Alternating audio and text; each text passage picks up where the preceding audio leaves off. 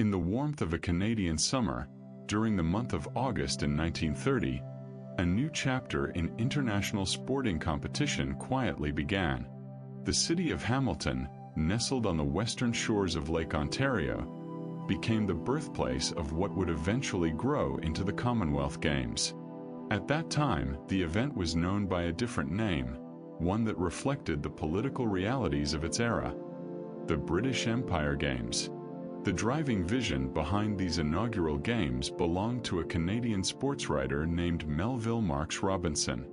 Inspired by what he had witnessed at the 1928 Olympic Games in Amsterdam, Robinson imagined a gathering that would bring together athletes from across the far-flung territories of the British Empire.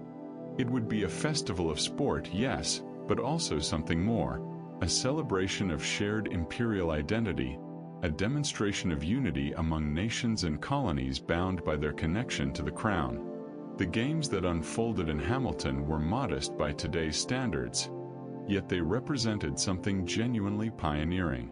Approximately 400 athletes made the journey to compete, traveling from 11 different countries and territories scattered across the globe.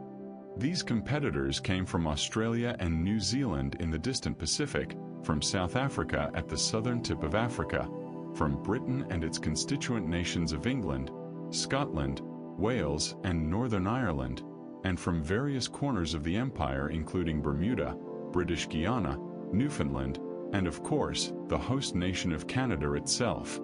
The sporting program reflected the popular athletic pursuits of the era.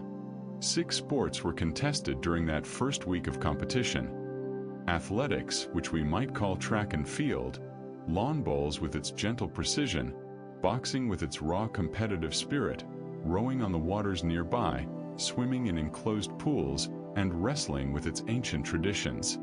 These were sports that required relatively simple facilities, sports that could be organized without extravagant infrastructure, sports that were already well established in British sporting culture.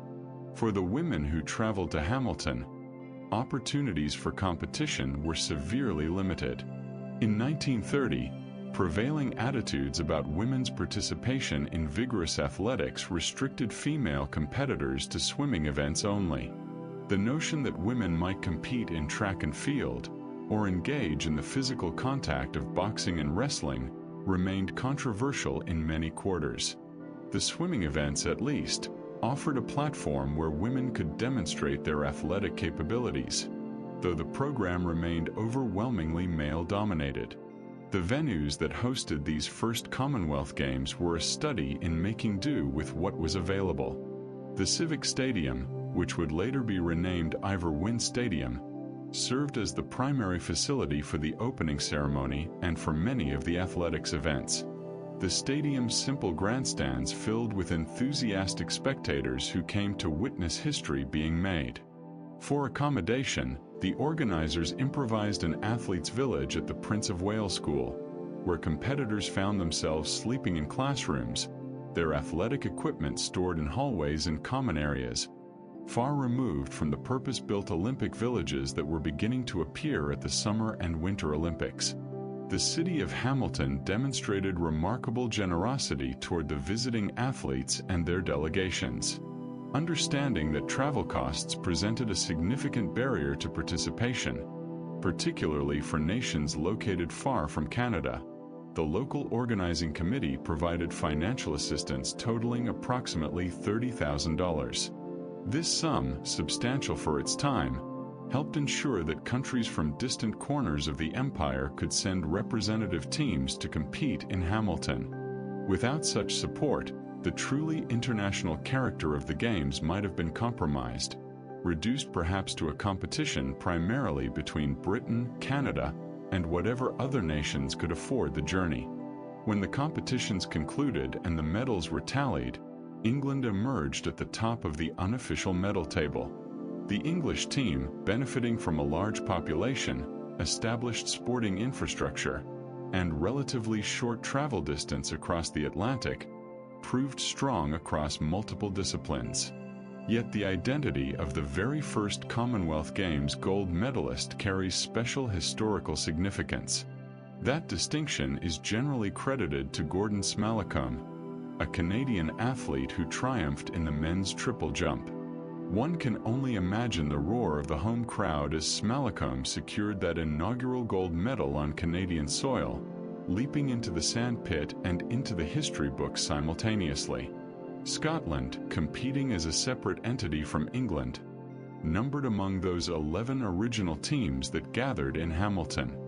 This tradition of the United Kingdom's constituent nations competing separately, rather than as a unified British team, would become one of the distinctive features of the Commonwealth Games, setting them apart from the Olympic Games where Britain competes as a single entity. The presence of Scotland, Wales, Northern Ireland, and England as separate teams reflected the complex nature of British identity and the pride each nation took in its own sporting traditions. The 1930 Hamilton Games were far from perfect in their execution. The facilities were basic by any standard, with temporary seating, improvised changing rooms, and equipment that sometimes failed to meet the exacting standards that elite athletes required.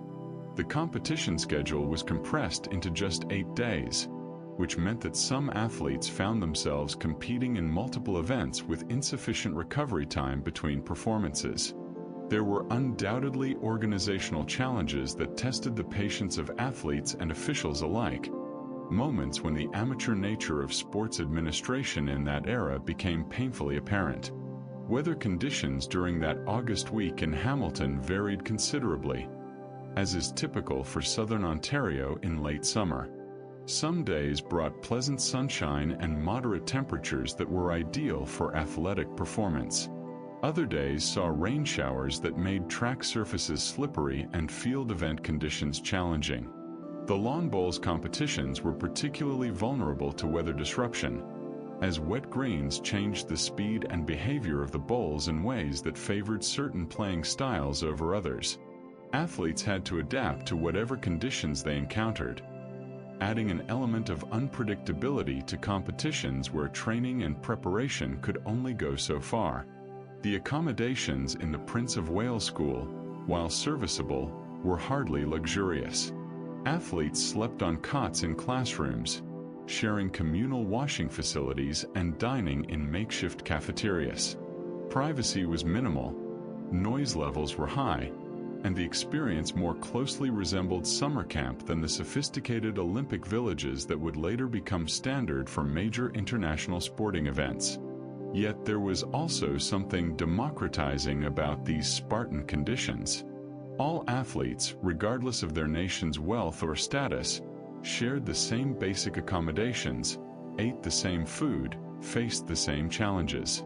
This enforced equality may have contributed to the spirit of fellowship that the Games sought to foster. The competitions themselves provided numerous memorable moments that would be recounted in the years to come. Swimming races were decided by fractions of seconds, with competitors pushing human limits in pursuit of gold. Athletics events showcased remarkable performances across sprints, middle distance races, and field events. Boxing matches combined technical skill with raw courage, as competitors traded blows in the ring while crowds roared their approval. Wrestling bouts demonstrated strength, technique, and endurance. Each gold medal represented years of training, sacrifice, and dedication, the culmination of countless hours spent perfecting technique and building the physical conditioning that elite sport demands.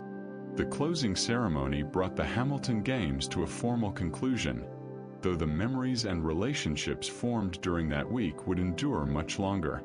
Athletes exchanged addresses, promising to correspond across the vast distances that would soon separate them. Officials discussed lessons learned and improvements that might be implemented at future games. Spectators departed with stories to tell about the remarkable athletic performances they had witnessed.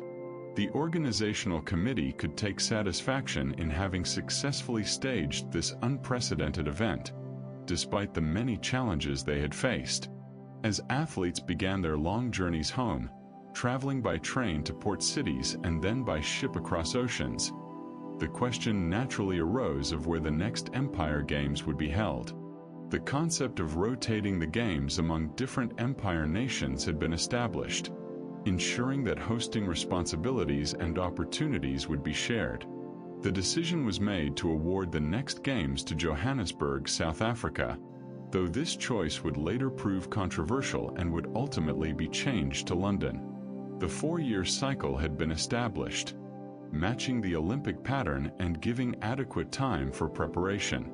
The success of the Hamilton Games, despite their modest scale and numerous imperfections, demonstrated that the concept of empire sporting competition was viable and valuable.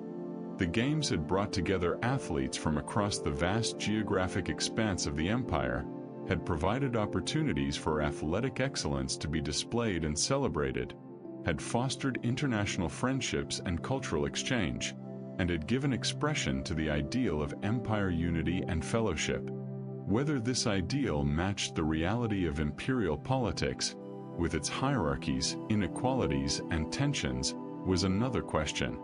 But for 1 week in August 1930, sport had created a space where empire identity could be performed and celebrated, where athletic merit mattered more than imperial status, where competition was governed by shared rules and standards. The legacy of the Hamilton Games would extend far beyond that initial week of competition. The pattern established in Hamilton, the traditions begun, the organizational models developed, would shape the Empire and Commonwealth Games for decades to come. The ideal of regular quadrennial gatherings of Commonwealth athletes, competing in friendship while representing their nations with pride, would survive wars, political upheavals, decolonization, and the transformation of empire into Commonwealth. The modest beginning in Hamilton would grow into a major international sporting event, adapting and evolving as circumstances changed, but maintaining its essential character as a celebration of sporting excellence within the Commonwealth family of nations. Those 400 athletes who gathered in Hamilton in August 1930 were pioneers, whether they realized it or not, establishing something that would outlast them and touch the lives of countless future athletes who would follow in their footsteps. When the time arrived to select a host for the Second British Empire Games, the decision initially fell upon Johannesburg, the bustling commercial heart of South Africa. This choice seemed natural enough in the context of empire sports. South Africa had participated in the inaugural Hamilton Games. The country possessed adequate sporting facilities, and hosting the Games would further cement the bonds between the dominions and the mother country. Yet this decision would not stand. The 1934 Games would ultimately be held not in Johannesburg, but in London, and the reasons for this change revealed uncomfortable truths about racial attitudes within the empire. The fundamental issue concerned the treatment that athletes of color might expect to receive in South Africa. Even in the early 1930s, before the formal implementation of the apartheid system that would later become synonymous with South African governance, racial discrimination was deeply embedded in the country's laws and social practices. There existed serious, well-founded concerns about whether black athletes, Indian athletes, and athletes from other racial minorities would be welcomed, housed appropriately, or treated with the dignity befitting international competitors. The prospect of empire athletes being subjected to humiliating racial restrictions proved deeply troubling to many within the sporting community. The controversy forced the federation to confront a difficult question. Could the Empire Games truly claim to represent unity and fellowship if they were hosted in a location where some athletes would face discrimination based solely on the color of their skin? After considerable debate and growing pressure from various quarters, including from athletic associations in Britain and the Dominions, the decision was made to relocate the 1934 Games. Johannesburg lost its opportunity to host, and London, capital of the empire, stepped in as a replacement venue. This resolution, while practical in addressing the immediate problem, merely postponed rather than resolved the deeper questions about race, equality, and imperial identity that would continue to haunt the Games for decades to come. The London Games took place during the first 2 weeks of August, running from the 4th through the 11th. Despite the controversy surrounding their relocation, the Games proceeded smoothly enough once underway.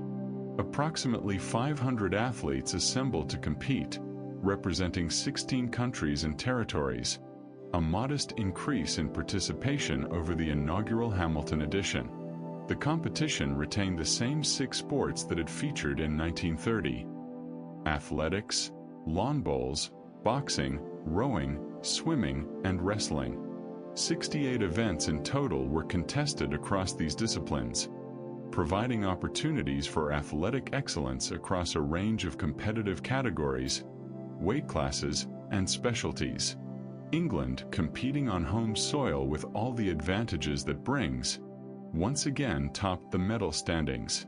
The English athletes performed strongly across multiple sports, demonstrating particular excellence in athletics and swimming. The home advantage proved significant, as it so often does in international sport, with the English team benefiting from familiar conditions, strong crowd support, the comfort of sleeping in their own beds or at least in familiar accommodations, and the absence of long-distance travel fatigue that affected competitors who had journeyed from Australia, New Zealand, Canada, or South Africa. Australia, Canada, and South Africa also registered strong performances, with athletes from these dominions proving they could compete effectively against their British counterparts even when competing thousands of miles away from home. One of the most significant developments at the London Games concerned women's participation in athletics.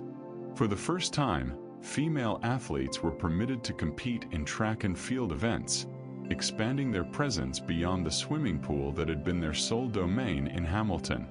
This expansion represented a meaningful, if incremental, step toward greater gender equality in Commonwealth sport. Yet the women's athletics program remained limited compared to what was offered to men, with many events still considered too strenuous or inappropriate for female competitors according to the prevailing attitudes of the time. The debate over women's sport reflected broader societal anxieties about changing gender roles, concerns about the physical effects of athletic training on female bodies, and deeply ingrained assumptions about the proper place of women in public life. The opening ceremony carried particular weight and symbolism that extended far beyond the mere formalities of beginning an athletic competition. King George V himself presided over the proceedings, lending royal prestige to the occasion and underscoring the game's intimate connection to the monarchy and the imperial project. The presence of the king served as a powerful reminder that these were not merely sporting competitions, but expressions of imperial unity and British identity, public demonstrations of the bonds that were supposed to connect the far-flung territories of the empire to the mother country and to each other. For athletes who had traveled vast distances to compete, being welcomed by the sovereign in the heart of the empire must have been a profound experience, a moment when the abstract concept of empire became tangibly real in the person of the monarch. The pageantry of the opening ceremony reflected British ceremonial traditions honed over centuries of royal occasions and state events. Athletes marched in national contingents behind their flags, each team wearing uniforms that identified their nation and signaled their pride in representing their country. National anthems were played by military bands, flags were raised on poles surrounding the stadium, and speeches were delivered celebrating the bonds of empire and the spirit of friendly competition. The ceremony served multiple purposes simultaneously. It marked the official beginning of athletic competition, it provided a public spectacle for the tens of thousands of spectators gathered in the stadium, and it reinforced the political and cultural messages that the Games were meant to convey. The empire these ceremonies proclaimed was not merely a political arrangement of convenience but a family of nations united by shared heritage, common language, and mutual affection for the crown and for each other. The primary athletics venue for the London Games was White City Stadium, a facility that had been constructed for the 1908 Olympic Games and had since become one of London's premier sporting venues. The stadium's distinctive white ferroconcrete construction, which gave the venue its name and created its iconic appearance, provided seating for thousands of spectators who gathered to watch the track and field competitions unfold over the course of the Games. The track and field events took place on this historic ground, where world records had been set and broken over the previous quarter century, where Olympic champions had been crowned, where the evolution of modern athletics had been documented in times and distances that would have seemed impossible to earlier generations of athletes and spectators. The swimming events, meanwhile, took place in other facilities around London, with athletes competing in the indoor pools that were becoming increasingly common in British cities during the interwar period. The development of heated indoor swimming facilities had revolutionized aquatic sport in Britain and other temperate countries, allowing year-round training and competition regardless of weather conditions. This infrastructure advantage helped explain Britain's continuing strength in swimming, as British swimmers could train consistently throughout the year while athletes from countries with less developed facilities might face seasonal interruptions to their preparation, training outdoors during summer months but having limited access to pools during colder seasons. The financial and logistical aspects of hosting the Games remained challenging even for a wealthy capital city like London with its extensive existing sporting infrastructure. While London possessed better facilities than Hamilton had offered, including established stadiums, swimming pools, and the general infrastructure of a major metropolis, the cost of staging even a relatively modest international sporting event placed significant demands on the organizing committee.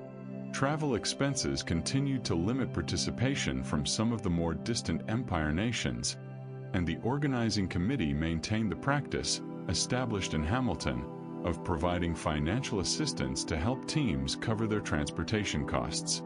Without such support, the Games risked becoming an exclusively British and Canadian affair, with only token representation from the far corners of the empire in Africa, Asia, and the Pacific.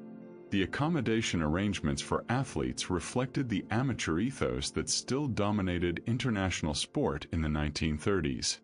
Rather than constructing a purpose-built athletes' village as Hamilton had improvised with the Prince of Wales School, London organizers housed competitors in various hotels and boarding houses scattered across the city.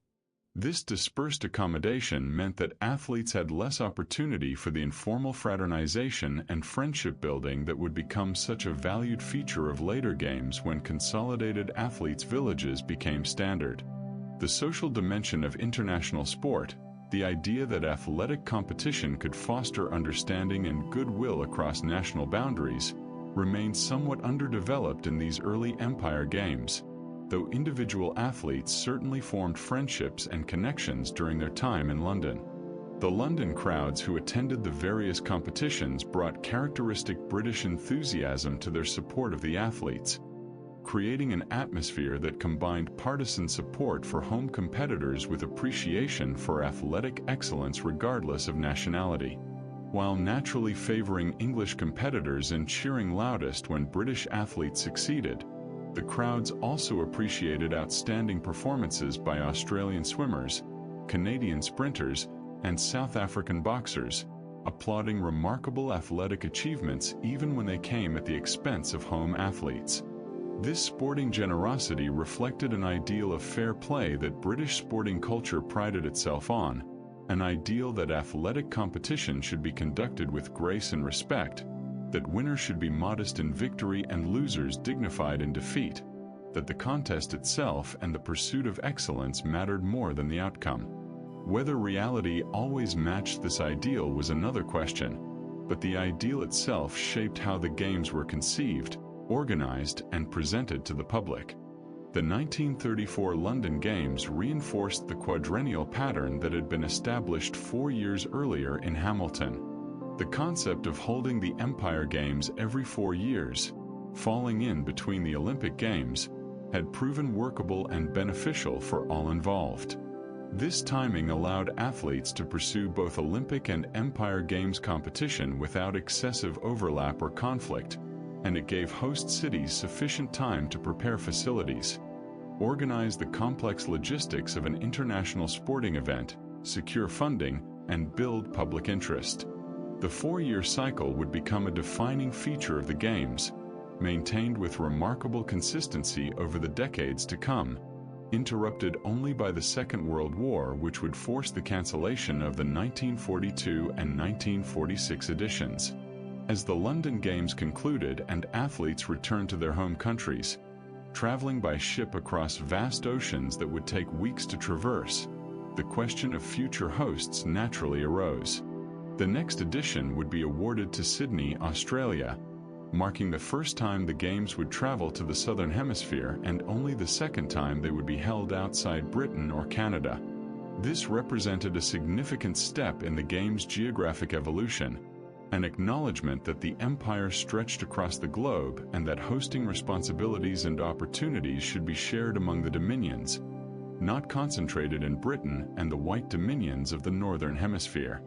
The Sydney Games would test whether the logistical challenges of gathering athletes in such a remote location could be overcome.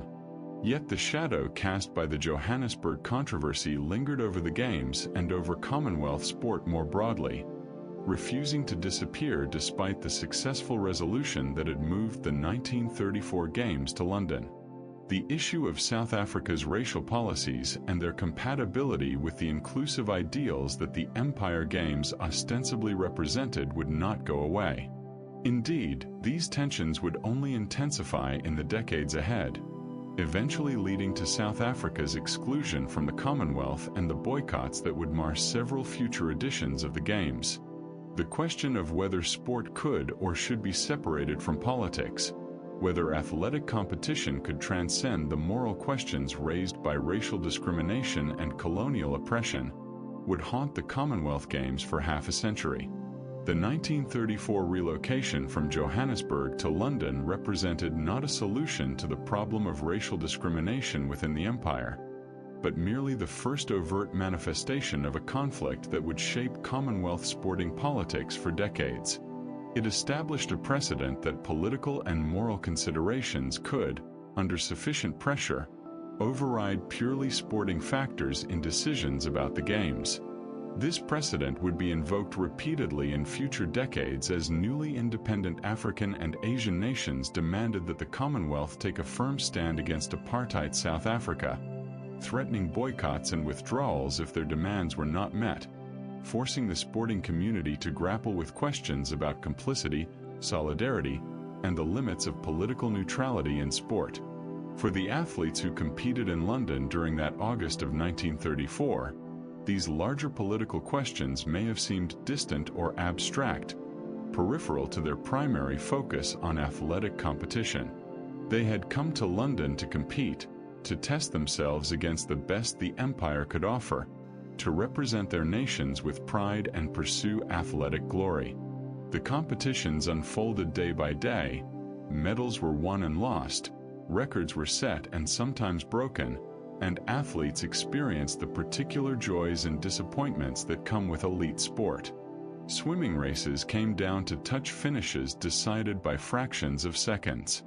Boxing matches showcased skill, courage, and determination. Athletics events produced moments of individual brilliance that would be remembered for years. For the competitors, these were the moments that mattered most. Yet the Johannesburg controversy had demonstrated that the Games existed within a political context that could not be ignored or wished away, that the ideals of fair play and sporting fellowship could not be neatly separated from questions about racial justice and human dignity. The innocence of the Hamilton Games, if it had ever truly existed, had been compromised by the necessity of confronting South Africa's racial policies. The Games would continue, would grow and prosper in terms of participation and public interest, but they would do so carrying the weight of unresolved moral and political questions that would periodically threaten their very existence. The sporting performances at London had been generally excellent, with numerous memorable competitions and outstanding athletic achievements. The organizational execution had been largely successful, with few major problems despite the complexity of staging an international event. The crowds had been enthusiastic and sportsmanlike. The political message of empire unity had been effectively communicated through pageantry and symbolism. Yet beneath the surface success, questions lingered about the game's future, about their ability to navigate the treacherous waters where sport and politics intersected, about whether the empire itself could maintain the unity and shared identity that the games were meant to celebrate and demonstrate. The next edition in Sydney would proceed without these controversies erupting, but the underlying tensions would remain, waiting for future moments of crisis when they would resurface with even greater force. The Third British Empire Games unfolded in the bright summer sunshine of the Southern Hemisphere. As Sydney, Australia welcomed athletes from across the empire during February of 1938. The timing held special significance for Australia, as the nation was simultaneously celebrating its sesquicentennial, marking 150 years since the arrival of the First Fleet and the establishment of European settlement in 1788. The Empire Games thus became woven into a larger tapestry of national celebration and historical commemoration, adding sporting glory to the festivities that were taking place across the continent. For Australian sport, hosting the Empire Games represented both an opportunity and a challenge of considerable magnitude.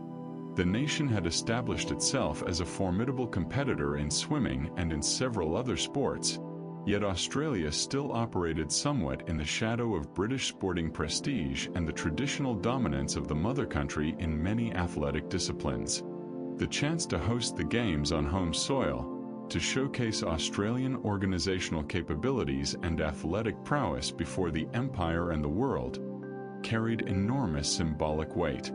It was an opportunity to demonstrate that this distant dominion, this former penal colony turned prosperous nation, had matured into a society capable of staging a major international sporting event with efficiency, style, and sophistication. 464 athletes made the journey to Sydney, representing 15 teams from across the empire. The travel distances involved were extraordinary by the standards of the era, testing the endurance and resources of competing nations. For competitors coming from Britain, the voyage to Australia required weeks at sea, sailing through the Suez Canal or around Africa, crossing vast expanses of ocean to reach the Southern Hemisphere. The journey involved multiple ports of call, changes of ship for some travelers, and the constant challenge of maintaining athletic fitness during long periods confined to ship decks where training opportunities were severely limited. Even for New Zealanders, who needed only to cross the Tasman Sea separating their islands from Australia, the journey represented a significant undertaking requiring several days of ocean travel with all the discomforts and disruptions that entailed. Canadian athletes faced perhaps the longest possible trip, traversing either the Atlantic and Indian Oceans via the Suez route or crossing the Pacific via Hawaii and other intermediate stops. The sheer physical and temporal investment required to participate in the Sydney Games meant that only nations with sufficient financial resources and institutional support could send substantial teams. Smaller colonies and territories might send only a handful of athletes, or none at all, simply because the cost and logistics of such distant travel proved insurmountable. The competition program expanded slightly from the London Games, with 7 sports now featured and 71 events contested in total. Athletics remained the centerpiece of the program, with track and field events drawing the largest crowds and generating the most excitement among both spectators and the press corps covering the Games. Swimming, in which Australia excelled and which held a special place in Australian sporting culture, provided another major focus of competition and public interest. Boxing, wrestling, lawn bowls, rowing, and cycling rounded out the sporting menu. These were sports that required relatively accessible facilities and equipment, sports with deep roots in British sporting culture that had been transplanted to the Dominions, sports that could be organized and judged according to well-established international standards that minimized disputes and controversies over results. The Sydney Cricket Ground, one of Australia's most storied and historic sporting venues, served as the primary facility for the Games. The SCG, as it was universally known throughout Australia, had hosted cricket matches since the 1850s and had witnessed countless memorable sporting moments in Australian history over the decades. The ground had seen legendary cricket performances by local heroes and visiting stars, had hosted early rugby league matches when that sport was finding its footing, had served as a venue for cycling and athletics competitions over its long and varied history. Now it would add the Empire Games to its impressive legacy, becoming the stage where Empire athletes would compete for glory in front of packed Australian crowds eager to cheer their countrymen while appreciating excellence from all competitors. The Sydney Cricket Ground's substantial grandstands, capable of accommodating tens of thousands of spectators in relative comfort, provided an impressive setting for the athletics competitions that formed the heart of the Games program. The Great Ground, with its distinctive members' pavilion showcasing Victorian-era architecture and its grass-playing surface surrounded by running track, created an atmosphere that combined the intimacy and tradition of a historic sporting ground with the grandeur appropriate to an international championship. Other events were scattered across various Sydney facilities, with organizers making efficient use of existing sporting infrastructure rather than constructing purpose-built venues, a practical approach that kept costs manageable while still delivering a successful Games experience for athletes, officials, and spectators alike. The Australian team seized the home advantage with both hands, topping the medal table in convincing and sometimes overwhelming fashion. Australian athletes demonstrated particular dominance in swimming, winning multiple gold medals in the pool and establishing themselves as the Empire's preeminent swimming nation, a status they would maintain for decades to come. The combination of favorable climate allowing year-round outdoor training, strong coaching programs at clubs and schools, accessible beaches and pools that made swimming a natural part of Australian childhood, and cultural enthusiasm for aquatic sports had created ideal conditions for Australian swimming excellence. The track and field events also saw strong Australian performances, with athletes spurred on by enthusiastic home crowds who packed the Sydney Cricket Ground to cheer their countrymen and countrywomen to victory. England, Canada, and South Africa rounded out the top positions in the medal standings at the Sydney Games, but there was no question that these games belonged to Australia. The home nation's dominance was such that some observers began to question whether host advantage might be too significant, whether the quadrennial rotation of hosting duties might create unfair competitive disparities that undermined the legitimacy of results. Yet most accepted that home advantage was simply part of international sport, that the enthusiasm of home crowds, the comfort of familiar conditions, and the absence of travel fatigue naturally benefited the host nation's athletes. This advantage was theoretically available to all nations in turn as hosting duties rotated around the Commonwealth, though the practical reality was that smaller or poorer nations might never have the resources to host. Women's participation at Sydney remained limited, with female athletes still largely confined to swimming events and a restricted program of athletics competitions. The debate over women's sport continued to reflect deeply conservative attitudes about physical exertion, femininity, and proper social roles that prevailed in the late 1930s across most of the empire. While swimming had become an accepted arena for women's athletic competition, with female swimmers achieving something approaching parity with their male counterparts in terms of available events and public acceptance, other sports remained resistant to women's full participation. The notion that women might compete in middle distance running or engage in field events like the javelin or shot put continued to generate controversy in many circles, with medical professionals, clergy, and social commentators expressing concerns about the effects of athletic exertion on female bodies and reproductive capacity. The atmosphere in Sydney during those February days carried an undercurrent of both celebration and unease that reflected the complex mood of the era.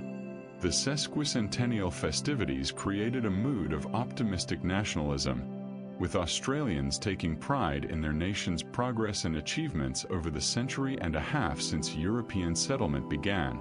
Parades, exhibitions, Historical pageants, and various commemorative events created a festive atmosphere throughout Sydney and indeed across much of Australia. The Empire Games fit naturally into this broader celebration, offering a demonstration of Australia's capacity to host major international events and compete successfully on the world sporting stage. Yet the international situation was darkening even as the Sydney celebrations unfolded, casting shadows that perceptive observers could not ignore. In Europe, Adolf Hitler's Germany was growing increasingly aggressive, having remilitarized the Rhineland, formed the Rome-Berlin axis with Mussolini's Italy, and begun the territorial expansion that would eventually trigger the Second World War.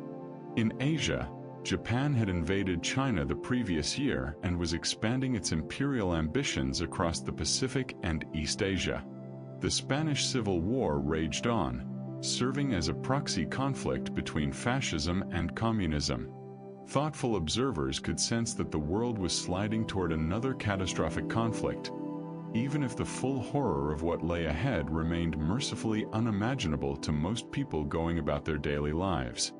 The athletes competing in Sydney were, for the most part, young men in their 20s, precisely the demographic that would bear the heaviest burden when war came within months or years. Many of these fit, healthy, physically capable young men would find themselves in uniform before long, their athletic skills redirected toward military purposes in ways they could not have imagined during the Sydney Games. The swimming champions might become naval officers navigating dangerous waters. The distance runners might serve in infantry units where endurance and stamina mattered as much as any tactical skill. The boxers and wrestlers might find their combat skills suddenly valuable in military contexts where physical prowess could mean the difference between survival and death. Some would return from the war, their athletic careers interrupted but eventually resumed, though with years of competitive prime lost to military service. Others would never return, their potential forever unrealized, their names eventually inscribed on war memorials scattered across the Commonwealth in cities, towns, and villages. The Sydney Games, which had seemed at the time merely another successful edition of a growing sporting tradition, would in retrospect take on a more melancholy significance as the last carefree gathering before catastrophe descended. The innocence and optimism of February 1938 would not survive what was to come. As the Sydney Games concluded and athletes began their long journeys home, traveling by ship across vast oceans that would take weeks to traverse, plans were already being made for the next edition, scheduled for 1942 in Montreal, Canada. The organizing committees were being formed, preliminary budgets were being drafted, venue options were being evaluated, and the cycle of preparation was beginning with the assumption that the world would remain at peace long enough for those plans to come to fruition. Local officials in Montreal were excited about the opportunity to host, seeing the Games as a chance to showcase their city and contribute to Empire's sporting tradition. Yet these plans would come to nothing. Within 18 months of the Sydney Games closing ceremony, Germany invaded Poland, and Britain declared war, automatically bringing the Dominions including Canada, Australia, New Zealand, and South Africa into the conflict. The Second World War had begun, and sporting competitions suddenly seemed irrelevant luxuries in a world consumed by total war mobilization. The 1942 Montreal Games were cancelled without ceremony or formal debate, the decision requiring no explanation because it was so obviously necessary. Similarly, the 1946 Games that had been tentatively planned for Cardiff, Wales, were also cancelled.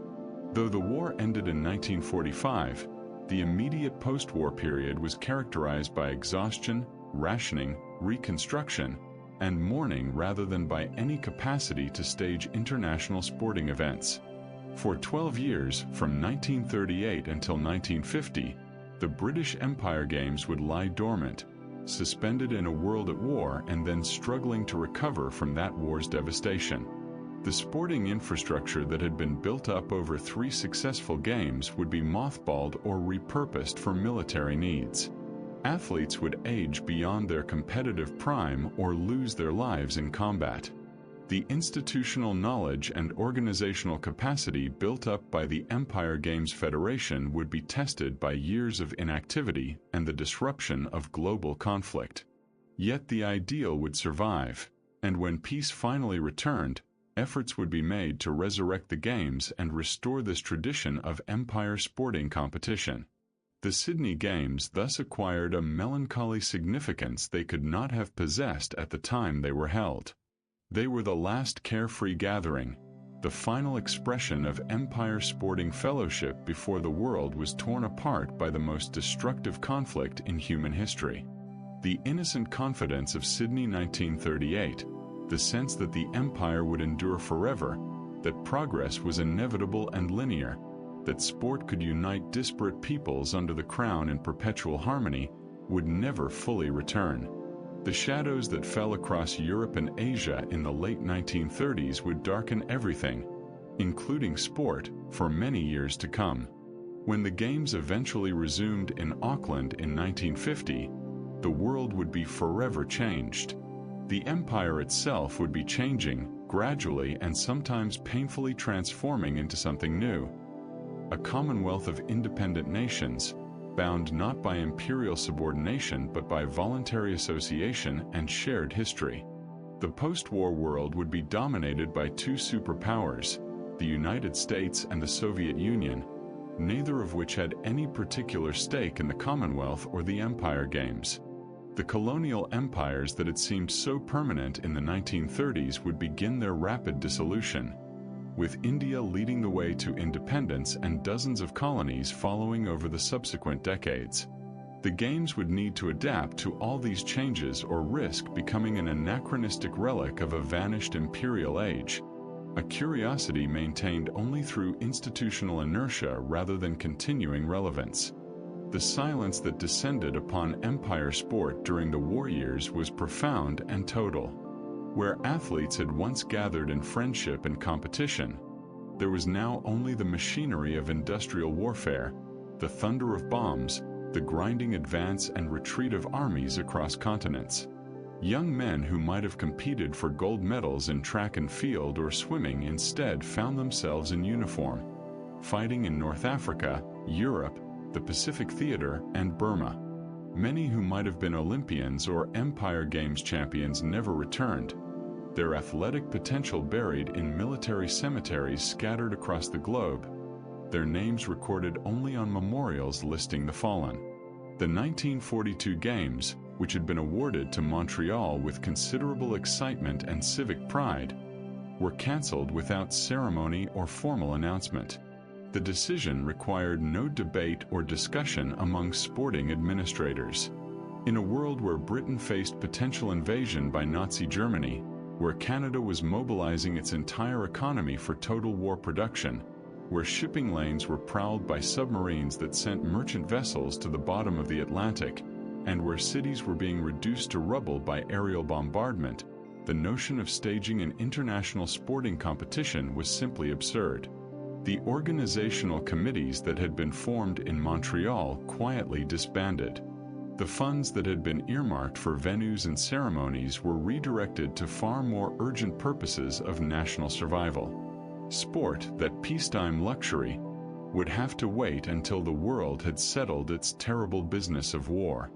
As the war ground on through 1943-44 and into 45, even the most optimistic sporting administrators understood that the resumption of the Empire Games lay in the distant, uncertain future. The 1946 Games, which had been tentatively planned for Cardiff, Wales, suffered the same fate as Montreal. Though the war in Europe ended in May of 1945 with Germany's unconditional surrender, and the war in the Pacific concluded that August with Japan's capitulation following the atomic bombings of Hiroshima and Nagasaki, the immediate post-war period was characterized not by celebration and normalcy but by exhaustion, continued rationing, massive reconstruction needs, and profound mourning for the millions who had died. Britain, though victorious, was economically devastated and physically scarred by years of bombing campaigns that had destroyed large sections of London, Coventry, and other cities. The enormous financial cost of waging global war had bankrupted the nation, leaving Britain dependent on American aid for recovery. The effort required to rebuild homes, factories, schools, hospitals, and infrastructure left little energy or resources for sporting competitions that seemed frivolous compared to the urgent needs of reconstruction. Food rationing continued in Britain well into the 1950s, a stark reminder that victory had come at enormous cost and that recovery would be slow and difficult. Across the empire, the war had accelerated changes that would fundamentally reshape the relationship between Britain and its dominions and colonies. India, the jewel in the imperial crown and the source of much of Britain's wealth and power, was moving inexorably toward independence, which it would achieve in 1947 amid horrific communal violence and the traumatic partition into India and Pakistan. The old assumptions about imperial hierarchy and British supremacy had been severely tested by military defeats in Singapore, Hong Kong, and Burma, by the reality that Britain had required enormous assistance from the United States and the Soviet Union to achieve victory, and by the growing strength of anti-colonial movements across Asia and Africa that had been emboldened by the war's disruption of colonial administration and the exposure of European vulnerability. When serious planning for a resumption of the Empire Games finally began in earnest in the late 1940s, the honor of hosting fell to Auckland, New Zealand. The decision to stage the Games in the far South Pacific, about as distant from Britain as it was possible to get while remaining within the Empire, reflected both practical considerations and symbolic meanings. New Zealand had emerged from the war with its infrastructure intact, unlike Britain or many European nations that faced years of rebuilding. The country possessed the resources and organizational capacity to host an international sporting event without placing unbearable strain on a war-ravaged economy still struggling with rationing and reconstruction. Moreover, awarding the Games to Auckland acknowledged the significant contributions that New Zealand had made to the war effort, sending tens of thousands of soldiers to fight in North Africa, Italy, and the Pacific Islands, suffering casualties that represented a significant proportion of the nation's small population. New Zealanders had fought with distinction at El Alamein, Monte Cassino, and in the Pacific Island campaigns, earning a reputation for toughness and reliability that enhanced the nation's standing within the Commonwealth. Hosting the Games offered a way to recognize these contributions and to celebrate New Zealand's emergence from the war as a mature nation with its own identity while maintaining close ties to Britain and the Commonwealth. The Fourth British Empire Games opened in Auckland on February 4, 1950, exactly 12 years after the close of the Sydney Games. For many of the athletes who competed, this was their first Empire Games experience. The 12-year gap meant that an entire generation of competitors had emerged who had never known Empire sport in peacetime. 590 athletes assembled in Auckland, representing 12 nations. The number of participants was actually higher than it had been in Sydney, despite the long wartime hiatus, suggesting both the resilience of the Games concept and the eagerness of nations to resume international sporting competition in the wake of the war's devastation.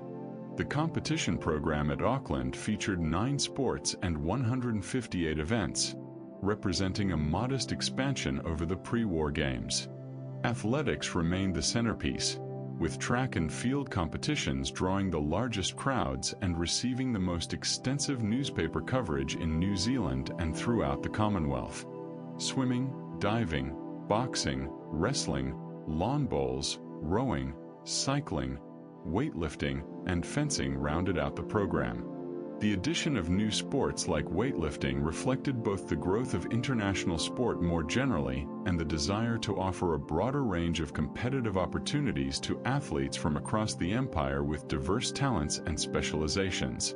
For the first time in Empire Games history, the organizers established a formal athletes' village, a consolidated accommodation facility where competitors from all nations could reside together during the Games. This concept, which had been pioneered at the Olympic Games and had proven successful in creating opportunities for international friendship and cultural exchange, offered significant advantages over the improvised arrangements of earlier Empire Games. Housing athletes together in a village environment encouraged fraternization across national boundaries, creating opportunities for friendships and personal connections that extended beyond mere athletic competition and could humanize international relations in ways that diplomatic negotiations could never achieve. Athletes could share meals in common dining facilities, exchange stories about their different countries and cultures, learn about sports and training methods unfamiliar to them, and build personal connections that might last long after the Games concluded. The athletes' village became a powerful symbol of the Commonwealth ideal. People from diverse backgrounds, different continents, various races and cultures, living together in harmony and mutual respect. Of course, the reality was not always so harmonious. There were inevitable language barriers, cultural misunderstandings, tensions between rival nations and athletes, and the natural friction that comes when competitive individuals are housed in close proximity. Yet the ideal remained powerful and meaningful, representing a vision of international cooperation and friendship that seemed especially precious in the aftermath of global war. Auckland's Eden Park served as the primary venue for the athletics competitions. This famous ground, which had hosted rugby matches for decades and would become synonymous with New Zealand Rugby Union over the coming decades, was temporarily transformed into an athletic stadium for the Games. Temporary tracks were laid over the grass-playing surface. Field event areas were carefully marked out and prepared, and grandstands were filled with spectators eager to witness the return of Empire sport after its long wartime absence. The weather in Auckland during those February days was typically mild and pleasant, the tail end of the New Zealand summer providing generally excellent conditions for outdoor athletic competition. Australia once again dominated the medal standings, as they had in Sydney 12 years earlier, demonstrating that the wartime interruption had not diminished Australian sporting prowess. The Australian team accumulated 73 medals in total, showing strength across multiple sports and firmly establishing themselves as the Empire's leading sporting nation. Australian swimmers were particularly dominant, continuing the pattern of excellence in aquatic sports that had been established in the 1930s and would continue for decades to come. English athletes finished second in the medal count, followed by South Africa. For New Zealand, competing on home soil, the Games represented a golden opportunity to showcase Kiwi athletic talent to the world, and the home team delivered respectable performances across several sports, buoyed by enthusiastic local support that created an electric atmosphere at venues across Auckland. Women's participation continued to expand, though still within carefully prescribed limits that reflected ongoing concerns about appropriate female athletic activity. Female athletes competed in both swimming and athletics, with the women's track and field program gradually approaching something resembling parity with men's events, at least in terms of the range of distances and disciplines available for competition. Yet certain events remained exclusively male domains, and the total number of female participants remained a small fraction of overall athlete numbers. The journey toward full gender equality in Commonwealth sport was underway but remained far from complete. Hampered by cultural conservatism, outdated medical beliefs about women's athletic capabilities, and persistent concerns about the effects of intensive training on female physiology. The deeper significance of the 1950 Auckland Games lay not merely in their athletic competitions, impressive though many performances were, but in what they represented for the post-war Commonwealth struggling to find its identity in a changed world. These games were a statement of continuity, an assertion that despite the devastation of global war, despite the profound changes sweeping through international politics with decolonization beginning, the bonds that connected Commonwealth nations remained meaningful and worth celebrating.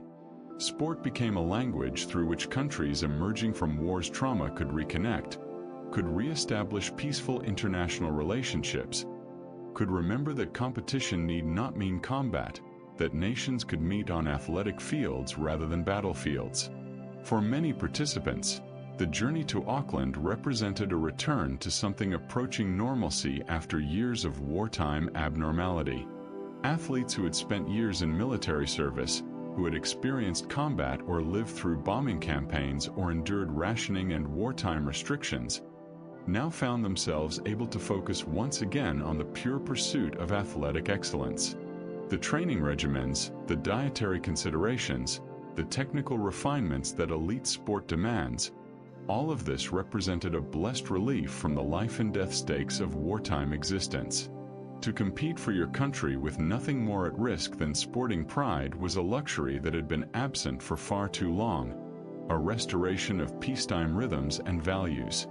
The closing ceremony brought the Auckland Games to a formal conclusion, but the legacy of these games extended far beyond the immediate sporting results and medal counts.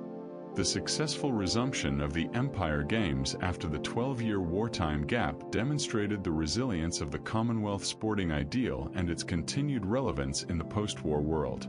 The Games had survived the greatest conflict in human history, had adapted to changing political circumstances with India now independent, and had emerged with their essential character intact.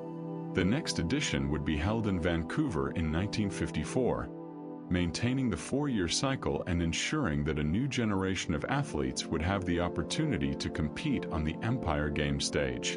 Yet even as the Auckland Games concluded successfully, perceptive observers could sense that profound change was coming to both the Commonwealth and the Games. India had achieved independence in 1947 and would soon become a republic, raising questions about its continued Commonwealth membership and participation in games that still bore the name British Empire. Other colonies across Asia, Africa, and the Caribbean were beginning to agitate for self-determination, inspired by India's example and emboldened by the war's disruption of colonial authority. The old empire, built on assumptions of British supremacy and colonial subordination, was giving way to something new. A commonwealth of theoretically equal nations, bound not by imperial command but by voluntary association and shared history. The Games would need to adapt to these changing realities, would need to transform from Empire Games into Commonwealth Games, would need to find ways to remain relevant and meaningful in a post-colonial world where the old certainties of imperial hierarchy no longer applied. The successful Auckland Games of 1950 had proven that Commonwealth sport could survive war and disruption, that the ideal of international athletic competition among Commonwealth nations retained appeal and value. The coming decades would test whether this ideal could survive decolonization, whether it could adapt to a world where former colonies competed as equals with former imperial powers, whether athletic competition could remain a meaningful expression of Commonwealth identity as that identity itself underwent profound transformation from empire to Commonwealth. The Games that convened in Vancouver during the summer of 1954 marked a watershed moment in the evolution of Commonwealth sport that would reverberate for decades to come. These were no longer the British Empire Games, a name that had served since the inaugural Hamilton Gathering in 1930. Instead, they had been rechristened the British Empire and Commonwealth Games, a somewhat cumbersome title that nevertheless reflected the profound political transformations sweeping through the formerly Imperial Association of Nations. The name change was far more than cosmetic or merely symbolic. It acknowledged the fundamental reality that the old empire was dissolving, that former colonies were becoming independent nations choosing to remain within a commonwealth of equals rather than subordinate territories within an imperial hierarchy. The shift from empire to commonwealth represented one of the most remarkable political transitions in modern history, accomplished largely without the catastrophic violence that had accompanied the dissolution of other European empires in the post-war period. India had achieved independence in 1947, though the partition into India and Pakistan had been accompanied by horrific communal violence that claimed hundreds of thousands of lives. Ceylon, as Sri Lanka was then known, had gained independence in 1948. In the years immediately following the Vancouver Games, the pace of decolonization would accelerate dramatically, with Ghana achieving independence in 1957 and Malaysia, Nigeria, and numerous other territories following over the subsequent decades. The Games themselves became a testing ground for this new post-colonial identity, a space where newly independent nations could compete as formal equals with Britain and the old white dominions of Canada, Australia, New Zealand, and South Africa. The athletic field became a venue where the rhetoric of Commonwealth equality could be tested and demonstrated through actual competition. When an Indian athlete defeated a British competitor, when a Pakistani swimmer touched the wall ahead of an Australian, when a Ceylonese boxer prevailed over a Canadian opponent, these sporting results carried symbolic meanings that extended far beyond athletics.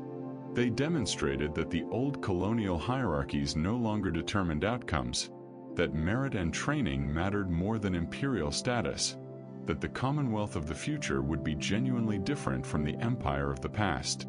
Vancouver, positioned on Canada's Pacific coast, provided a fitting setting for this transitional moment in Commonwealth sporting history. The city occupied a liminal geographic position, facing westward toward Asia and the Pacific while remaining culturally and politically oriented toward Britain and North America. In July and early August of 1954, 662 athletes assembled in Vancouver, including 83 women, representing 24 countries and territories. This represented a substantial increase in participation over the Auckland Games 4 years earlier, suggesting both the growing appeal of Commonwealth sport and the increasing number of entities eligible to compete as the Commonwealth expanded to include newly independent nations from Asia and eventually Africa. The competition program had expanded to 10 sports encompassing 168 events. The traditional core sports remained central to the program. Athletics, swimming, boxing, wrestling, and lawn bowls continued to form the backbone of competition. But newer additions reflected the broadening scope of the Games and the desire to appeal to diverse sporting interests across the Commonwealth's expanding geography. Fencing, which required specialized equipment and technical expertise, added an element of refined combat sport with European traditions. Weightlifting demonstrated raw strength and power. Cycling showcased speed, endurance, and tactical racing. Diving exhibited grace, courage, and technical precision. Rowing demanded team coordination, cardiovascular excellence, and perfect synchronization between crew members. Together, these 10 sports created a program that offered something for nearly every type of athletic talent and reflected the diverse sporting traditions present across Commonwealth nations. The expansion of the program also created more opportunities for smaller nations to compete successfully, as countries that might struggle to field competitive athletics or swimming teams could potentially excel in specialized sports like shooting, weightlifting, or lawn bowls, where smaller talent pools and more modest training infrastructure could still produce world-class athletes capable of winning medals and bringing pride to their nations. England topped the medal table with 23 gold medals, demonstrating that the former imperial centre remained a formidable force in Commonwealth sport even as its political power and global influence waned in the post-war world. The English team benefited from strong performances across multiple sports, particularly in athletics and swimming, where Britain had long maintained competitive programs with established coaching systems, training facilities, and a deep tradition of athletic excellence. Australia finished second in the medal standings, continuing their pattern of dominance, particularly in aquatic sports where Australian swimmers and divers were becoming increasingly difficult for other nations to match. Canada, as the host nation, secured third place, with Canadian athletes spurred on by enthusiastic home crowds and the natural advantages that came with competing on familiar territory without the disruption and fatigue of international travel. One notable development at the Vancouver Games was the debut of women's diving as a full medal sport, expanding opportunities for female athletic participation. Female athletes could now compete in platform and springboard diving events, adding to their expanding presence in the Games program and demonstrating that women could master technically demanding and physically risky sports that required courage as well as skill. The women's athletics events also continued to grow, with additional track and field disciplines being open to female competitors as attitudes slowly evolved regarding appropriate female athletic activity. Yet the expansion remained gradual and somewhat grudging, with persistent debates about which events were truly appropriate for women and ongoing concerns about the physical and social effects of intensive female athletic training on bodies that were still viewed through the lens of reproductive function rather than as athletic instruments in their own right. Empire Stadium served as the primary venue for the athletics competitions and the opening and closing ceremonies that bookend the Games. This substantial facility, constructed specifically for the Games at considerable public expense, could accommodate tens of thousands of spectators and provided excellent sightlines for viewing track and field events from every seat in the stadium. The stadium's construction represented a significant investment by Vancouver and the province of British Columbia, reflecting confidence that hosting the Games would bring lasting benefits to the city and region through increased tourism, enhanced international profile, improved sporting infrastructure that would serve the community long after the Games concluded, and the intangible benefits of civic pride and international recognition. The weather during the Vancouver Games presented some challenges for athletes and organizers alike, reminding everyone that sporting success depends partly on environmental factors beyond anyone's control. Late July and early August can bring variable conditions to Canada's Pacific coast, and the 1954 Games experienced their share of cool, damp weather that was far from ideal for outdoor athletic competition. Athletes accustomed to warmer climates found the Vancouver conditions challenging, particularly in events where weather could significantly impact performance, such as sprinting where rain-slicked tracks affected traction, or field events where wind and wet conditions altered the flight of javelins and discuses. Yet these climatic difficulties were simply part of the reality of staging Games in different parts of the Commonwealth, where conditions might range from tropical heat to temperate coolness depending on location and timing. Queen Elizabeth II, who had ascended to the British throne in 1952 following the death of her father King George VI, maintained the royal family's close association with the Commonwealth Games that had been established from the very beginning. While she did not attend the Vancouver Games in person, her influence and support for the Games was communicated through telegrams and messages that were read at official ceremonies, lending royal prestige to the proceedings and reinforcing the symbolic connection between the monarchy and the Commonwealth. The connection between Crown and Games remained strong, with the Queen serving as a symbolic head of the Commonwealth and the Games functioning as one important expression of Commonwealth unity and shared identity in an era when that unity was being tested by decolonization and the emergence of newly independent nations. The participation of South Africa at the Vancouver Games would prove to be significant in retrospect, though perhaps not widely noted at the time by most observers focused on athletic competition rather than political implications. South Africa had competed in every Empire and Commonwealth Games since the inaugural Hamilton gathering in 1930, and South African athletes continued to perform well across various sports. However, the country's increasingly rigid racial segregation policies, which had been formally codified as apartheid in 1948, were generating growing international criticism and moral outrage. The fact that South African teams were selected on racial grounds, excluding talented Black, Indian, and colored athletes from representing their country, violated the spirit if not the explicit rules of Commonwealth sport. At Vancouver, South African athletes still competed under their national flag, but pressures were building that would eventually lead to South Africa's suspension from the Commonwealth and exclusion from the Games for decades. Wales, the principality that had competed as a separate entity in every Empire and Commonwealth Games since Hamilton, finally received the honor of hosting when Cardiff welcomed athletes in the summer of 1958. This marked the first time the Games had been staged in Wales, and the Welsh people embraced the opportunity with characteristic passion and enthusiasm. From the 18th through the 26th of July, Cardiff became the center of Commonwealth sporting attention, with over 1,100 athletes assembled from 35 nations and territories, representing a record expansion in participation that reflected the Commonwealth's continuing growth as former colonies achieved independence and chose to join this voluntary association of nations. The increase in athlete numbers and participating nations signaled important developments in Commonwealth membership and the Games' evolving character that would define their future trajectory. Many newly independent nations were joining the Commonwealth and sending athletes to compete for the first time, bringing diverse sporting traditions and cultural perspectives.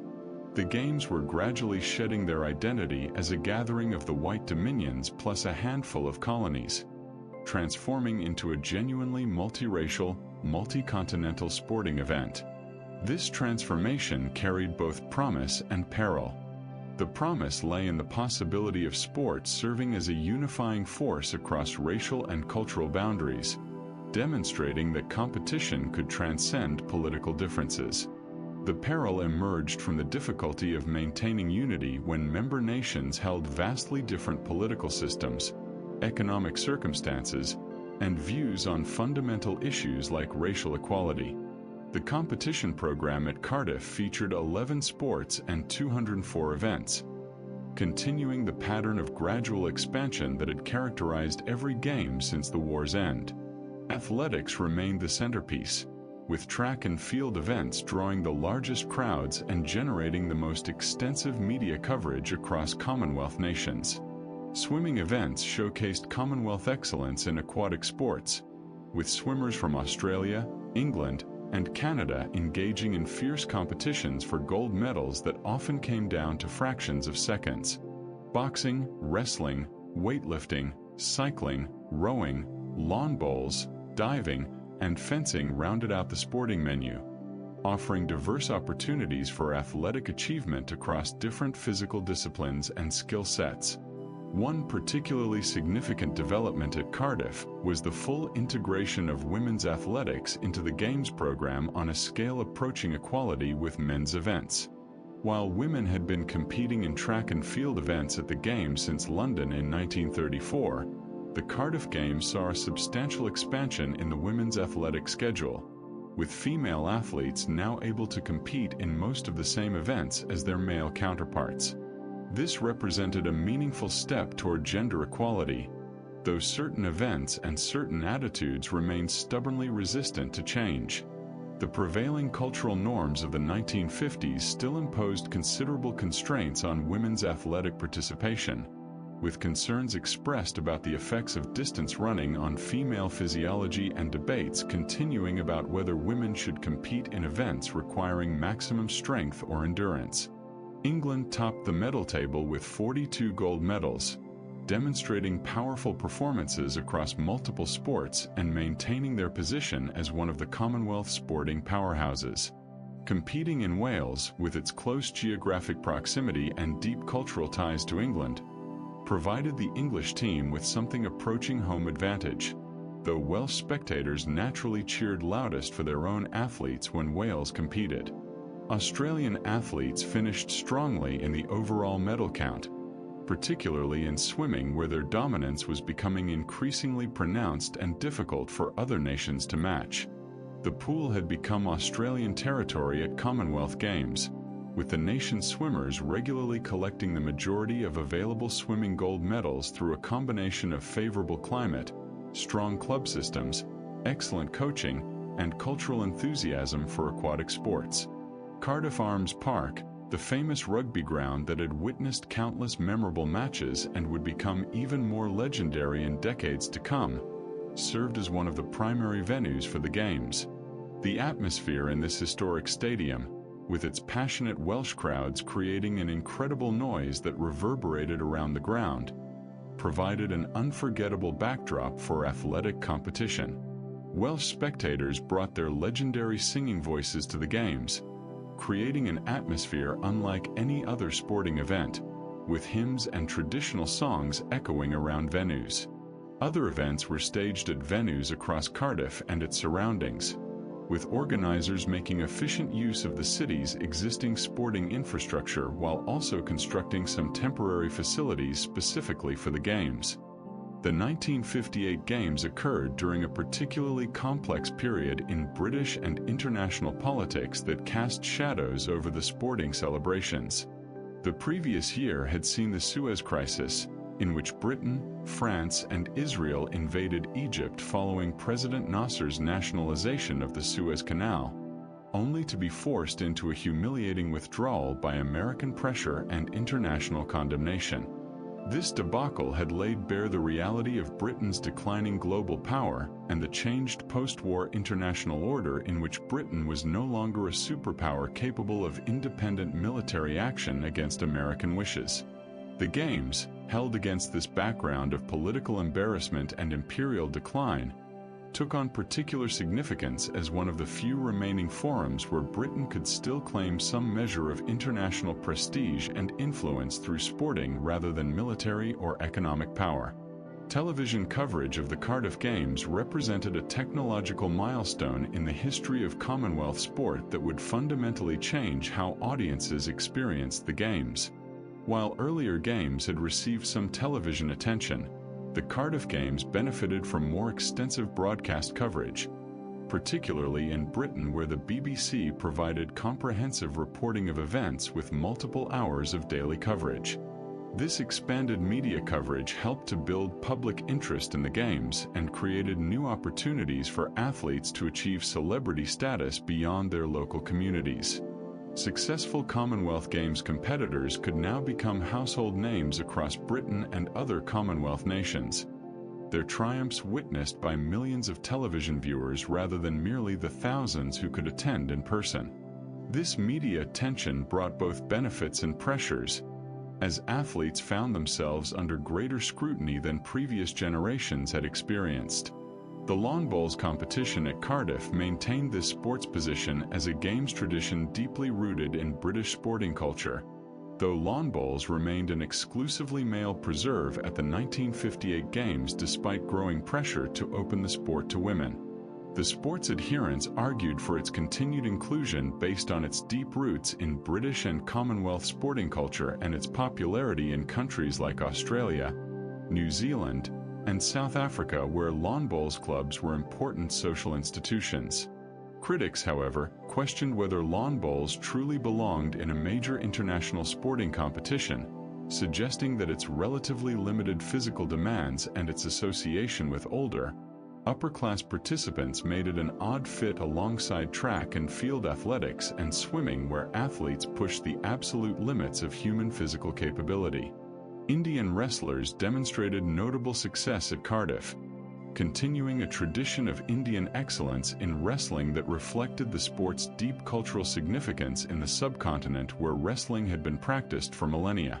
Wrestling, in its various forms, carried profound meaning in Indian culture, associated with physical discipline, moral character, and regional pride.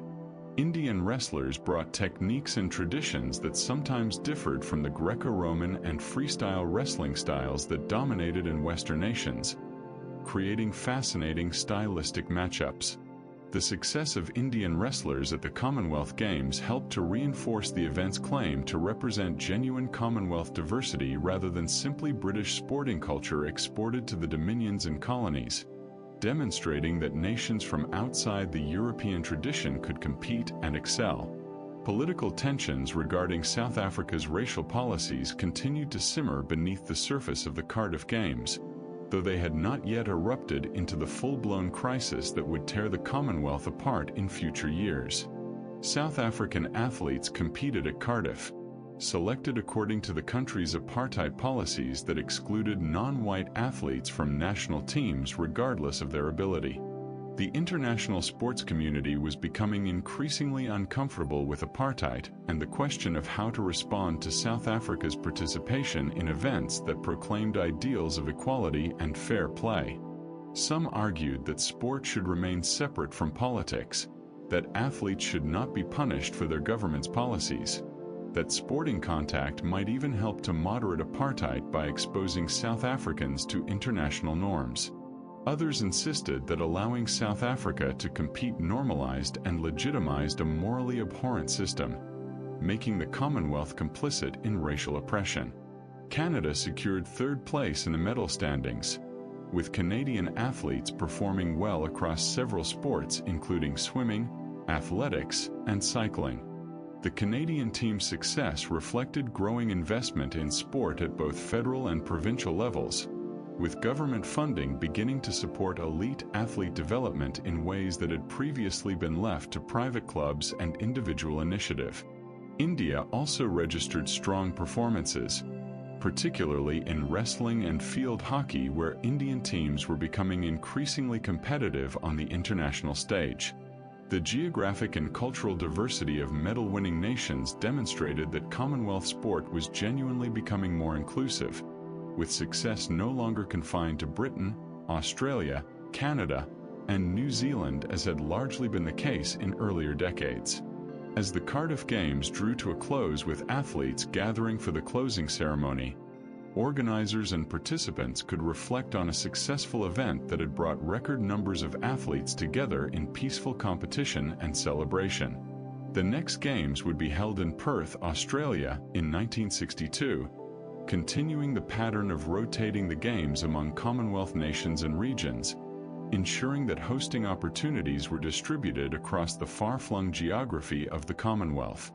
The Cardiff Games had demonstrated that the Commonwealth Games concept remained viable and popular, capable of attracting growing participation and generating genuine public interest even as the political foundations of the Commonwealth underwent dramatic transformation through decolonization. The decision to award the 1962 Games to Perth, Western Australia, represented a remarkable logistical gamble that tested the limits of Commonwealth sporting ambition. Perth was, and remains, one of the most isolated major cities on Earth, separated from Australia's eastern population centres of Sydney, Melbourne, and Brisbane by thousands of kilometres of desert, and from the rest of the Commonwealth by vast expanses of ocean that took days to cross even by the fastest available transport. For athletes travelling from Britain or Canada, the journey to Perth involved multiple flight connections spanning continents or lengthy sea voyages consuming weeks of travel time, along with substantial expense that many smaller Commonwealth nations struggled to afford.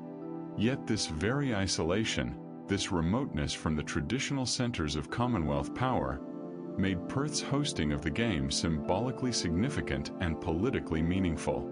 If Commonwealth sport could thrive in Perth, if athletes from around the world could gather successfully in this distant corner of the Australian continent, then the Commonwealth truly was a global association transcending geographic barriers and demonstrating genuine commitment to inclusivity regardless of location. The Games took place from the 22nd of November through the 1st of December, 1962, taking advantage of the late spring weather in Western Australia when temperatures were warm but not yet reaching the extreme heat of the Australian summer.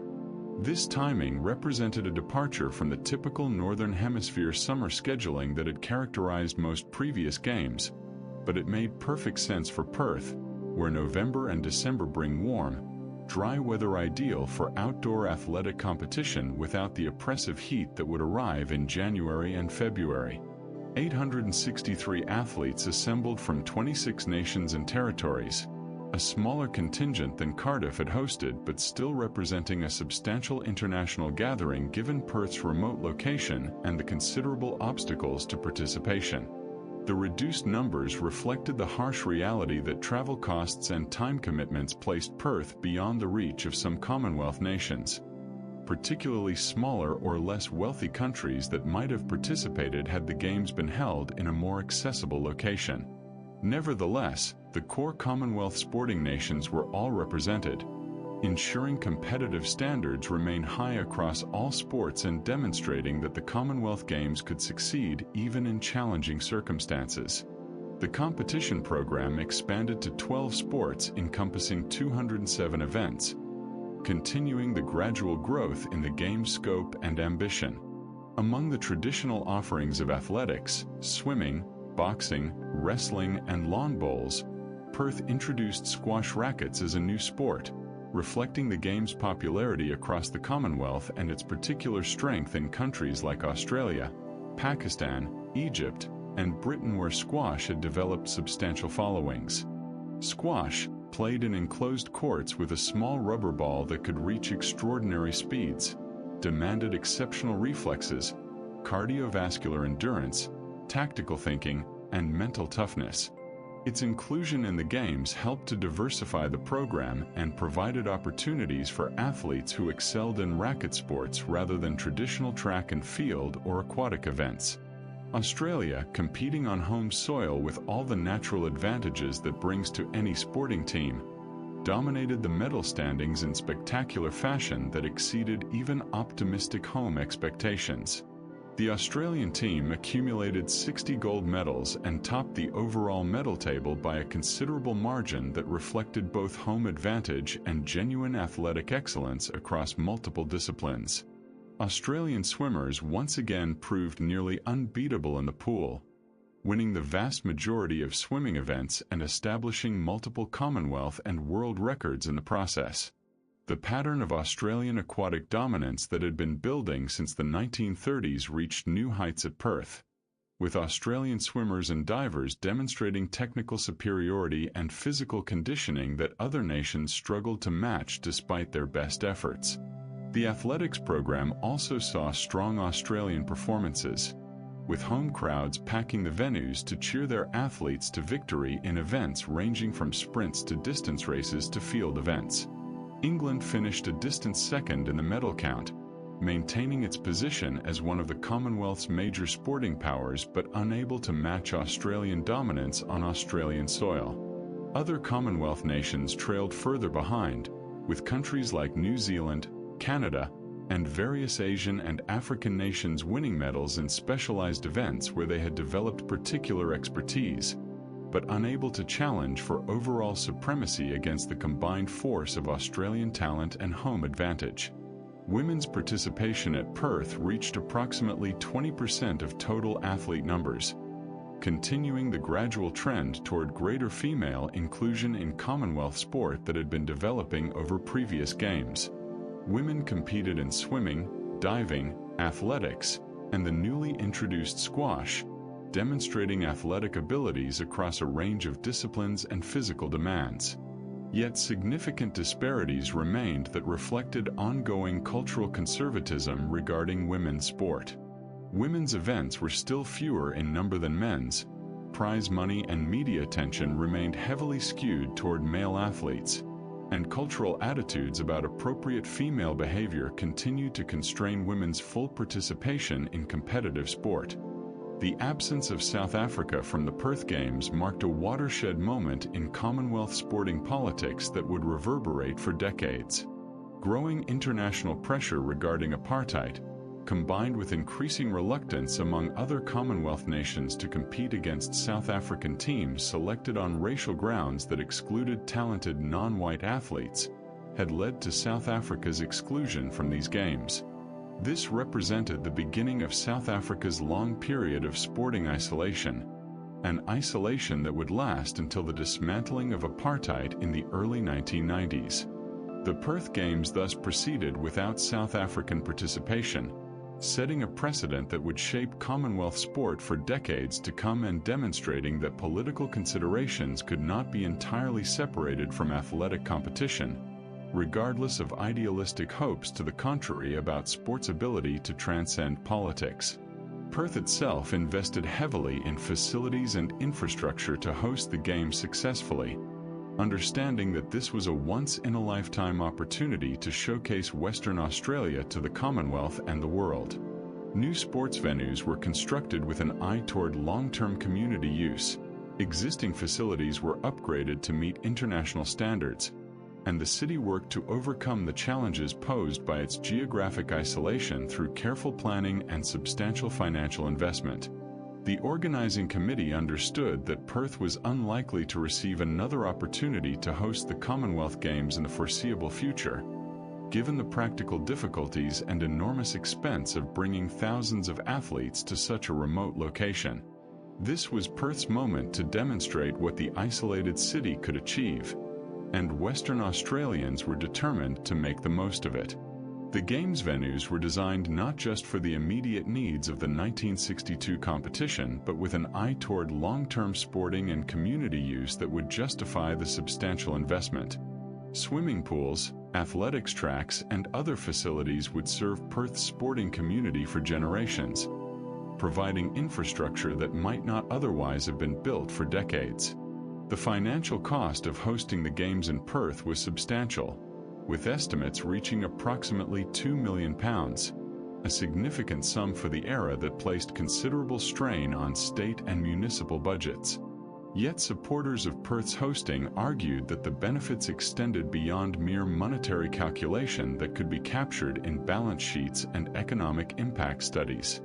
The Games would raise Perth's international profile dramatically, transforming the city's image from isolated outpost to capable host of major events. They would demonstrate Western Australia's capacity to organize complex international gatherings, building expertise and confidence that could be applied to future events. They would inspire young Western Australians to pursue athletic excellence, providing role models and demonstrating that world-class sport could happen in their own city rather than only in distant capitals. And they would create lasting sporting infrastructure that would serve the community for generations, facilitating participation in sport and physical activity long after the international competitors had departed. These intangible benefits, difficult to quantify but genuine nonetheless, justified the substantial investment required to bring the Commonwealth Games to the edge of the Australian continent. The experience of traveling to Perth created memorable experiences for many athletes, coaches, and officials who had never ventured so far from home. The long flights, the crossing of multiple time zones that left travelers disoriented and jet-lagged, the arrival in a city that felt simultaneously familiar in its British cultural inheritance and exotic in its Australian particularity, all contributed to the sense of participating in something extraordinary and memorable. For athletes from small Commonwealth nations, the opportunity to compete in Perth might represent the journey of a lifetime, a chance to see a distant corner of the Commonwealth they might never otherwise visit, to test themselves against the best athletes from around the Commonwealth family of nations, to represent their countries on an international stage. The success of Indian wrestlers at Perth continued their pattern of excellence in this discipline, with Indian competitors winning multiple medals in wrestling events across various weight categories. India's sporting focus had shifted somewhat in the years since independence, with cricket becoming increasingly dominant in popular attention, media coverage, and sporting investment at both governmental and private levels. Yet wrestling maintained its traditional importance, particularly in rural areas and certain regions of the country where wrestling held deep cultural significance and attracted passionate followings. The Commonwealth Games provided Indian wrestlers with opportunities to compete internationally and achieve recognition that might be harder to obtain in the Olympic context, where competition was more intense and Indian wrestling strength less pronounced compared to Soviet and Eastern European dominance. As the Perth Games concluded and athletes began their long journeys home, retracing the flights and connections that had brought them to Western Australia, the successful staging of the Games in such a remote location stood as a testament to Commonwealth determination and sporting enthusiasm. The next Games would be held in Kingston, Jamaica, in 1966, marking the first time a Caribbean nation would host and the first time the Games would be held in a country with a non-white majority population. This represented another significant milestone in the Games' evolution from an essentially white, British-dominated event into a genuinely multiracial Commonwealth sporting festival. Perth had proven that geographic isolation need not prevent successful hosting of the Games. Kingston would test whether racial and cultural diversity could be successfully incorporated into the Commonwealth sporting family. The 1966 Games in Kingston, Jamaica, represented a profound symbolic moment in Commonwealth history that transcended mere athletic competition. For the first time, the Games would be hosted by a Caribbean nation, and more significantly, by a country with a non-white majority population. This marked a fundamental shift in the Games' character and meaning, moving beyond the white dominions that had dominated hosting duties since Hamilton to embrace the full racial and cultural diversity of the modern Commonwealth. From the 4th through the 25th of August, Kingston welcomed 1,314 athletes from 34 nations, creating a festival of sport in the tropical heat that tested both athletic capability and organizational skill. Jamaica had achieved independence from Britain in 1962, just 4 years before hosting the Games, making this an early opportunity for the young nation to demonstrate its capabilities on the international stage. The decision to award the Games to Kingston reflected the Commonwealth's evolving identity as decolonization accelerated and former colonies joined as independent members. For Jamaica and the wider Caribbean, hosting represented validation of their place within the Commonwealth as equals rather than subordinates, an affirmation that the Games truly belonged to all Commonwealth nations regardless of race, wealth, or historical relationship to Britain. The symbolism was powerful and unmistakable. A formerly colonized nation of African descent, independent for barely 4 years, successfully staging a major international sporting event. The competition program featured 12 sports and 236 events, continuing the pattern of expansion that reflected growing participation and broadening sporting interests. Athletics remained central, with track and field events showcasing the Caribbean's emerging dominance in sprinting and the continuing excellence of distance runners from nations like Kenya, which was beginning to make its mark on the international athletic stage. Swimming events highlighted the technical and physical demands of aquatic competition, though the tropical heat of Kingston created challenges for swimmers accustomed to cooler conditions. Boxing, wrestling, weightlifting, cycling, rowing, lawn bowls, diving, fencing, shooting, and the newly added pentathlon rounded out the sporting program. The tropical heat of Kingston presented significant challenges for athletes, particularly those from temperate climates who found the combination of high temperature and humidity difficult to manage. European athletes, accustomed to cool conditions, struggled in events requiring sustained effort in the Caribbean sun. Distance runners found themselves battling not just their competitors but the oppressive heat that sapped energy and required constant hydration. Field event athletes dealt with equipment that behaved differently in humid conditions, with vaulting poles becoming more flexible and javelins flying through thick air. The heat became an equalizer of sorts, reducing the advantages that might come from superior training facilities or coaching in temperate nations, leveling the playing field in favor of athletes adapted to tropical conditions. England dominated the medal standings with 30 gold medals, demonstrating continuing excellence across multiple sports despite the challenging conditions. The English team's success reflected years of preparation, with athletes and coaches anticipating the tropical conditions and preparing accordingly through heat acclimation training and strategic race planning. Australia finished second in the overall medal count, maintaining their position as one of the Commonwealth sporting superpowers even when competing far from home. Canada secured third place, with Canadian athletes performing well across several sports including swimming, athletics, and cycling. Jamaica, as the host nation, delivered performances that made their supporters proud, with Jamaican athletes excelling particularly in sprinting events where Caribbean speed was beginning to establish dominance that would last for decades. The National Stadium in Kingston served as the primary venue for athletics competitions and the opening and closing ceremonies, It stands filled with enthusiastic Jamaican supporters whose passion and noise created an electric atmosphere unlike anything experienced at previous games. Caribbean crowds brought a different energy to sporting events, with music, dancing, and constant vocal support creating an immersive experience for athletes and spectators alike.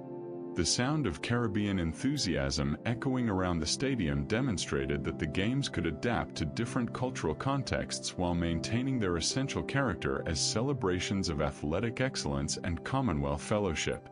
The debut of women's pentathlon at the Kingston Games represented another step forward in expanding opportunities for female athletes within the Commonwealth sporting program. The pentathlon, combining 5 different athletic disciplines into a single competition, tested versatility, endurance, and all-around athletic ability in ways that single-event competitions could not.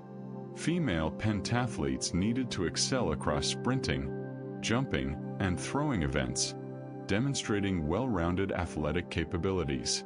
The inclusion of women's pentathlon reflected growing acceptance of women's capacity for intensive, multifaceted athletic competition that earlier generations had deemed inappropriate or dangerous for female participants. The 1966 Games in Kingston, Jamaica, represented a profound symbolic moment in Commonwealth history that transcended mere athletic competition. For the first time, the Games would be hosted by a Caribbean nation, and more significantly, by a country with a non-white majority population. This marked a fundamental shift in the Games' character and meaning, moving beyond the white dominions that had dominated hosting duties since Hamilton to embrace the full racial and cultural diversity of the modern Commonwealth. From the 4th through the 25th of August, Kingston welcomed 1,314 athletes from 34 nations, creating a festival of sport in the tropical heat that tested both athletic capability and organizational skill. Jamaica had achieved independence from Britain in 1962, just 4 years before hosting the Games, making this an early opportunity for the young nation to demonstrate its capabilities on the international stage. The decision to award the Games to Kingston reflected the Commonwealth's evolving identity as decolonization accelerated and former colonies joined as independent members. For Jamaica and the wider Caribbean, hosting represented validation of their place within the Commonwealth as equals rather than subordinates, an affirmation that the Games truly belonged to all Commonwealth nations regardless of race, wealth, or historical relationship to Britain. The symbolism was powerful and unmistakable. A formerly colonized nation of African descent, independent for barely 4 years, successfully staging a major international sporting event. The competition program featured 12 sports and 236 events, continuing the pattern of expansion that reflected growing participation and broadening sporting interests. Athletics remained central, with track and field events showcasing the Caribbean's emerging dominance in sprinting and the continuing excellence of distance runners from nations like Kenya, which was beginning to make its mark on the international athletic stage.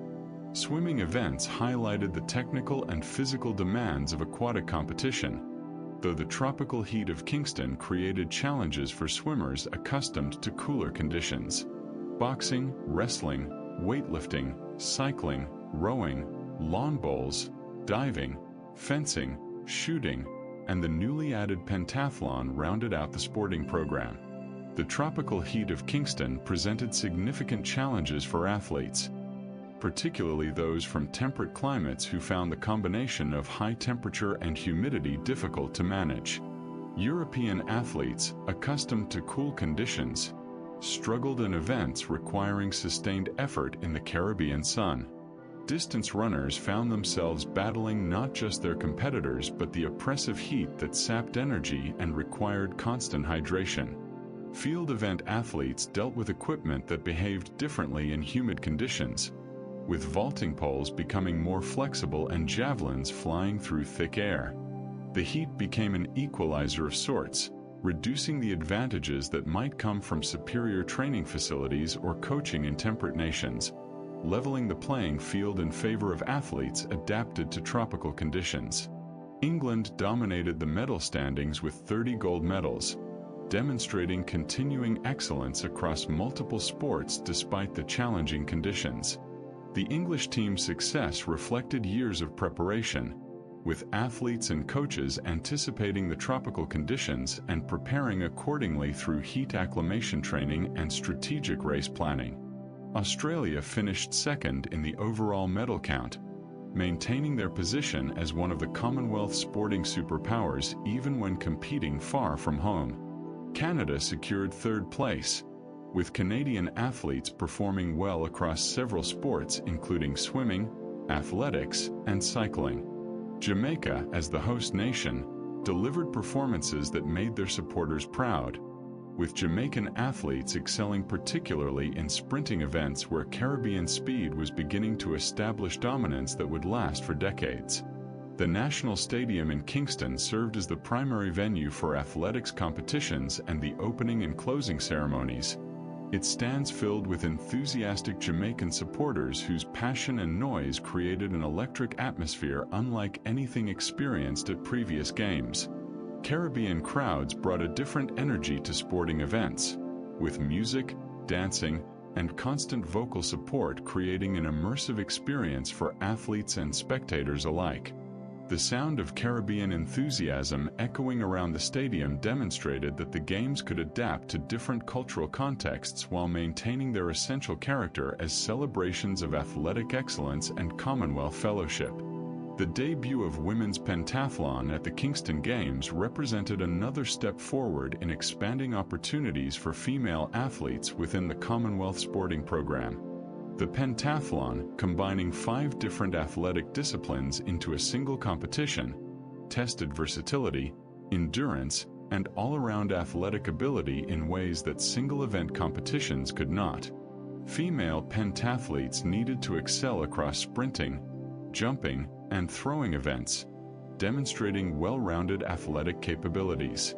The inclusion of women's pentathlon reflected growing acceptance of women's capacity for intensive, multifaceted athletic competition that earlier generations had deemed inappropriate or dangerous for female participants. The addition of shooting to the Commonwealth Games program at Kingston reflected the sport's popularity across the Commonwealth and its accessibility to nations with limited sporting infrastructure. Shooting required specialized facilities but could be practiced with relatively modest investment compared to swimming pools or athletic stadiums, making it accessible to smaller Commonwealth nations. The sport's inclusion broadened the game's appeal and created opportunities for athletes from nations that might struggle to compete in traditional athletics or swimming events, where competition from sporting superpowers like Australia, England, and Canada was intense and difficult to match without substantial investment in training programs and facilities. Political tensions simmered beneath the surface of the Kingston Games, particularly regarding Rhodesia's participation.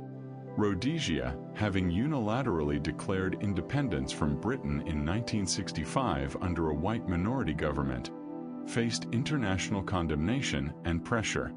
The question of whether Rhodesian athletes should be permitted to compete became controversial, with African and Caribbean nations threatening boycotts if Rhodesia participated. These threats of boycott were ultimately averted through careful diplomacy and compromise, allowing the Games to proceed without the major disruptions that would characterize future editions. Yet the controversy foreshadowed the political conflicts that would increasingly intrude upon Commonwealth sport as questions of racial justice, decolonization, and international solidarity became impossible to ignore or set aside in the name of sporting neutrality. The Kingston Games distributed 1,650 medals across the various competitions, providing opportunities for athletic achievement and national pride across a wide range of sports and events. For smaller Commonwealth nations, winning even a single medal could generate enormous national celebration and inspire young athletes to pursue sporting excellence. The Games created heroes and role models, athletes whose achievements transcended sport to become symbols of national capability and pride. These individual stories of triumph, of overcoming obstacles and achieving excellence, formed the human narrative that made the Games meaningful beyond statistics and medal tables, connecting with audiences through universal themes of dedication, perseverance, and the pursuit of excellence. Queen Elizabeth II maintained her close association with the Games, though she did not attend the Kingston Games in person.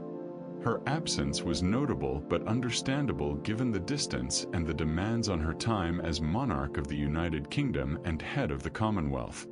Nevertheless, her support for the Games was communicated through official messages and the presence of other members of the royal family, maintaining the symbolic connection between the Crown and the Commonwealth Games that had existed since the inaugural Hamilton Games in 1930. The monarchy's continuing association with the Games helped to maintain continuity and tradition even as the Commonwealth itself underwent dramatic transformation through decolonization and the emergence of republics among member nations. The success of the Kingston Games in terms of organization, competition, and atmosphere demonstrated that the Commonwealth Games concept could thrive outside the traditional Anglo-dominated contexts of Britain, Canada, Australia, and New Zealand. A Caribbean nation, independent for less than 5 years, had successfully staged a major international sporting event that brought together athletes from across the world in peaceful competition. This success challenged assumptions about which nations possessed the organizational capacity and infrastructure to host major events, opening possibilities for future games in Asia, Africa, and other regions beyond the traditional Commonwealth core. The Kingston precedent suggested that the Games could genuinely become a rotating international event rather than remaining concentrated in a handful of familiar locations. As the Kingston Games concluded and athletes prepared to depart, many taking their first flights on jet aircraft that were revolutionizing international travel and making distant destinations suddenly accessible, the Games had proven their continuing relevance and appeal. The next edition would return to Scotland, with Edinburgh hosting in 1970, marking that city's second time hosting after the 1970 Games.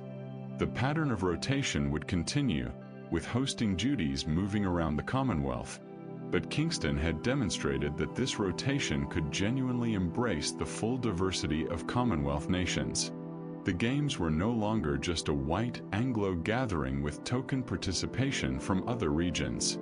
They had become genuinely international, genuinely multiracial, genuinely representative of the Commonwealth's transformation from empire to association of equals. The challenges of maintaining unity and common purpose among such diverse nations would only grow more difficult in the years ahead. But Kingston had shown that those challenges could be met, that sport could create spaces for connection and celebration across profound differences of history, culture, and political circumstance. The 1970 Games returned to Edinburgh, Scotland, marking that historic city's second time hosting after having previously welcomed the Commonwealth in 1986 would be a future occurrence that had not yet happened. The Games, now officially renamed the British Commonwealth Games to reflect continuing evolution in Commonwealth identity, ran from the 16th through the 25th of July, bringing together 1,579 athletes from 42 nations in what represented record participation levels. The name change to British Commonwealth Games, rather than British Empire and Commonwealth Games, represented another step in the gradual linguistic evolution away from explicit imperial terminology, though the word British remained, linking the Games to their origins even as the Commonwealth itself became increasingly diverse and post-colonial in character. The competition program expanded to 13 sports and 269 events, continuing the pattern of growth that had characterized each successive Games. Athletics, swimming, boxing, wrestling, weightlifting, cycling, rowing, lawn bowls, diving, fencing, shooting, and badminton provided diverse opportunities for athletic competition across different physical demands and skill sets. The breadth of the program ensured that nations with different sporting traditions and strengths could find events where their athletes might excel, preventing the Games from becoming dominated by a handful of sports where only a few nations were competitive. The expansion of the program also reflected the growing professionalization and specialization of sport, with athletes increasingly focusing on single sports or even single events rather than competing across multiple disciplines as had been more common in earlier eras. Meadowbank Stadium, constructed specifically for the 1970 Games, served as the centerpiece venue and would become a lasting legacy of Edinburgh's hosting. The new stadium provided state-of-the-art facilities for athletics, with a synthetic track that represented the latest in sporting surface technology and field event areas designed to meet international standards. The construction of Meadowbank demonstrated Edinburgh's commitment to hosting a successful Games and providing lasting infrastructure that would serve Scottish sport for decades to come. The stadium would host countless Scottish athletics championships, school competitions, and community sporting events long after the international athletes had departed, justifying the substantial investment required for its construction. Australia led the medal standings with 84 total medals, demonstrating dominance across multiple sports that reflected the nation's continuing investment in elite sport and the advantages provided by climate, facilities, and cultural enthusiasm for athletic competition. Australian swimmers once again proved nearly unbeatable in the pool, continuing their pattern of aquatic dominance that showed no signs of diminishing. English athletes performed strongly across various sports, maintaining their position as one of the Commonwealth's major sporting powers. Canada, Scotland, New Zealand, and other nations secured medals across different events, with the geographic diversity of medal winners reflecting the Games' increasingly international character. Women's platform diving debuted as a full medal event at the Edinburgh Games, adding another opportunity for female athletes to compete and demonstrate their skills in a sport that combined grace, courage, and technical precision.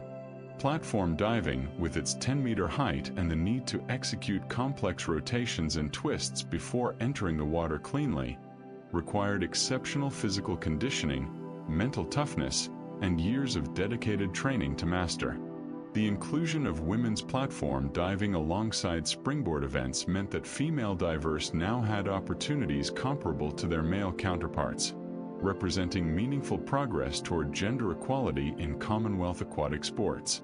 The performances of female platform divers at Edinburgh demonstrated that women could master technically demanding and physically risky events that previous generations had deemed too dangerous for female participation.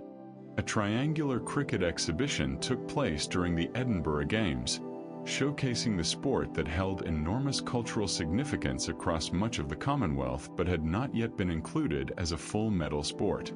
Cricket's relationship with the Commonwealth Games had always been complicated. The sport required specialized facilities, lasted far longer than other events, and was not universally played across the Commonwealth, with nations like Canada having little cricket tradition.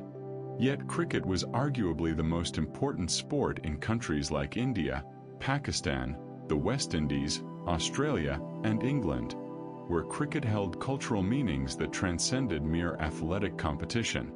The exhibition match represented an experiment in incorporating cricket into the Games format, though full inclusion would not occur for many decades. Queen Elizabeth II opened the Edinburgh Games in person, lending royal prestige to the proceedings and demonstrating the monarchy's continuing close association with Commonwealth sport. Her presence at the opening ceremony, with the pageantry and symbolism that royal occasions entailed, connected the 1970 Games to the long history of the Commonwealth Games stretching back to Hamilton in 1930. The Queen's role as head of the Commonwealth and her personal interest in maintaining Commonwealth connections made the Games an important part of royal duties, providing opportunities to celebrate Commonwealth unity and shared identity through sport rather than politics or economics. Rhodesia's participation in the Edinburgh Games represented their final appearance in Commonwealth competition, marking the end of an era as international pressure over the country's white minority government and unilateral declaration of independence from Britain intensified. The controversy surrounding Rhodesia's presence demonstrated the impossibility of maintaining sporting neutrality when fundamental questions of racial justice and political legitimacy were at stake. African and Asian Commonwealth nations increasingly demanded that sport take a stand against racial oppression, arguing that allowing Rhodesian participation implicitly endorsed or at least tolerated the country's discriminatory policies. The Edinburgh Games would be the last time Rhodesian athletes competed under their national flag until the transformation to Zimbabwe and the end of white minority rule years later. Record television audiences watched the Edinburgh Games, with the BBC providing extensive coverage that brought Commonwealth sport into millions of homes across Britain and around the world. Television technology had advanced considerably since the Cardiff Games 12 years earlier, with color broadcasting becoming standard and satellite technology enabling live coverage to reach distant Commonwealth nations. This expanded media exposure transformed the Games' impact and significance, creating opportunities for athletes to achieve international recognition and inspiring young people across the Commonwealth to pursue athletic excellence. The television coverage also increased commercial interest in the Games, with sponsors beginning to recognize the marketing value of association with Commonwealth sport and the audience reach that the Games could provide. The Edinburgh weather proved typically unpredictable, with the Games experiencing a mix of sunshine, clouds, and rain that tested athletes' adaptability and organizers' contingency planning. Scottish weather in July can vary dramatically from day to day and even hour to hour, with conditions changing rapidly as weather systems move across the country from the Atlantic. Athletes found themselves competing in sunshine one day and rain the next, requiring mental flexibility and tactical adjustments. Distance runners faced difficult decisions about race strategy when rain made tracks slippery and increased the risk of falls. Field event athletes dealt with wet equipment and reduced grip. Yet these challenges were simply part of staging the Games in Scotland, where perfect weather could never be guaranteed but where organizational excellence and atmospheric venues compensated for climatic uncertainty. The Scottish crowds brought passionate enthusiasm to their support of home athletes, creating an atmosphere of fervent national pride whenever Scottish competitors took the field. The intensity of Scottish support demonstrated the significance of the home nations competing separately in the Commonwealth Games, allowing Scotland, Wales, England, and Northern Ireland to celebrate their distinct identities through sport in ways that weren't possible at the Olympics, where they competed as a unified British team. For Scottish athletes, competing at home in Edinburgh represented a career highlight, an opportunity to perform before supportive crowds who understood the significance of their achievements and celebrated them accordingly. The noise generated by Scottish supporters, particularly when home athletes succeeded, created memories that participants would carry for the rest of their lives. Beyond the athletic competition, the Edinburgh Games provided opportunities for cultural exchange and personal connections that enriched the experience for participants and created lasting friendships across national boundaries. Athletes from tropical nations experienced Scottish culture and climate for the first time, perhaps shivering in July weather that felt cold compared to their home countries. British athletes learned about sporting traditions and cultural practices from across the Commonwealth, expanding their understanding of the diverse association of nations they belonged to.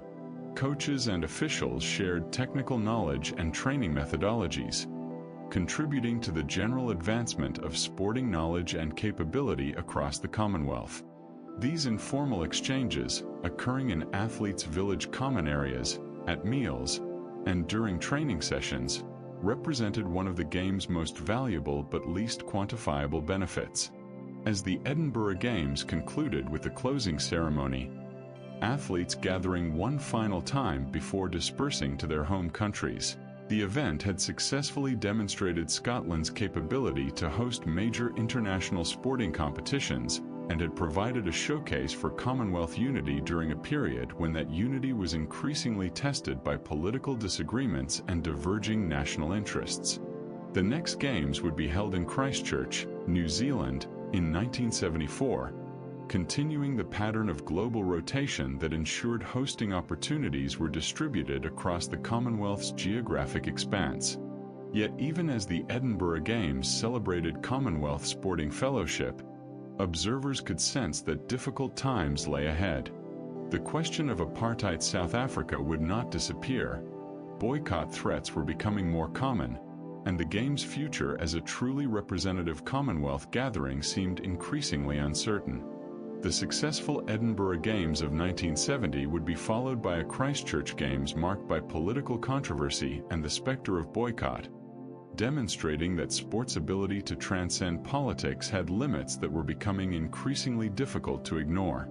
The 1974 Games in Christchurch, New Zealand, unfolded against a backdrop of political controversy that threatened to overshadow the athletic competition entirely. Running from the 24th of January through the 2nd of February, taking advantage of the New Zealand summer, the Games brought together 1,276 athletes from 38 nations. However, this represented a smaller contingent than might have been expected, as threats of African boycotts over New Zealand's rugby contacts with apartheid South Africa cast a shadow over the event and reduced participation. The controversy centered on the fact that New Zealand's national rugby team, the All Blacks, continued to play matches against South Africa despite international sanctions and growing moral outrage over apartheid's systematic racial oppression. African nations, led by Nigeria and other newly independent states, argued that New Zealand's sporting contacts with South Africa made the country complicit in apartheid, and that Commonwealth nations should refuse to compete in New Zealand until those contacts were severed. The rugby controversy exposed fundamental tensions within the Commonwealth about sport's relationship to politics, and about whether sporting boycotts represented effective tools for promoting social change or merely punished athletes for their government's policies. New Zealand officials argued that they could not control the decisions of their rugby union, which was independent from government, and that boycotting the Commonwealth Games would punish the wrong people while achieving nothing positive. The African perspective held that sporting isolation represented one of the few effective means of pressuring South Africa toward change, and that nations maintaining sporting contacts undermined international solidarity against apartheid. Ultimately, most African nations chose to participate in the Christchurch Games despite their deep concerns, averting a full-scale boycott that might have destroyed the Games' credibility as a representative Commonwealth gathering. This decision reflected careful diplomacy and the desire to avoid the precedent of political boycotts that might open floodgates of disruption at future Games. Yet the threat had been real and serious, demonstrating that the Games existed in a political context that could not be ignored and that sporting idealism about transcending politics had limits. The Commonwealth Games would face similar boycott threats in future years, with the 1986 Edinburgh Games ultimately suffering a major boycott that would dramatically reduce participation and raise questions about the Games' future viability. Queen Elizabeth II opened the Christchurch Games despite the political tensions and the vocal protests occurring in New Zealand over the country's rugby contacts with South Africa. Her presence represented continuity and tradition, connecting the Christchurch Games to the long history stretching back to Hamilton in 1930. Yet the protests surrounding her visit highlighted that the Games could not escape political controversy simply through royal symbolism and appeals to sporting fellowship. Demonstrators made their views known through peaceful protests that the Queen could not fail to notice, ensuring that the political dimensions of the Commonwealth and its internal conflicts were visible even during ceremonial moments meant to celebrate unity and shared identity. The competition program featured 13 sports and 238 events, maintaining the breadth of competition that had been established at previous Games. Athletics, swimming, boxing, wrestling, weightlifting, cycling, rowing, lawn bowls, diving, fencing, shooting, badminton, and the addition of badminton as a full medal sport provided diverse opportunities for athletic achievement. Badminton's inclusion reflected the sport's popularity across much of the Commonwealth, particularly in Asian nations like Malaysia and India, where badminton had strong followings and produced world-class players. The sports addition to the program helped to diversify the games beyond traditional British and European sports, acknowledging the Commonwealth's increasingly Asian dimension as former colonies like Singapore, Malaysia, and Hong Kong developed strong sporting programs. Australia topped the medal table with 41 gold medals, continuing their pattern of dominance particularly in swimming and various other sports where Australian athletes excelled. New Zealand, as the host nation, finished second in the overall medal standings, with Kiwi athletes delivering strong performances spurred on by enthusiastic home support. The home crowd advantage proved significant, with New Zealand venues packed with supporters creating an atmosphere that energized local athletes while potentially intimidating visitors. England secured third place in the medal standings, maintaining their position as one of the Commonwealth's major sporting powers despite the political controversies surrounding the Games. Queen Elizabeth Park served as a primary venue for the Christchurch Games, providing facilities for various sports and demonstrating New Zealand's investment in sporting infrastructure. The park's development for the Games would leave lasting benefits for Christchurch and Canterbury sport, with facilities continuing to serve the community for decades after the international athletes departed. The investment in sporting infrastructure represented one of the tangible benefits of hosting the Games, creating facilities that might not otherwise have been built and providing opportunities for local athletes to train and compete at venues meeting international standards. Cycling track records fell at Christchurch as athletes benefited from excellent facilities and favorable conditions, pushing human limits in pursuit of speed and endurance on the velodrome. Track cycling, with its specialized bicycles, aerodynamic positions, and tactical racing, showcased the intersection of technology, physical conditioning, and racing intelligence. Sprint events lasted mere seconds but required explosive power and perfect timing. Endurance events tested cardiovascular capacity and mental toughness as riders maintained high speeds for extended periods. Pursuit races combined individual time trialing with tactical awareness. The variety of cycling events ensured that different physical capabilities and racing styles could all find success, from explosive sprinters to grinding endurance specialists. Para demonstration events began to influence the direction of the Christchurch Games, though full integration of parasports into the Commonwealth Games program remained years in the future. These demonstration events provided opportunities for athletes with disabilities to showcase their capabilities and compete at an international level, challenging prevailing assumptions about disability and athletic performance. The demonstrations planted seeds that would eventually grow into full parasport integration, though the process would be gradual and would require persistent advocacy from disability sport organizations and progressive-minded officials within the Commonwealth Games Federation. The presence of para-athletes at Christchurch, even in demonstration events, represented progress toward a more inclusive vision of Commonwealth sport. Badminton's debut as a full medal sport at Christchurch proved successful, with high-quality competition and enthusiastic spectator interest demonstrating that the sport belonged in the Commonwealth Games program. The fast-paced nature of badminton, with rallies featuring incredible athleticism, reflexes, and tactical maneuvering, made for compelling spectating. Asian nations, particularly Malaysia, demonstrated their badminton prowess, winning multiple medals and establishing themselves as powers in the sport. The success of badminton at Christchurch encouraged the inclusion of other sports in future games, expanding the program to reflect the Commonwealth's diverse sporting traditions rather than remaining limited to traditionally British sports like athletics, swimming, and rugby.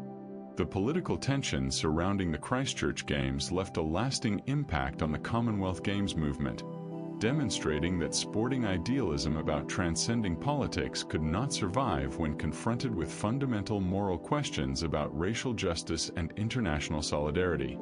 The African nation's willingness to threaten boycotts rather than compete in New Zealand sent a clear message that sporting contact with apartheid South Africa would have consequences, that the international community increasingly viewed apartheid as morally intolerable, and that sporting sanctions represented a legitimate tool for promoting social change.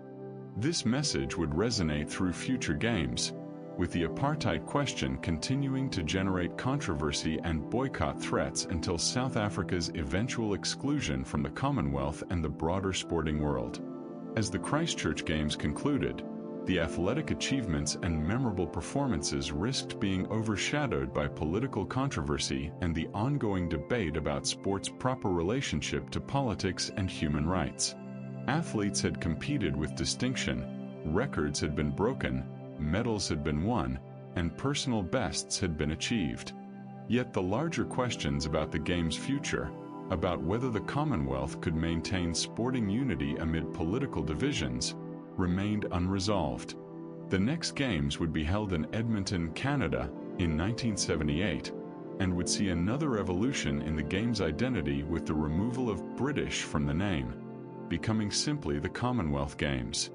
This linguistic change would reflect the continuing transformation of the Commonwealth from a British-centered association into a genuinely international organization where the majority of members had no direct historical connection to Britain beyond the colonial experience.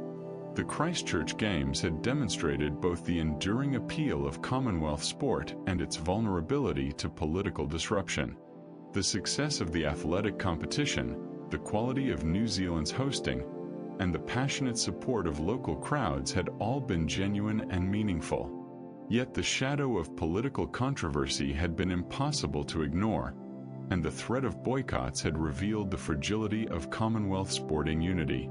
Future Games would need to navigate these political tensions more carefully, finding ways to address legitimate concerns about human rights and international solidarity while maintaining the Games' essential character as celebrations of athletic excellence and Commonwealth fellowship. The challenge would only grow more difficult in the years ahead as the Commonwealth continued to diversify and as political disagreements among member nations became more frequent and more difficult to reconcile through diplomatic compromise. The 1978 Games in Edmonton, Canada, marked another watershed moment in Commonwealth sporting history as the event was officially renamed simply the Commonwealth Games, dropping the British prefix that had remained even after the Empire terminology had been abandoned. This linguistic evolution reflected the Commonwealth's continued transformation into a genuinely international association where the majority of members were former colonies with complex relationships to British identity. From the 3rd through the 12th of August, 1,500 athletes from 46 nations gathered in Edmonton, taking advantage of the pleasant summer weather in Alberta to compete across 14 sports and 253 events. The name change to Commonwealth Games represented more than cosmetic rebranding. It signaled a fundamental shift in how the Games understood themselves and their place in the international sporting landscape. The Games were no longer British in any meaningful sense beyond historical origins. The majority of participants came from nations that had achieved independence from Britain, many of which had significant non-British populations and cultural traditions. The Commonwealth itself had evolved into an association where Britain was merely one member among many, where decisions were made collectively rather than dictated from London, and where the bonds connecting members were based on voluntary association and shared interests rather than imperial command or colonial subordination. The Games reflected this evolution, becoming genuinely international events that happened to involve Commonwealth nations rather than British events with international participation. Host nation Canada led the medal standings with 113 total medals, demonstrating exceptional home advantage and athletic excellence across multiple sports. Canadian athletes excelled in swimming, athletics, and various other disciplines, with home crowds creating an atmosphere of passionate support that energized local competitors. England finished second in the medal count, maintaining their consistent presence near the top of Commonwealth Games medal tables. Australia secured third place despite competing far from home, demonstrating the depth of Australian sporting talent and the continuing effectiveness of their athletic development programs. The geographic diversity of medal winners reflected the Commonwealth's global reach, with nations from every inhabited continent winning medals in various sports. Commonwealth Stadium, constructed specifically for the Edmonton Games, provided a world-class venue for athletics that would serve Edmonton and Alberta for decades to come. The stadium's design incorporated the latest thinking about athletic venues, with excellent sightlines, modern amenities, and flexibility for hosting various types of events beyond athletics. The investment in Commonwealth Stadium represented a significant financial commitment by Edmonton and the province of Alberta, but supporters argued that the lasting benefits justified the cost. The stadium would host countless sporting events, concerts, and community gatherings long after the Commonwealth Games, becoming an iconic Edmonton landmark and a symbol of the city's ability to host major international events. The debut of women's field hockey as a full medal sport at Edmonton represented a significant expansion of opportunities for female athletes in team sports. Field hockey had long been played by women in many Commonwealth nations, but its inclusion in the Games provided international competitive opportunities that had previously been limited. The addition of women's field hockey complemented the existing men's tournament, moving toward gender equality in team sport offerings. The quality of play demonstrated that women's field hockey deserved its place in the Commonwealth Games program, with exciting matches featuring skillful play, tactical sophistication, and intense competition among teams from across the Commonwealth. Lawn bowls opened to women competitors at the Edmonton Games, ending the sport status as an exclusively male preserve and acknowledging that women could excel at this precision sport requiring concentration, technique, and competitive temperament. The inclusion of women in lawn bowls had been controversial among traditional bowls enthusiasts who viewed the sport as a male domain with its own culture and traditions. Yet the performance of women bowlers at Edmonton demonstrated that gender was irrelevant to the skills required for success in the sport. Women competitors showed the same precision, strategic thinking, and competitive drive as their male counterparts, quickly establishing that they belonged in Commonwealth lawn bowls competition. Synchronized swimming appeared as a demonstration sport at Edmonton, showcasing the artistic and athletic dimensions of this unique aquatic discipline. Synchronized swimming combined swimming skill, choreography, musical interpretation, and remarkable breath control as swimmers performed complex routines while maintaining formation and synchronization. The demonstration at Edmonton helped build the case for eventual full inclusion in the Games program, though that would take additional years of advocacy and development. The presence of synchronized swimming demonstrated the Games' willingness to embrace new sports that might appeal to different audiences and showcase different types of athletic capability beyond traditional track and field or team sports. The 1978 Games in Edmonton, Canada, marked another watershed moment in Commonwealth sporting history as the event was officially renamed simply the Commonwealth Games, dropping the British prefix that had remained even after the Empire terminology had been abandoned. This linguistic evolution reflected the Commonwealth's continued transformation into a genuinely international association where the majority of members were former colonies with complex relationships to British identity. From the 3rd through the 12th of August, 1,500 athletes from 46 nations gathered in Edmonton, taking advantage of the pleasant summer weather in Alberta to compete across 14 sports and 253 events. The name change to Commonwealth Games represented more than cosmetic rebranding. It signaled a fundamental shift in how the Games understood themselves and their place in the international sporting landscape. The Games were no longer British in any meaningful sense beyond historical origins. The majority of participants came from nations that had achieved independence from Britain, many of which had significant non-British populations and cultural traditions. The Commonwealth itself had evolved into an association where Britain was merely one member among many, where decisions were made collectively rather than dictated from London, and where the bonds connecting members were based on voluntary association and shared interests rather than imperial command or colonial subordination. The Games reflected this evolution, becoming genuinely international events that happened to involve Commonwealth nations rather than British events with international participation. Host nation Canada led the medal standings with 113 total medals, demonstrating exceptional home advantage and athletic excellence across multiple sports.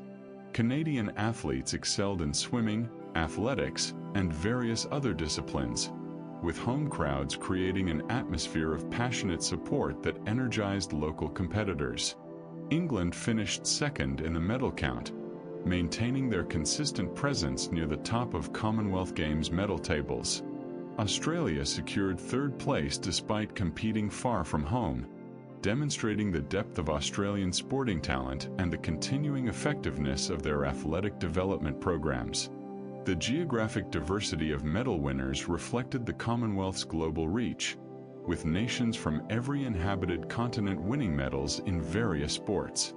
Commonwealth Stadium, constructed specifically for the Edmonton Games, provided a world-class venue for athletics that would serve Edmonton and Alberta for decades to come.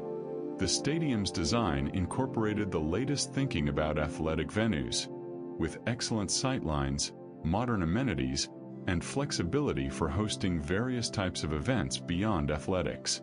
The investment in Commonwealth Stadium represented a significant financial commitment by Edmonton and the province of Alberta, but supporters argued that the lasting benefits justified the cost.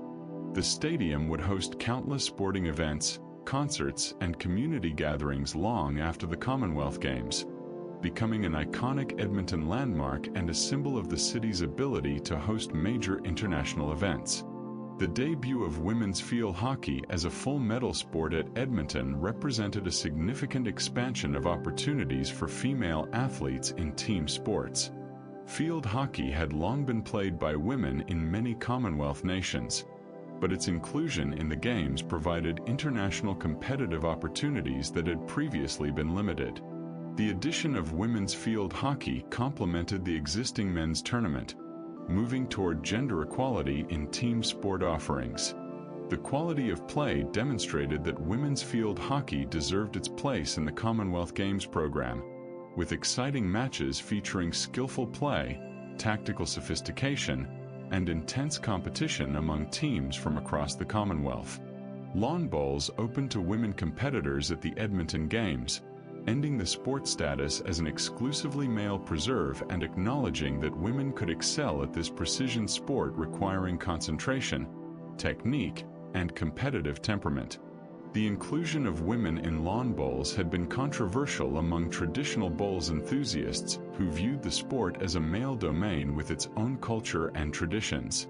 Yet the performance of women bowlers at Edmonton demonstrated that gender was irrelevant to the skills required for success in the sport. Women competitors showed the same precision, strategic thinking, and competitive drive as their male counterparts, quickly establishing that they belonged in Commonwealth lawn bowls competition. Synchronized swimming appeared as a demonstration sport at Edmonton, showcasing the artistic and athletic dimensions of this unique aquatic discipline. Synchronized swimming combined swimming skill, choreography, musical interpretation, and remarkable breath control as swimmers performed complex routines while maintaining formation and synchronization. The demonstration at Edmonton helped build the case for eventual full inclusion in the Games program, though that would take additional years of advocacy and development. The presence of synchronized swimming demonstrated the Games' willingness to embrace new sports that might appeal to different audiences and showcase different types of athletic capability beyond traditional track and field or team sports. The Games' budget reached $120 million, representing a substantial increase over previous editions and reflecting both inflation and the growing scale and ambition of Commonwealth sporting events. This significant financial investment generated debate about whether the economic benefits of hosting justified the costs, with supporters pointing to tourism revenue, infrastructure development, and intangible benefits like enhanced international profile and civic pride. Critics questioned whether such vast sums might be better spent on social services, education, or healthcare rather than on what skeptics viewed as a two-week sporting festival with limited lasting impact. These debates about hosting costs would intensify in future decades as Games budgets continued to escalate. The impact of the Gleneagles Declaration, signed by Commonwealth heads of government in 1977, began to influence the sporting landscape and the Commonwealth's approach to apartheid South Africa. The declaration called for Commonwealth nations to discourage sporting contacts with South Africa and to take every practical step to discourage such contacts by their citizens. While not legally binding, the Gleneagles Declaration represented a significant political commitment that would shape future decisions about sporting contacts with apartheid South Africa and would be invoked repeatedly in debates about boycotts and exclusions. The declaration reflected growing consensus within the Commonwealth that apartheid was intolerable and that sporting sanctions represented a legitimate tool for expressing that view and pressuring South Africa toward change. Edmonton's successful hosting demonstrated Canada's capability to stage major international sporting events in cities beyond the traditional centres of Toronto, Montreal, and Vancouver. Edmonton, located in Western Canada far from the population centres of the East, proved that even relatively remote cities could successfully host the Commonwealth Games with proper planning, investment, and community support. The Edmonton model of hosting, with its emphasis on purpose-built facilities designed for long-term community use and its careful attention to athlete experience, would influence future host cities and establish standards for future games. The success of Edmonton's hosting would encourage other mid-sized cities to bid for future games, expanding the pool of potential hosts beyond major metropolitan areas. Television rights revenue began to grow significantly at the Edmonton Games, reflecting increasing commercial interest in Commonwealth sport and the expanding reach of broadcast coverage. Sponsors recognized the marketing value of association with the Commonwealth Games, which offered access to diverse audiences across multiple countries and continents. This commercial dimension would continue to grow in future decades, eventually becoming essential to financing the Games and making them economically viable for host cities.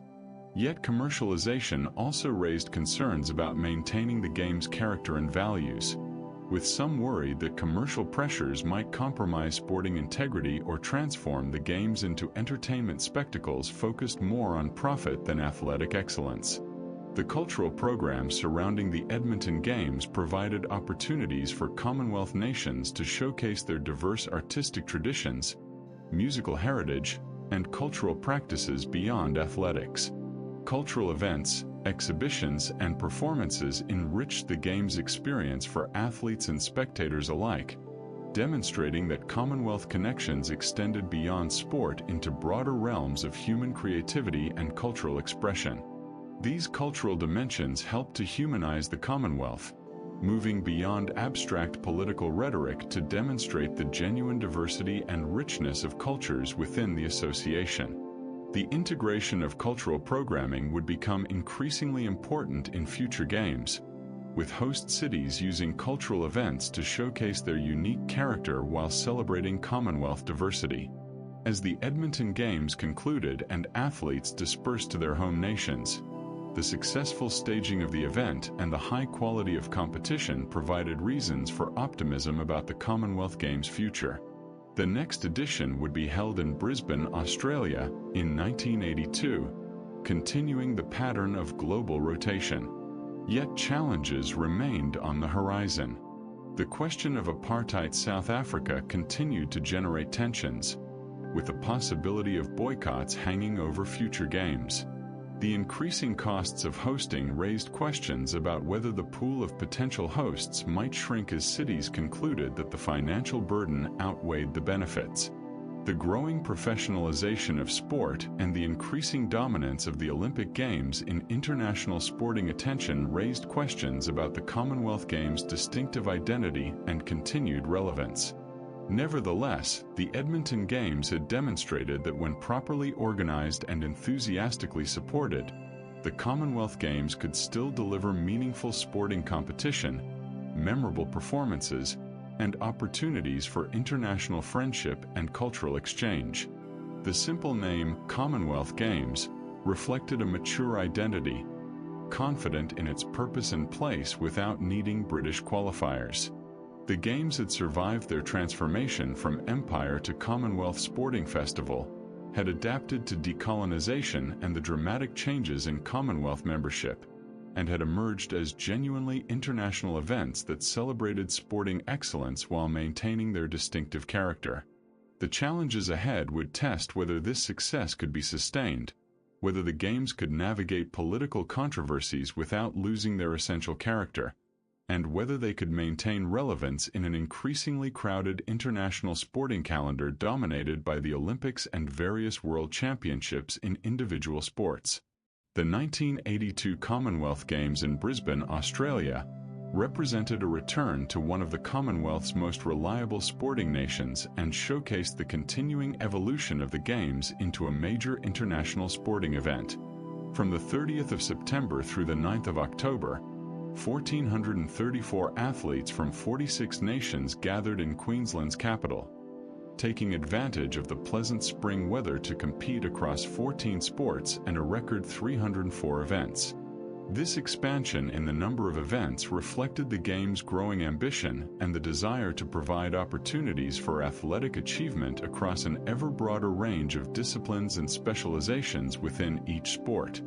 Australia, competing on home soil with all the advantages that brings, dominated the medal standings in overwhelming fashion, accumulating 107 gold medals and topping the overall medal table by a margin that reflected both home advantage and the continued strength of Australian sport across multiple disciplines. Australian swimmers maintained their pattern of near-total dominance in the pool, winning the vast majority of swimming events and establishing numerous Commonwealth and world records. The athletics program also saw strong Australian performances, with home crowds packing venues to capacity and creating an atmosphere of passionate support that energized local athletes while potentially intimidating visitors unaccustomed to such partisan enthusiasm. England finished third in the medal standings after facing boycott threats, while Canada secured a respectable position despite competing far from home. Queen Elizabeth II opened the Brisbane Games in person, lending royal prestige to the proceedings and maintaining the monarchy's close association with Commonwealth sport that stretched back to the Games' origins. Her presence at the opening ceremony demonstrated the continuing importance of the Commonwealth to the British monarchy and the Queen's personal commitment to maintaining Commonwealth connections through sport and other shared activities. The pageantry of the opening ceremony, with its military bands, flag ceremonies, and speeches celebrating Commonwealth unity, created a spectacle that connected the Brisbane Games to the long tradition of Commonwealth sporting competition while showcasing Australia's capacity to stage world-class international events. New venues constructed for the Brisbane Games included the Chandler Aquatic Centre, which would become one of Australia's premier swimming facilities and host countless competitions in subsequent decades. The centre featured Olympic-standard pools, modern amenities, and excellent spectator facilities that made it suitable for hosting major national and international swimming events long after the Commonwealth Games concluded.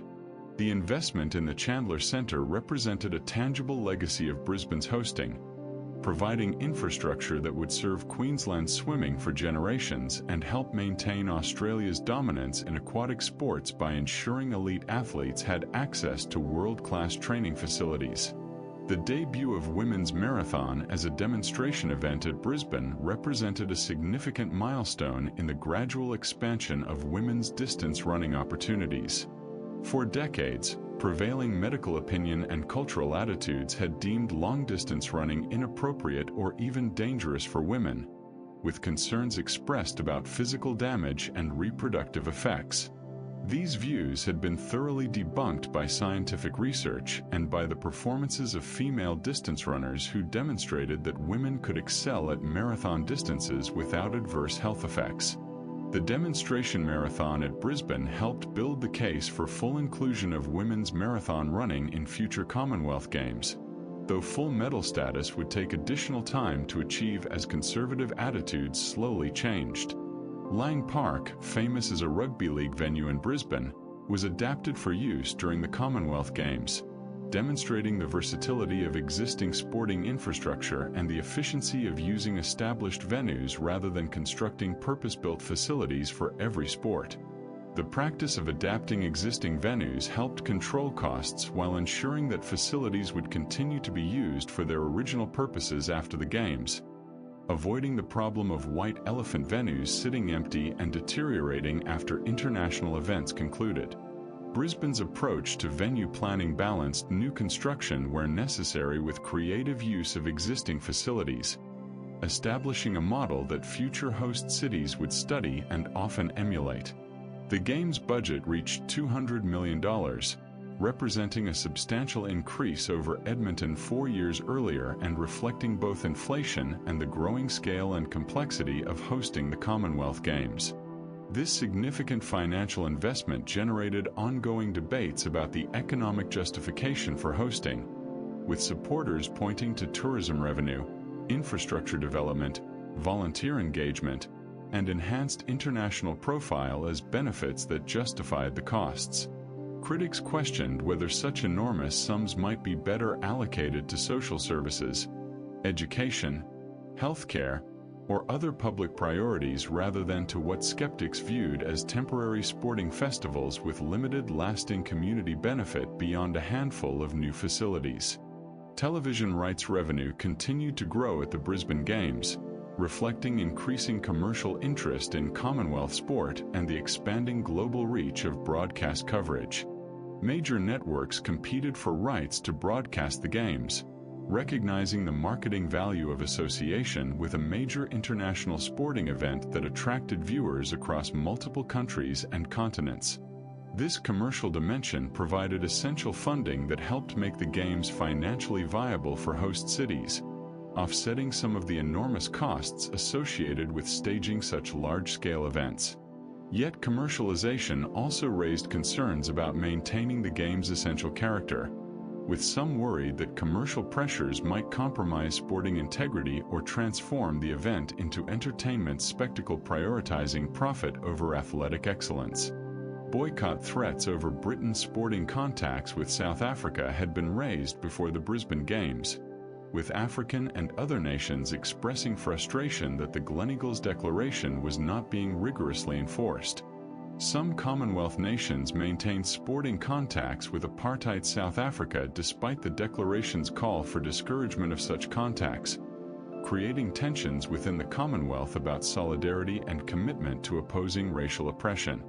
The threats were ultimately not carried out, allowing the Brisbane Games to proceed with broad participation. But the controversy demonstrated that apartheid remained a divisive issue capable of disrupting Commonwealth sporting unity. The question would reach crisis point at the next Games in Edinburgh, where a major boycott would dramatically reduce participation. The quality of athletic competition at Brisbane reached new heights across multiple sports, with numerous Commonwealth and world records falling as athletes pushed human limits in pursuit of excellence. Swimming events saw particularly impressive performances, with Australian swimmers leading the way but facing strong competition from Canadian, English, and other Commonwealth swimmers who refused to concede aquatic supremacy without fierce battles. Athletics events showcased remarkable performances across sprints, middle distances, distance races, and field events, with athletes from diverse Commonwealth nations demonstrating that sporting excellence knew no racial or geographic boundaries. The depth of competition ensured that winning medals required world-class performances, not merely regional excellence. Brisbane's successful hosting demonstrated Queensland's capacity to stage major international events and helped establish the state's reputation as a premier sporting destination. The experience gained from hosting the Commonwealth Games would prove valuable when Brisbane later hosted other major sporting events and eventually secured selection as host of the 2032 Olympic Games, decades in the future. The institutional knowledge developed through organizing the Commonwealth Games, the venue infrastructure created, and the confidence gained from successful execution all contributed to Brisbane's emergence as a significant player in international sport. The Commonwealth Games served as a proving ground that demonstrated the city's capabilities to the broader international sporting community. The cultural program accompanying the Brisbane Games showcased Australian and Queensland culture, Indigenous traditions, and the diverse artistic expressions found across the Commonwealth.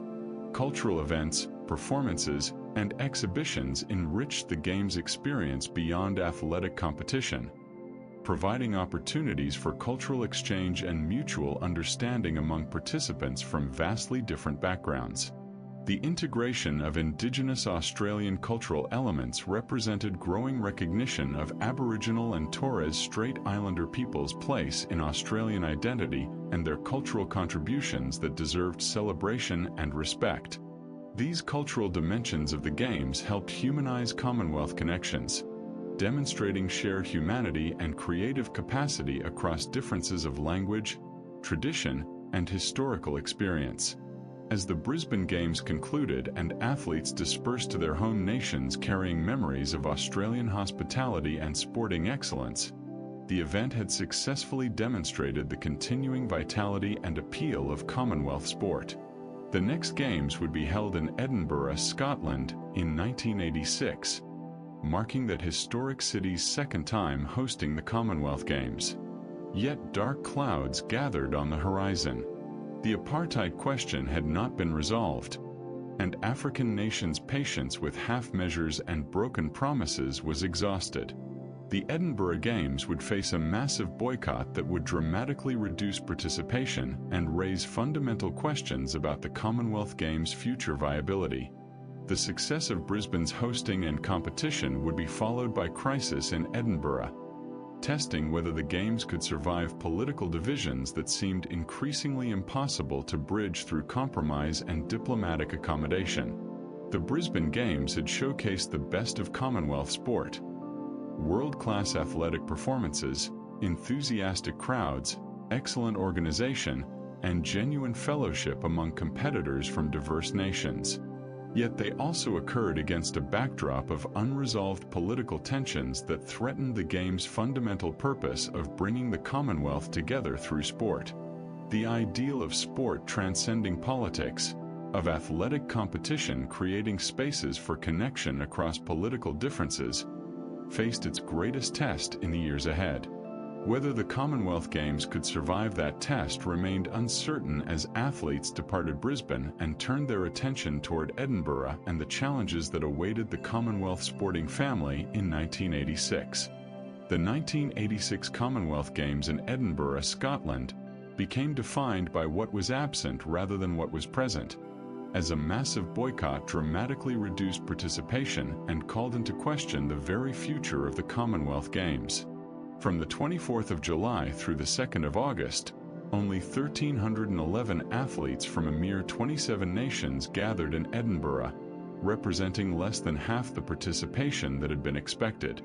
The boycott, led by African, Asian, and Caribbean nations, protested Britain's refusal to impose economic sanctions on apartheid South Africa and the British government's stance that sporting contacts should not be subject to political interference. 32 nations stayed away, creating a Games that felt incomplete and raising profound questions about Commonwealth unity. The boycott represented the culmination of decades of frustration over the international community's response to apartheid. African nations, having repeatedly raised concerns about sporting contacts with South Africa and having been promised action through declarations like the Gleneagles Agreement, felt betrayed by the lack of concrete follow-through. British Prime Minister Margaret Thatcher's Conservative government opposed economic sanctions against South Africa, arguing that sanctions would harm black South Africans more than the white minority government, and that engagement rather than isolation represented the better path toward change. This position was rejected by the overwhelming majority of Commonwealth nations, particularly those in Africa and the Caribbean, who viewed Britain's stance as complicity with racial oppression and as proof that Britain prioritized economic interests over moral principles. The reduced participation fundamentally altered the character of the Edinburgh Games, creating competitions that felt diminished and medal tables that lacked legitimacy. England topped the medal standings with 72 total medals, but this achievement rang hollow when most African nations, the Caribbean powerhouses, India, and other major Commonwealth sporting nations were absent. Australia finished second despite many of their anticipated competitors missing, while Canada secured third place in a medal count that reflected absence as much as presence. The performances of athletes who did compete were no less valid or impressive as athletic achievements, yet the context of the boycott overshadowed individual excellence and cast doubt on whether Edinburgh's results truly represented Commonwealth sporting supremacy. Meadowbank Stadium once again served as the primary athletics venue, as it had during Edinburgh's previous hosting in 1970, but the stands were noticeably less full and the atmosphere less electric than it had been 16 years earlier. The passion of Scottish crowds remained evident, but the awareness that most Commonwealth nations were absent created a sense of sadness and loss that permeated the event. Athletes who did compete found themselves in the uncomfortable position of benefiting from others' absence, winning medals in fields diminished by boycott. Some questioned whether participating in the boycotted games was morally appropriate, whether competing implicitly endorsed British policy on South Africa and undermined the solidarity that the boycotting nations were attempting to demonstrate. Queen Elizabeth II opened the Edinburgh Games despite the boycott, maintaining her commitment to the Commonwealth and to Commonwealth sport even in difficult circumstances. Her presence represented continuity and the hope that the boycott represented a temporary crisis rather than the permanent fracture of Commonwealth sporting unity. Yet her opening address could not avoid acknowledging the elephant in the stadium: the absence of most Commonwealth nations and the political divisions that had created this crisis. The pageantry of the opening ceremony felt muted, the celebration of Commonwealth unity ringing hollow when that unity had so clearly broken down. The Queen's presence testified to her personal commitment but could not paper over the fundamental disagreements that had led to the boycott. Synchronized swimming achieved full medal status at the Edinburgh Games, expanding opportunities for athletes in this artistic and athletic discipline. Yet this milestone, which would have been celebrated in normal circumstances, was overshadowed by the boycott and received minimal attention. The same was true for other sporting achievements and individual performances that would typically have generated significant media coverage and public interest. The boycott dominated all discussion of the Edinburgh Games, relegating actual athletic competition to secondary importance and ensuring that the 1986 Games would be remembered primarily for political controversy rather than sporting excellence. This was deeply unfair to the athletes who had trained for years and competed with distinction, but such was the reality of the situation. Security concerns heightened at the Edinburgh Games reflected the broader political tensions and the possibility of protests or disruptions related to the boycott and to apartheid more generally. Police presence increased, access to venues became more restricted, and organizers implemented security measures that had not been necessary at previous games held in more peaceful political circumstances. The security requirements added to the costs of hosting and contributed to an atmosphere that felt less open and welcoming than Commonwealth Games traditionally aspired to create.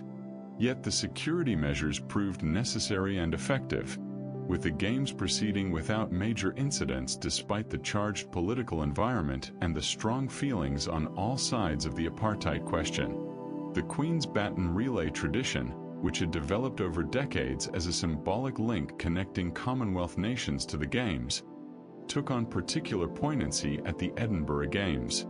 The baton's journey through Commonwealth nations had been disrupted by the boycott, with some nations refusing to participate in the relay as part of their broader boycott of the Games. This disruption of tradition symbolized the broader breakdown of Commonwealth sporting unity and the damage that political divisions had inflicted on institutions and practices that had seemed stable and enduring. The relay's troubled journey to Edinburgh mirrored the Commonwealth's troubled state and the uncertainty about whether reconciliation and healing were possible after such a significant rupture. The legacy of the Edinburgh boycott extended far beyond the immediate impact on the 1986 Games, fundamentally altering how the Commonwealth Games approached political questions and how host nations and the Commonwealth Games Federation managed relationships with member nations. The boycott demonstrated conclusively that sport could not be separated from politics when fundamental moral questions were at stake, that appeals to sporting neutrality rang hollow when confronted with systematic racial oppression, and that the Commonwealth Games' future depended on finding ways to address legitimate political concerns while maintaining the Games' essential character as celebrations of athletic excellence. These lessons would shape decisions about future games and influence how the Commonwealth Games Federation navigated subsequent political controversies. The financial impact of the boycott on Edinburgh and Scottish sport was significant, with reduced ticket sales, diminished television interest, and lower sponsorship revenue compared to what had been projected for a full Games. The organizing committee had invested heavily in facilities, staffing, and logistics based on expected participation levels that were not realized when the boycott dramatically reduced athlete numbers.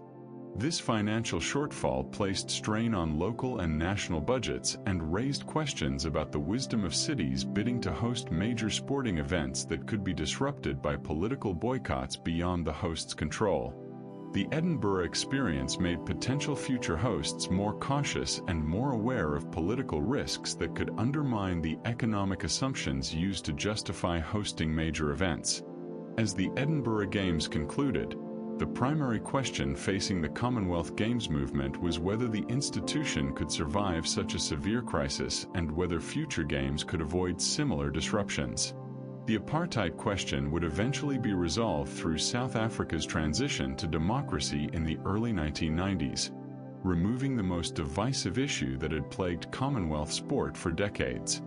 Yet other political disagreements would inevitably arise, and the Edinburgh boycott established a precedent that Commonwealth nations could and would use boycotts as political tools when they felt their concerns were not being adequately addressed through diplomatic channels. The challenge for future games would be managing these political tensions while maintaining broad participation and sporting legitimacy.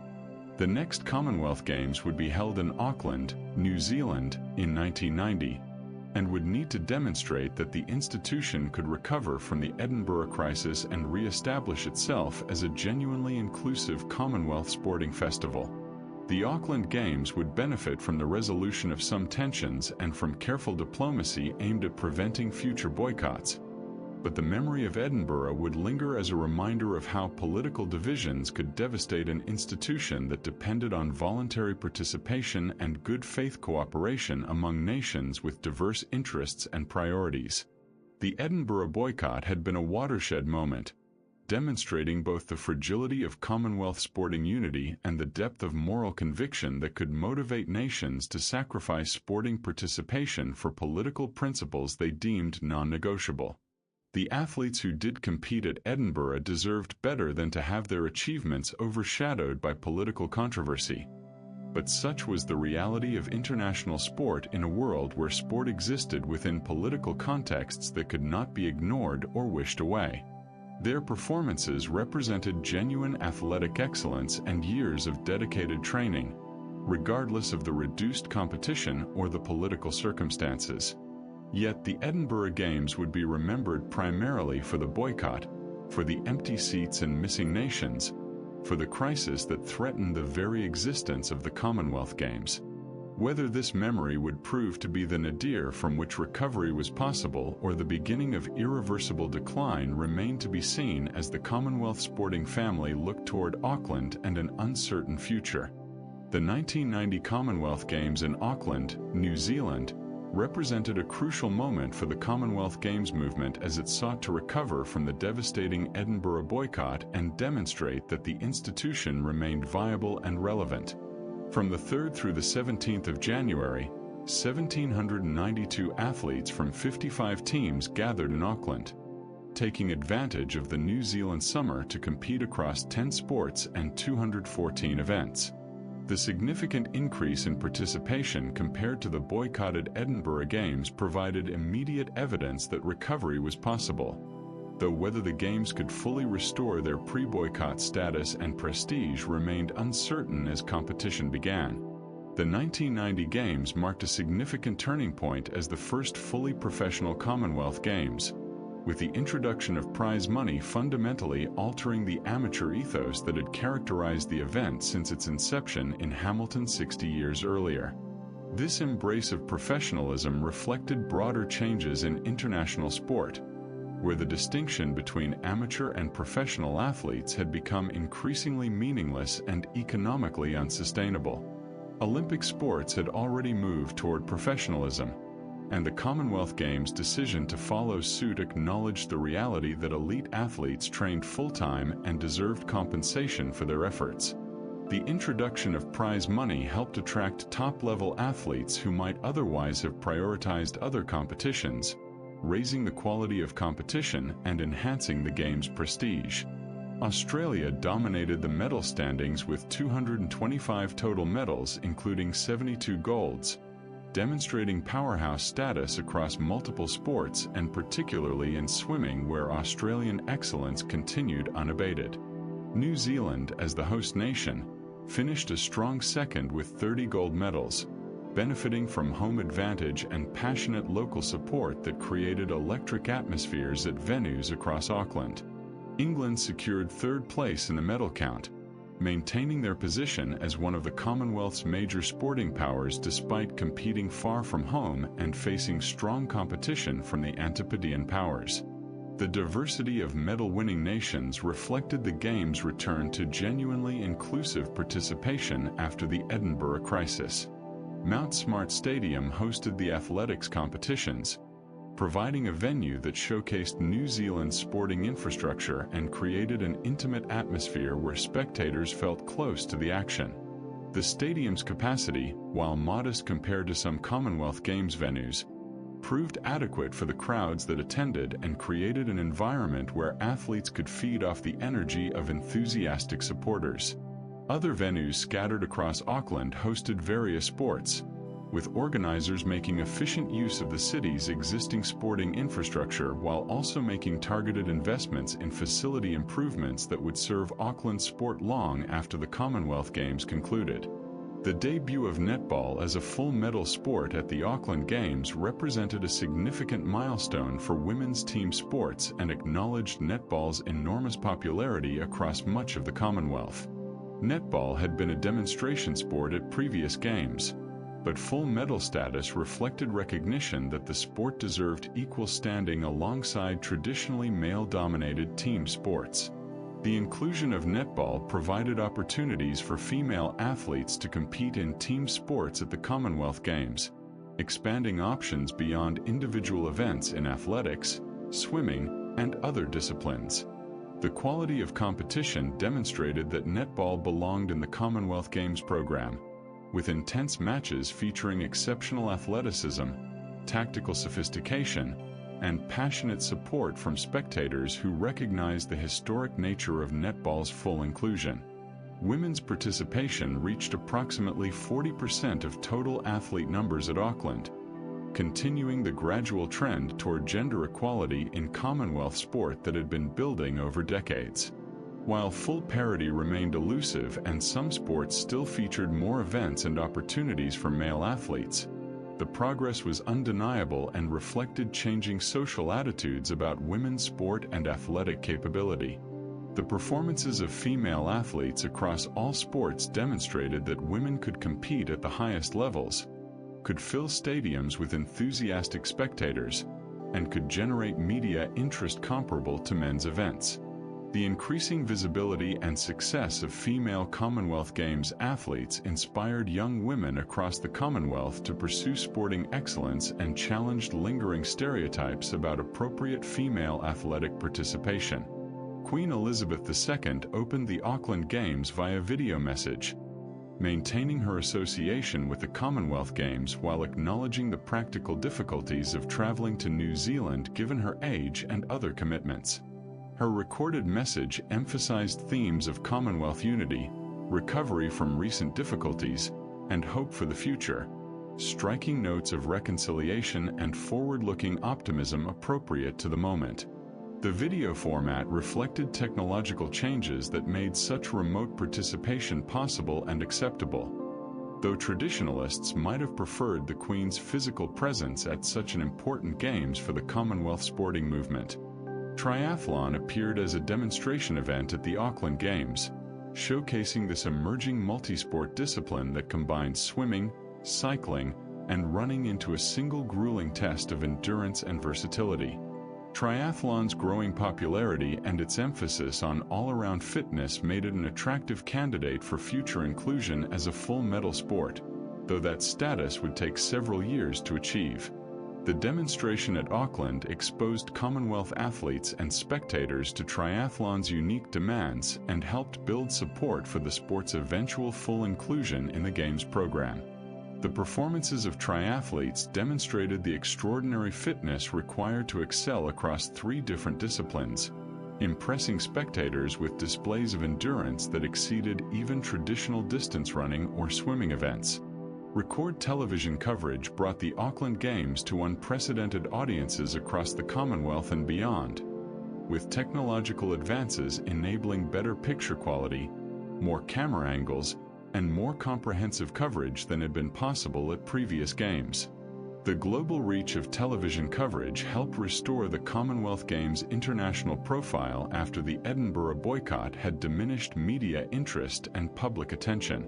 Sponsors renewed their interest in the Games, recognizing the marketing value of association with a recovering institution that still commanded significant audience attention across multiple continents.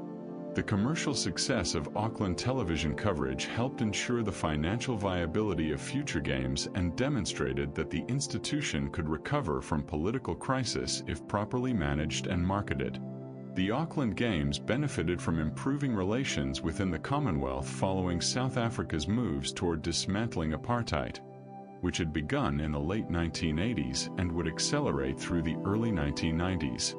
The release of Nelson Mandela from prison in February 1990, just weeks after the Auckland Games concluded, symbolized the dramatic changes underway in South Africa and raised hopes that the apartheid question that had plagued Commonwealth sport for decades would finally be resolved. The timing was fortuitous for the Commonwealth Games, as resolution of the apartheid issue removed the most divisive factor that had led to the Edinburgh boycott and other political tensions.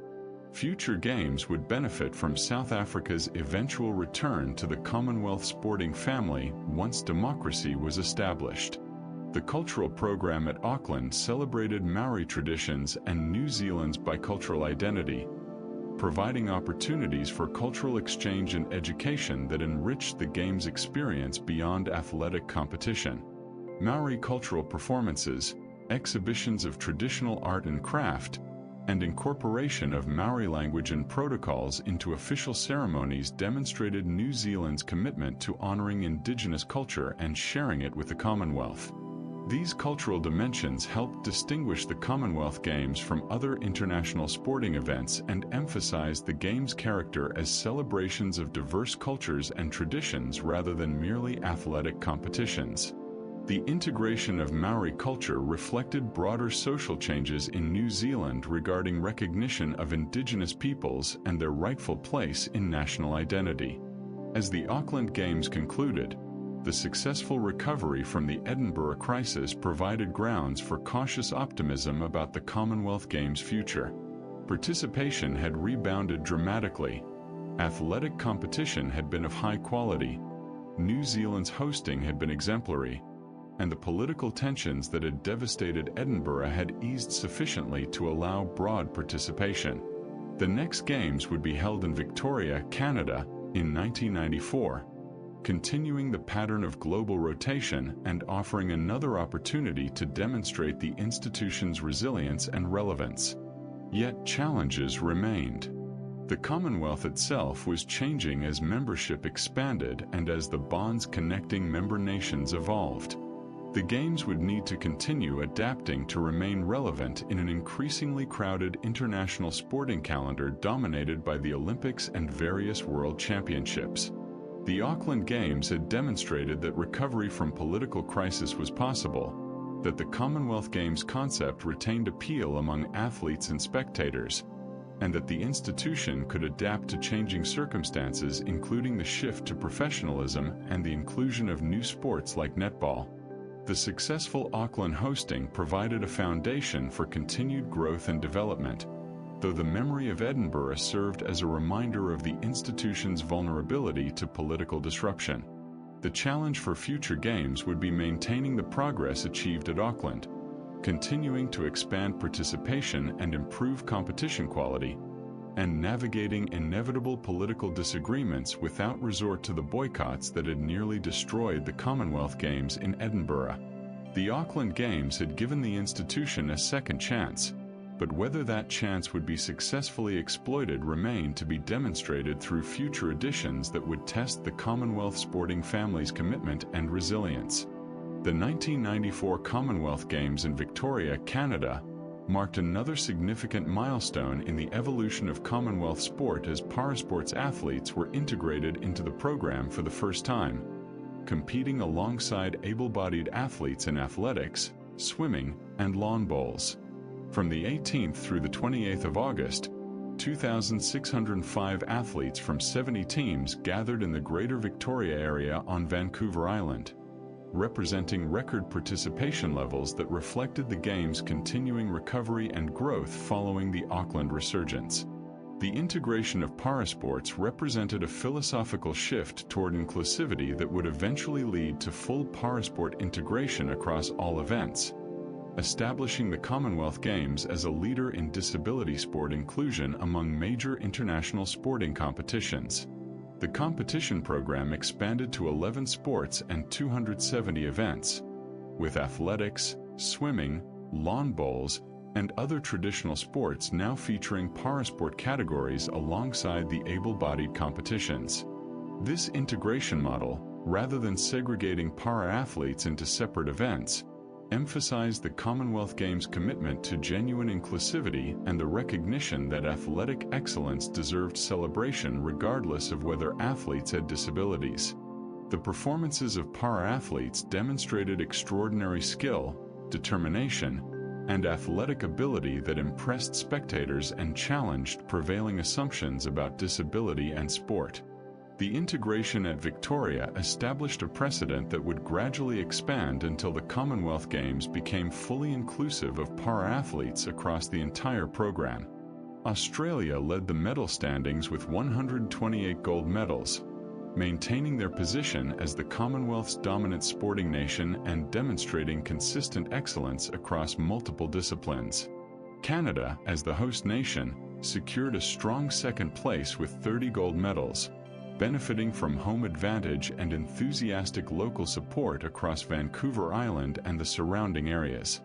England finished third in the medal count, continuing their pattern of strong performances at Commonwealth Games regardless of location. The breadth of medal-winning nations reflected genuine competitive balance, with strong performances coming from countries across Africa, Asia, the Caribbean, and the Pacific, demonstrating that Commonwealth sporting excellence was no longer concentrated in a handful of traditional powers. The Saanich Peninsula Aquatic Centre served as a key venue for swimming competitions, providing world-class facilities that showcased Canadian investment in sporting infrastructure and would serve the Greater Victoria area for decades after the Games concluded. The centre featured Olympic standard pools, excellent spectator facilities, and modern amenities that created an ideal environment for swimming competition and training. The venue's design incorporated accessibility features appropriate for parasport inclusion, demonstrating thoughtful planning that anticipated the needs of all athletes. The investment in the Aquatic Centre represented one of the tangible legacies of Victoria's hosting, providing infrastructure that would benefit local swimmers and support future competitions for generations. Women's boxing appeared as a demonstration sport at the Victoria Games, representing progress toward eventual full inclusion, though that status would take many more years to achieve. Women's boxing had been controversial due to concerns about safety and appropriateness, with boxing's inherent violence raising questions about whether women should participate in a sport designed around striking opponents. Yet female boxers demonstrated that they could compete safely and skillfully, that proper training and protective equipment minimized risks comparable to those faced by male boxers, and that women deserved opportunities to compete in all sports, including those traditionally reserved for men. The demonstration at Victoria helped build the case for women's boxing's eventual inclusion, though conservative attitudes and lingering concerns would delay full acceptance for years. The Games' budget reached $300 million, reflecting the substantial financial investment required to host a major international sporting event with record participation, expanded parasport inclusion, and high expectations for facilities and organization. This significant cost generated ongoing debates about economic justification and whether host cities received adequate return on investment through tourism revenue, enhanced international profile, and lasting infrastructure. Supporters pointed to intangible benefits including volunteer engagement, community pride, and the inspiration provided to young athletes who witnessed world-class competition in their home region. Critics questioned whether such enormous sums might be better allocated to social services or other public priorities, particularly given that economic impact studies often showed more modest benefits than initial projections suggested. Environmental sustainability became an explicit focus at the Victoria Games, with organizers implementing green practices and making commitments to minimize environmental impact through waste reduction, recycling programs, energy efficiency, and thoughtful venue design. This environmental consciousness reflected growing awareness of ecological issues and the recognition that major sporting events generated significant environmental impacts through construction, energy consumption, transportation, and waste production. Victoria's Green Games pledge established standards that future host cities would be expected to meet or exceed, beginning a trend toward more environmentally responsible major event hosting that would become increasingly important in subsequent decades as climate change concerns intensified. The participation of unified Germany at the Victoria Games represented another milestone in Commonwealth expansion, as Germany had recently reunified following the end of the Cold War and the fall of the Berlin Wall. While Germany was not a Commonwealth member, certain territories associated with the Commonwealth maintained connections that allowed German participation in specific contexts. The presence of athletes from newly democratized nations and from countries undergoing political transformation reflected the broader geopolitical changes of the early 1990s, as the Cold War's end reshaped international relations and created new opportunities for sporting cooperation across boundaries that had previously been politically fraught. The cultural program at Victoria celebrated Canadian diversity and the rich Indigenous heritage of the Pacific Coast First Nations, providing opportunities for cultural exchange that enriched the Games experience beyond athletic competition. Indigenous cultural performances, exhibitions of traditional art including totem poles and other carvings, and incorporation of Coast Salish and other First Nations protocols into ceremonies demonstrated Canada's evolving relationship with Indigenous peoples and the growing recognition of their culture's value and significance. These cultural dimensions helped distinguish the Commonwealth Games from other international sporting events and emphasized the Games' character as celebrations of diverse cultures rather than merely athletic competitions focused solely on medals and records. As the Victoria Games concluded, the successful integration of para-athletes stood as the most significant legacy and the achievement that would define the 1994 edition in Commonwealth Games history. The precedent established at Victoria would gradually expand until parasport became fully integrated across the entire Commonwealth Games program, establishing the event as a global leader in inclusive sport and demonstrating that athletes with disabilities deserved equal recognition and celebration for their athletic achievements.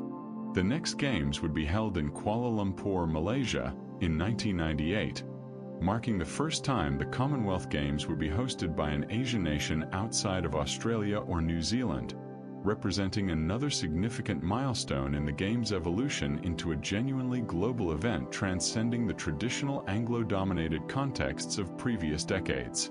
The Victoria Games had demonstrated continued growth in participation, successful integration of para-athletes, strong athletic competition across all sports, and exemplary hosting that created lasting infrastructure while minimizing environmental impact. The Commonwealth Games had fully recovered from the Edinburgh boycott crisis, had adapted to professionalization, had embraced parasport inclusion, and had maintained relevance in an increasingly crowded international sporting calendar. Yet challenges remained.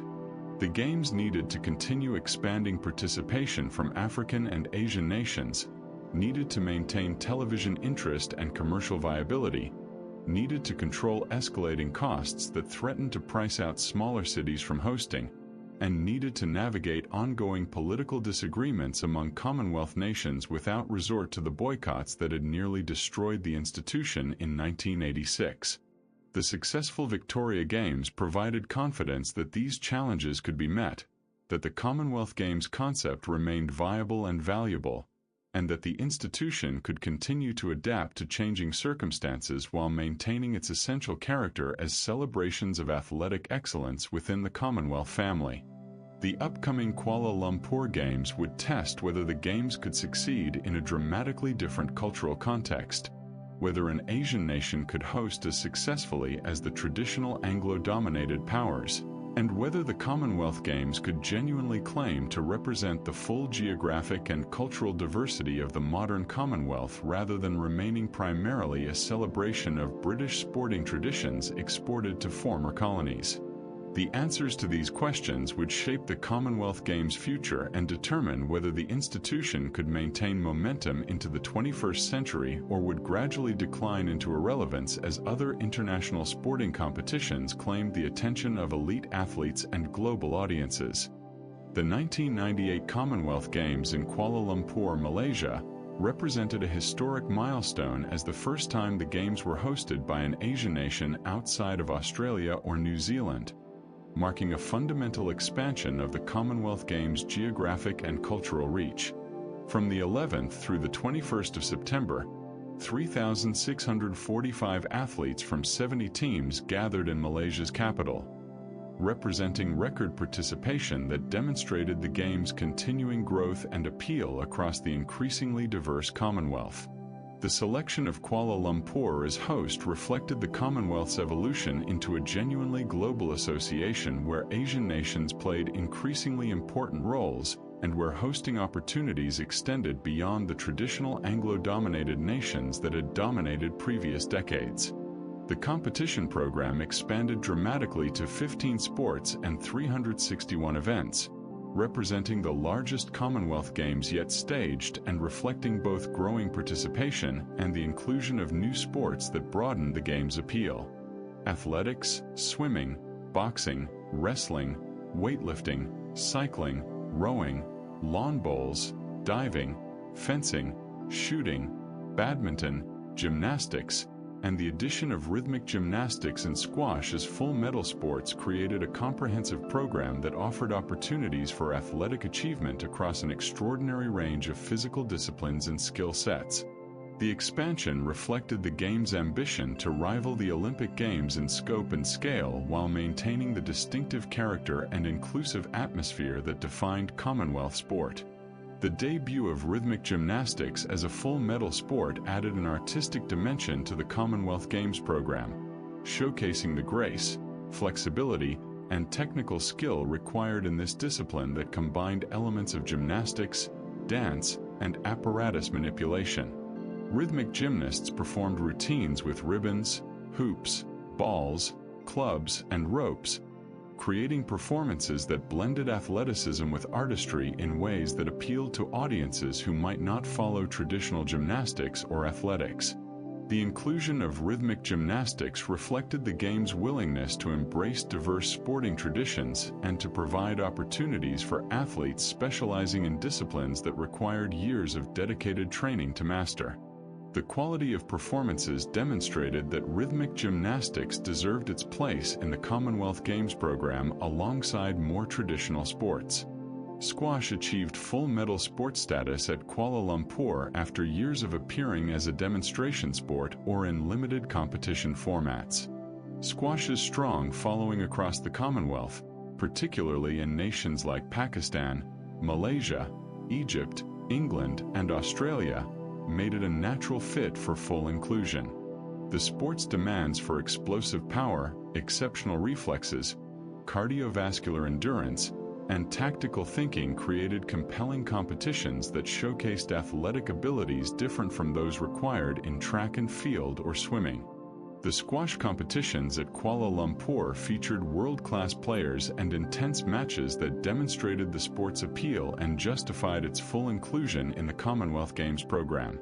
Australia dominated the medal standings with 80 gold medals, maintaining their pattern of excellence across multiple sports and demonstrating that geographic distance from Malaysia had not significantly hampered Australian performance.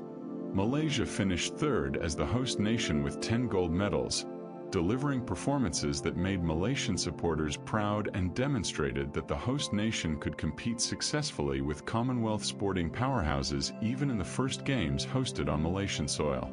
England secured second place in the medal count with 36 golds, continuing their consistent presence near the top of Commonwealth Games medal tables.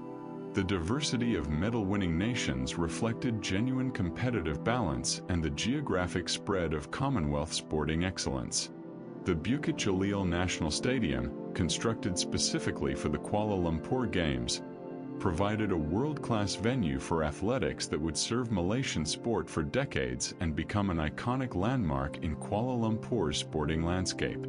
The massive stadium, with its capacity for tens of thousands of spectators and its state-of-the-art facilities meeting international standards for track and field competition, represented Malaysia's enormous investment in hosting the Commonwealth Games and the nation's commitment to demonstrating its capabilities on the global sporting stage.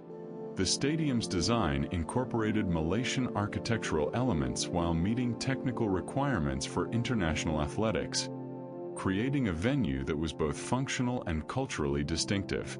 The investment would prove valuable beyond the immediate games, as the stadium hosted numerous international athletics competitions and other major sporting events in subsequent years. The tropical heat and humidity of Kuala Lumpur in September presented significant challenges for athletes, particularly those from temperate climates who struggled with the combination of high temperature, intense humidity, and air quality concerns. Distance runners found the conditions especially challenging, with the heat and humidity sapping energy and requiring careful hydration strategies to avoid heat-related illness. Field event athletes dealt with equipment that behaved differently in humid conditions, while swimmers actually benefited from the warm climate that kept pool temperatures comfortable. The climatic challenges created a leveling effect, reducing advantages that might come from superior facilities or coaching in temperate nations and favoring athletes who had trained in similar tropical conditions or who adapted quickly to the demanding environment. Indoor venues with air conditioning became essential for many events, allowing competitions to proceed in comfortable conditions despite the tropical climate outside. The investment in climate-controlled venues represented significant expense but proved necessary for athlete safety and performance quality.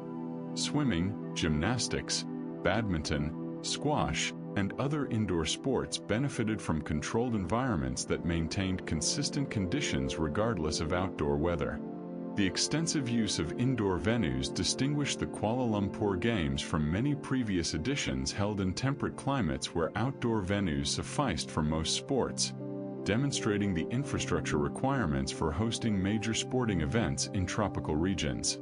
The Games' budget reached approximately $1 billion, representing an enormous financial investment by Malaysia that reflected both the country's ambitions and the escalating costs of hosting major international sporting events. This billion-dollar price tag generated international attention and raised questions about whether developing nations could justify such expenditures when significant portions of their populations lacked basic services and infrastructure. Malaysian officials argued that the Games provided economic stimulus through construction, tourism, and enhanced international profile that would attract foreign investment and benefit the economy for years after the immediate event concluded.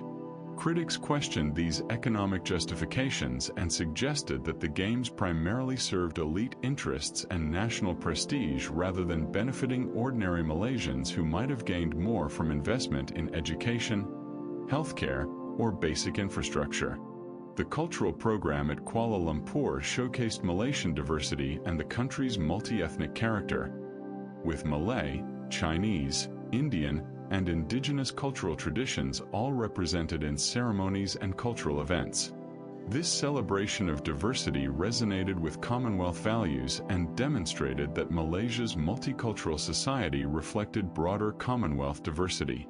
Traditional performances, exhibitions of Malaysian art and craft, and incorporation of Islamic cultural elements into appropriate contexts created a distinctive Malaysian flavor that set these games apart from previous editions hosted in Anglo-dominated nations.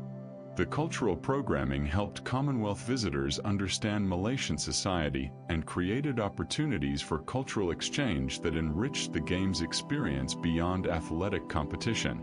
As the Kuala Lumpur Games concluded, the successful hosting by an Asian nation outside the traditional Australia-New Zealand sphere demonstrated that the Commonwealth Games had genuinely become a global event capable of thriving in diverse cultural contexts.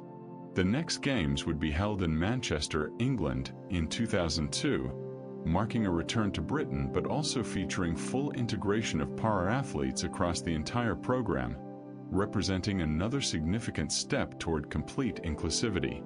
The Kuala Lumpur Games had proven that the Commonwealth Games concept could succeed anywhere within the Commonwealth, that Asian nations could host as successfully as traditional powers, and that the Games maintained appeal and relevance as the Commonwealth continued to evolve and diversify.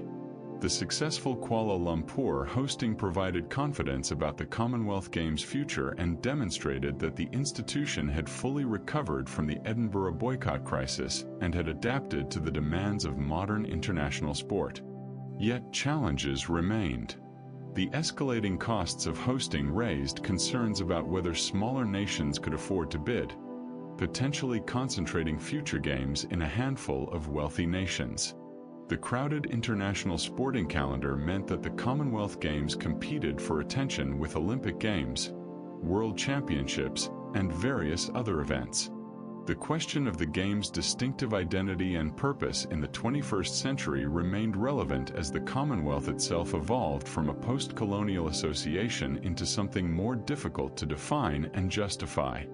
The Kuala Lumpur Games had been a triumph, but whether that success could be sustained into the new millennium would depend on continued adaptation, careful navigation of political sensitivities, and maintenance of the athletic quality and organizational excellence that had made Kuala Lumpur such a memorable and successful Commonwealth Games.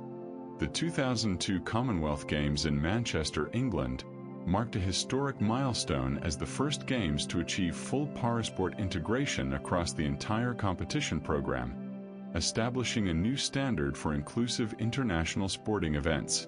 From the 25th of July through the 4th of August, 3,955 athletes from 72 teams gathered in Manchester, representing record participation that reflected both the Games' continuing growth and the inclusion of para-athletes competing alongside able-bodied athletes in equal standing. This full integration represented the culmination of efforts begun at Victoria in 1994, transforming the Commonwealth Games into the world's premier fully inclusive multi-sport event and distinguishing it from the Olympic and Paralympic Games, which remained separate. The competition program featured 17 sports and 281 events, with parasport categories integrated throughout athletics, swimming, and other disciplines rather than segregated into separate competitions. This integration model emphasized that athletic excellence deserved celebration regardless of whether athletes had disabilities, that para-athletes competed with the same dedication and skill as able-bodied competitors, and that the Commonwealth Games embraced a genuinely inclusive vision of sport.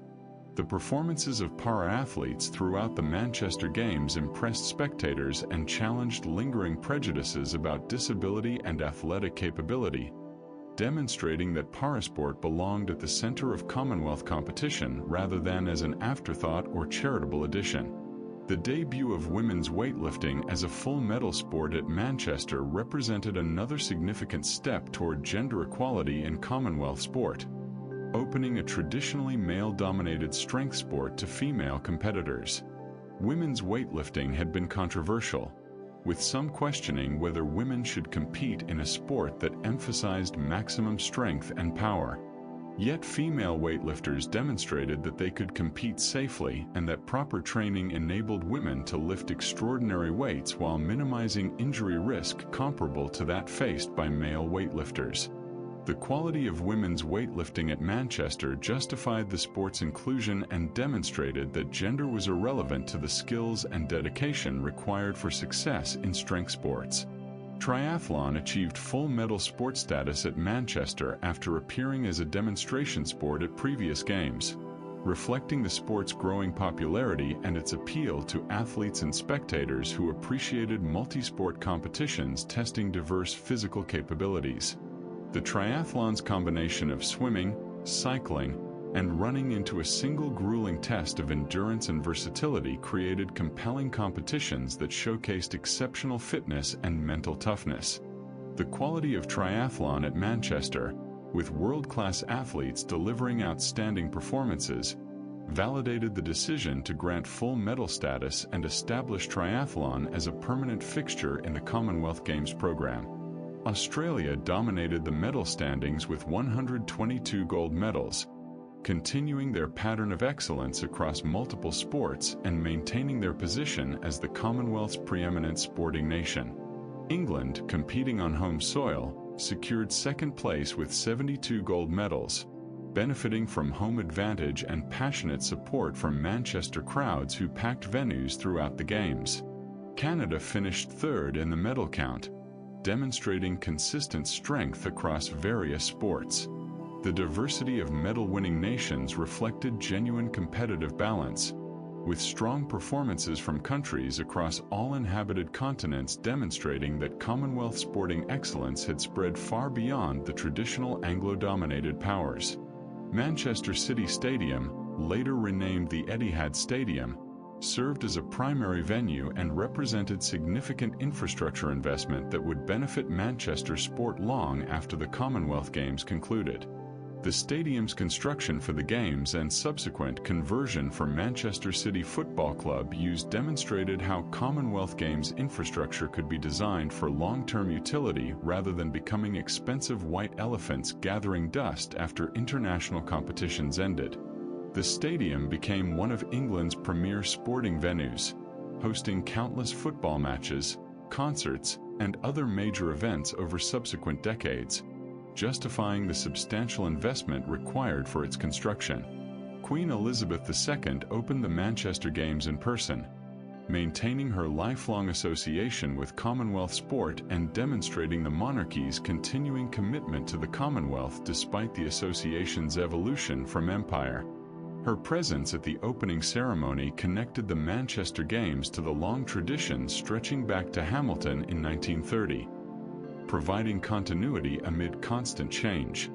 The pageantry of the opening ceremony, with its celebration of British and Commonwealth culture, its spectacular performances, and its symbolic gestures toward unity and shared identity, created a memorable beginning to what would prove to be an outstanding Commonwealth Games.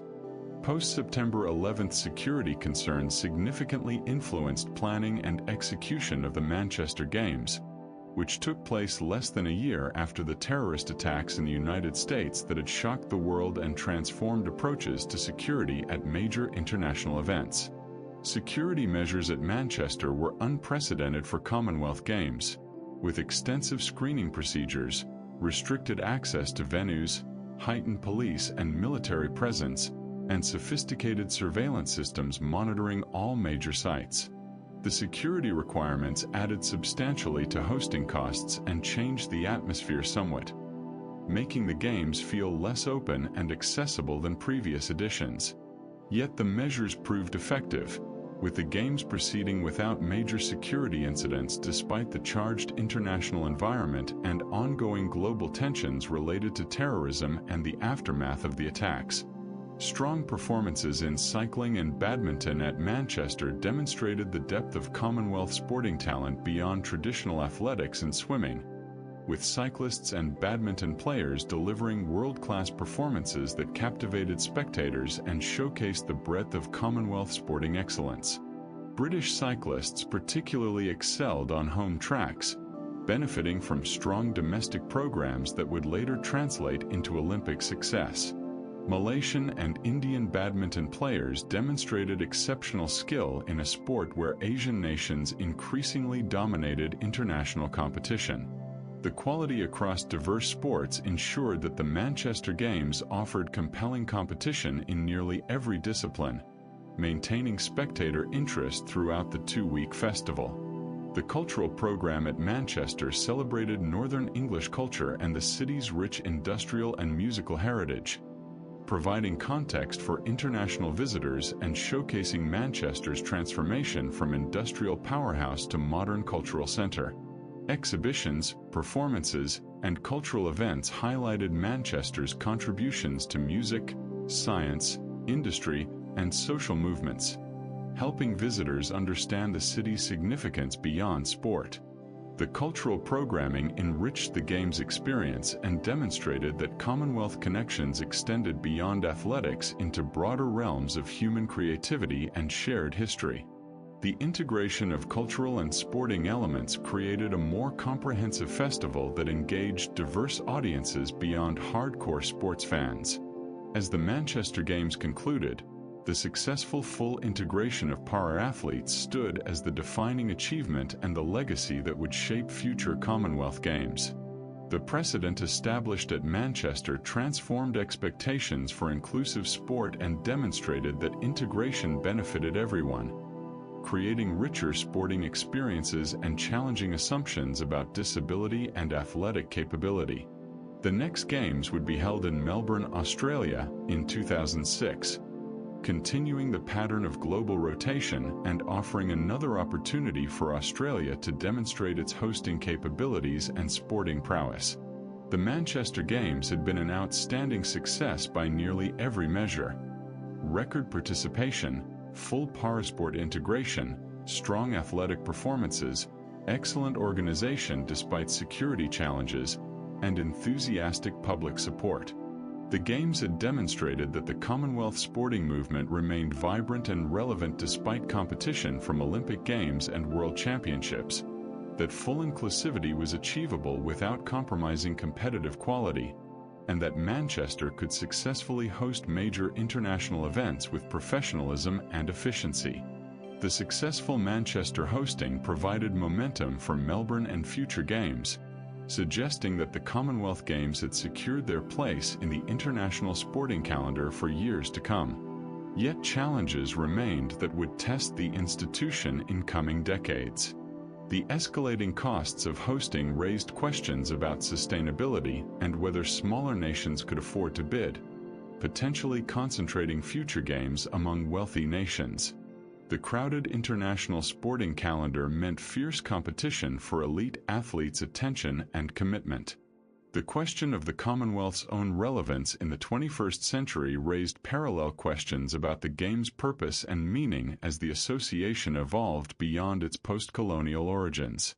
The Manchester Games had been a triumph, but maintaining that success would require continued adaptation, careful financial management, and preservation of the inclusive values and distinctive character that made the Commonwealth Games unique among major international sporting competitions. The legacy of full parasport integration would prove to be Manchester's most significant and lasting contribution to Commonwealth sport and to international athletics more broadly. By demonstrating that integration was both feasible and beneficial, Manchester influenced discussions about Paralympic integration at other major events and established the Commonwealth Games as a leader in inclusive sport. The Manchester model of full integration, rather than separate Paralympic events, would be studied and sometimes emulated by other sporting organizations seeking to embrace athletes with disabilities more fully. This legacy extended far beyond the immediate success of the 2002 Games, influencing international sport for decades to come and ensuring that Manchester's place in Commonwealth Games history would be defined by its pioneering commitment to genuine inclusivity and equal recognition for all athletes regardless of disability status. The 2006 Commonwealth Games in Melbourne, Australia, represented the peak of the Games' size and ambition, with 4,107 athletes from 71 teams competing across 17 sports and 310 events. From the 15th through the 26th of March, Melbourne showcased Australian hosting excellence and organizational capability, creating what many observers considered the finest Commonwealth Games yet staged. The scale of participation, the quality of facilities, the efficiency of organization, and the enthusiasm of Australian crowds combined to create a festival of sport that demonstrated the Commonwealth Games at their absolute best, setting standards that future hosts would struggle to match. Australia dominated the medal standings in overwhelming fashion, accumulating 84 gold medals and 177 total medals, demonstrating home advantage and continued sporting excellence across virtually every discipline. England finished a distant second with 36 gold medals, unable to match Australian dominance despite strong performances across multiple sports. Canada secured third place with 26 gold medals, maintaining their position as one of the Commonwealth's major sporting powers. The breadth of Australian success reflected decades of investment in elite sport, excellent coaching and training systems, climate advantages for outdoor sports, and cultural enthusiasm for athletic competition that permeated Australian society. The Melbourne Cricket Ground hosted athletics competitions, providing one of the world's most iconic sporting venues as the centerpiece of the Commonwealth Games. The MCG's massive capacity, historic significance, and atmosphere created an unforgettable setting for track and field events, with crowds of over 90,000 spectators creating noise and enthusiasm that energized competitors and created memories that athletes would carry for life. The decision to use the MCG rather than constructing a new athletic stadium demonstrated efficient use of existing infrastructure and provided athletes with the experience of competing in one of sport's legendary venues. The MCG's role in the Games enhanced Melbourne's bid and created moments of sporting drama played out before enormous crowds in a stadium steeped in Australian sporting history. The debut of synchronized diving added another dimension to aquatic competitions, showcasing partnerships between divers who performed identical or complementary dives with remarkable precision and coordination. Synchronized diving required not just individual diving excellence but also the ability to match a partner's technique, timing, and style, creating competitions that were both athletic and artistic. The addition of synchronized diving reflected the continuing expansion of the Commonwealth Games program and the desire to provide opportunities for athletes in specialized disciplines that required years of dedicated training to master. The quality of synchronized diving at Melbourne justified its inclusion and demonstrated that aquatic sports could continue to evolve and expand beyond traditional swimming and diving events. Strong netball performances at Melbourne, particularly from Australia and New Zealand, demonstrated the sport's continuing importance in Commonwealth competition and its particular strength in the Pacific region. Netball matches drew passionate crowds who understood the sport's nuances and appreciated the extraordinary athleticism, tactical sophistication, and competitive intensity that elite netball required. The netball competitions often generated as much excitement and media attention as athletics or swimming, particularly in Australia and New Zealand, where netball held cultural significance comparable to more internationally recognized sports. The success of netball at Melbourne reinforced its position as a core Commonwealth Games sport deserving equal billing with more globally popular athletics and aquatics. The torch relay across Australia created enormous public interest and engagement, with the Commonwealth Games flame traveling to communities across the continent and providing opportunities for ordinary Australians to connect with the Games before they officially began. The relay's journey through regional areas, Indigenous communities, and urban centres demonstrated the Games' reach and significance beyond Melbourne itself. The relay generated positive media coverage, built anticipation for the Games, and created opportunities for celebration and community pride in towns and cities that would never host major sporting events but could participate vicariously through the relay. This engagement beyond the immediate host city helped justify the substantial public investment in hosting and demonstrated that Commonwealth Games benefits extended throughout the host nation rather than being concentrated in the single city where competitions occurred. The $1.2 billion budget represented the most expensive Commonwealth Games yet staged, reflecting both the scale of Melbourne's ambition and the escalating costs of hosting major international sporting events in the 21st century. This enormous price tag generated debate about value for money and whether such vast expenditures could be justified even in a wealthy nation like Australia. Supporters pointed to world-class infrastructure that would serve Melbourne and Victoria for decades, tourism revenue during and after the Games, enhanced international profile, and intangible benefits including community pride and inspiration for young athletes. Critics questioned whether similar investments in education, healthcare, or social services might have generated greater public benefit, particularly when some facilities faced uncertain long-term uses and when economic impact studies often showed more modest benefits than initial projections suggested. The torch relay's significance extended beyond mere publicity, becoming a ceremonial and symbolic journey that connected Commonwealth nations and communities to the Games and to each other. The relay embodied ideals of unity, shared purpose, and peaceful cooperation that the Commonwealth Games sought to promote, creating a narrative that transcended individual athletic competitions. The relay's passage through diverse communities demonstrated the Games' democratic character and their relevance to ordinary people beyond elite athletes and sports enthusiasts. This symbolic dimension helped justify public investment and maintained political support for hosting by demonstrating broad community engagement rather than just a festival for sporting elites.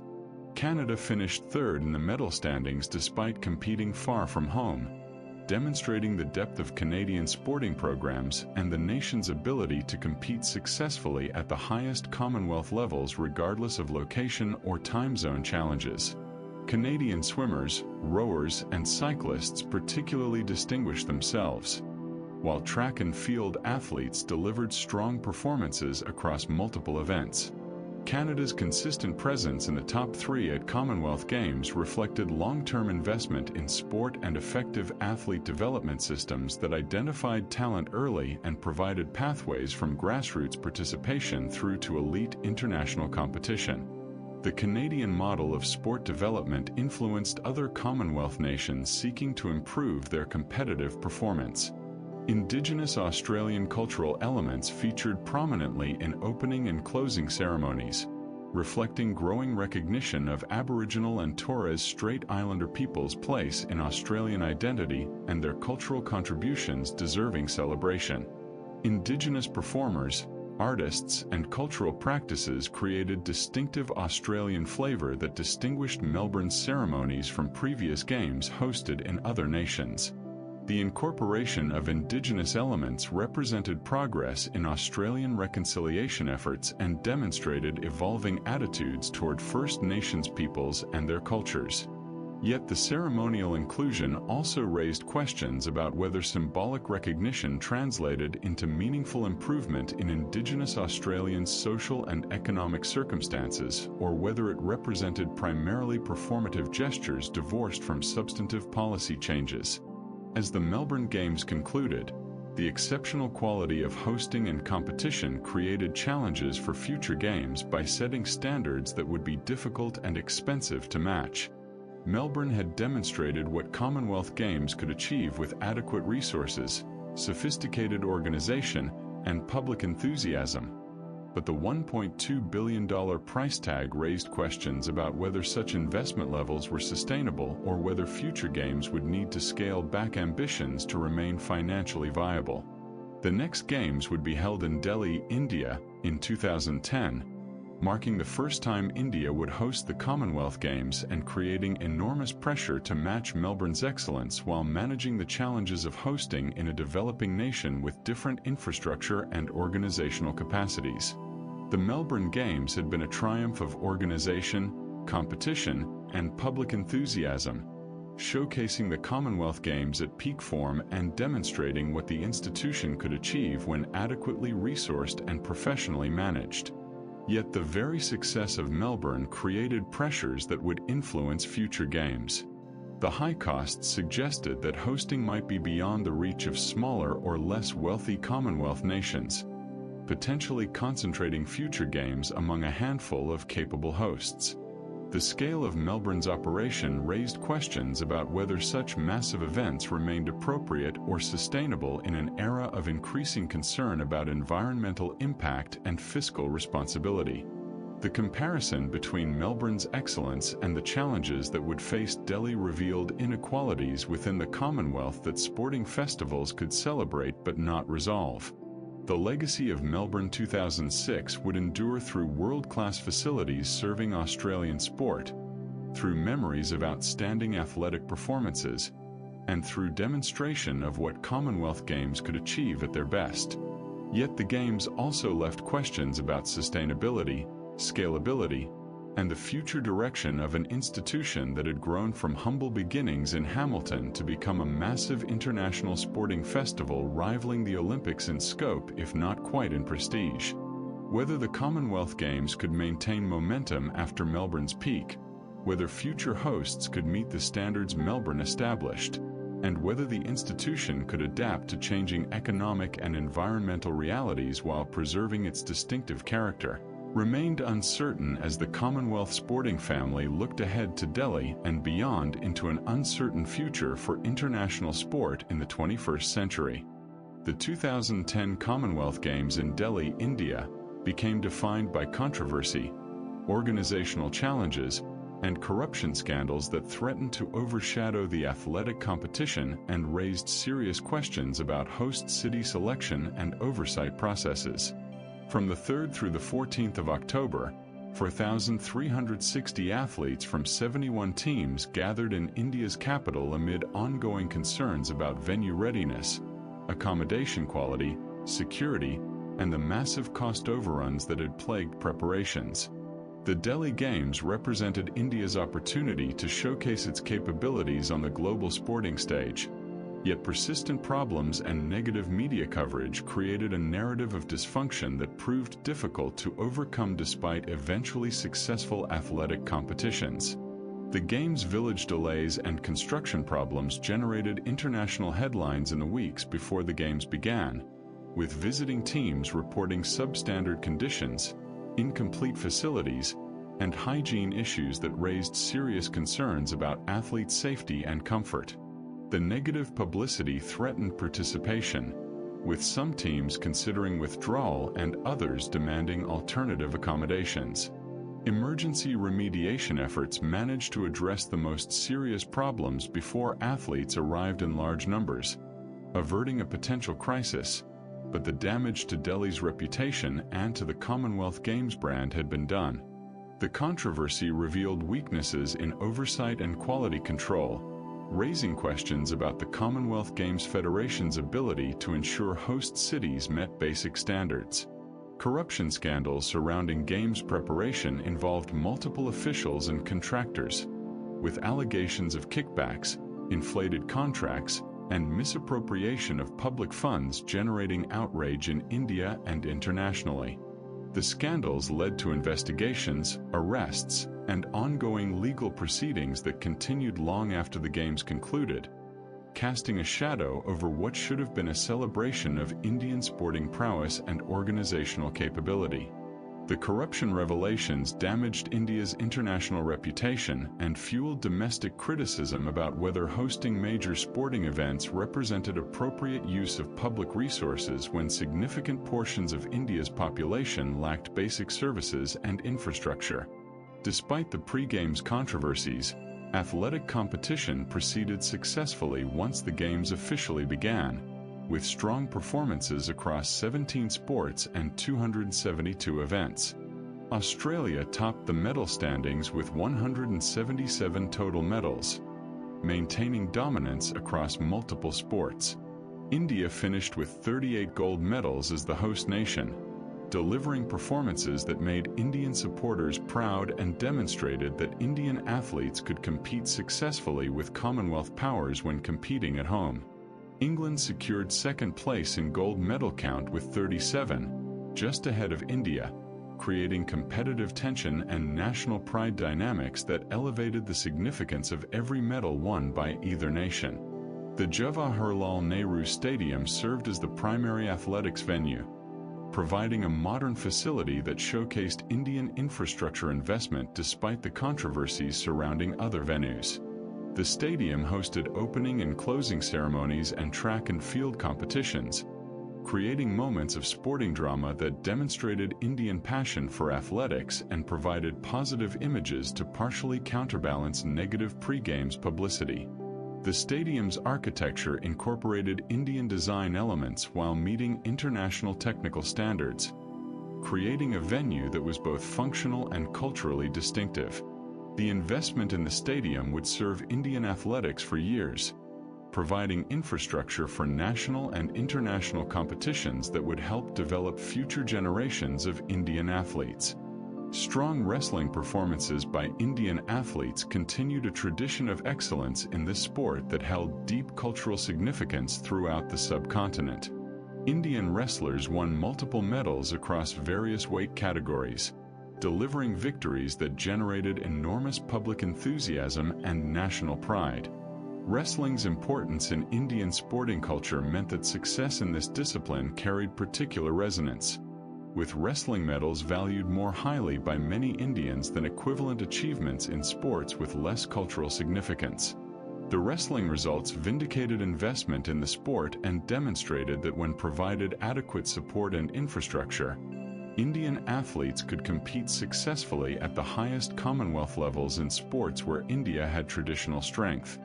The Games budget escalated dramatically during preparation, reaching figures that far exceeded initial estimates and generating controversy about cost overruns and financial management. The final costs likely exceeded several $1 billion when all investments were accounted for, though exact figures remained disputed amid the corruption scandals and investigations. The enormous expenditure raised difficult questions about priorities and opportunity costs, particularly in a nation where hundreds of millions lived in poverty and where basic infrastructure remained inadequate in many regions. Defenders argued that infrastructure investments would serve India for decades and that enhanced international profile justified the costs, while critics condemned the Games as wasteful vanity projects benefiting elites while ordinary Indians struggled with inadequate services.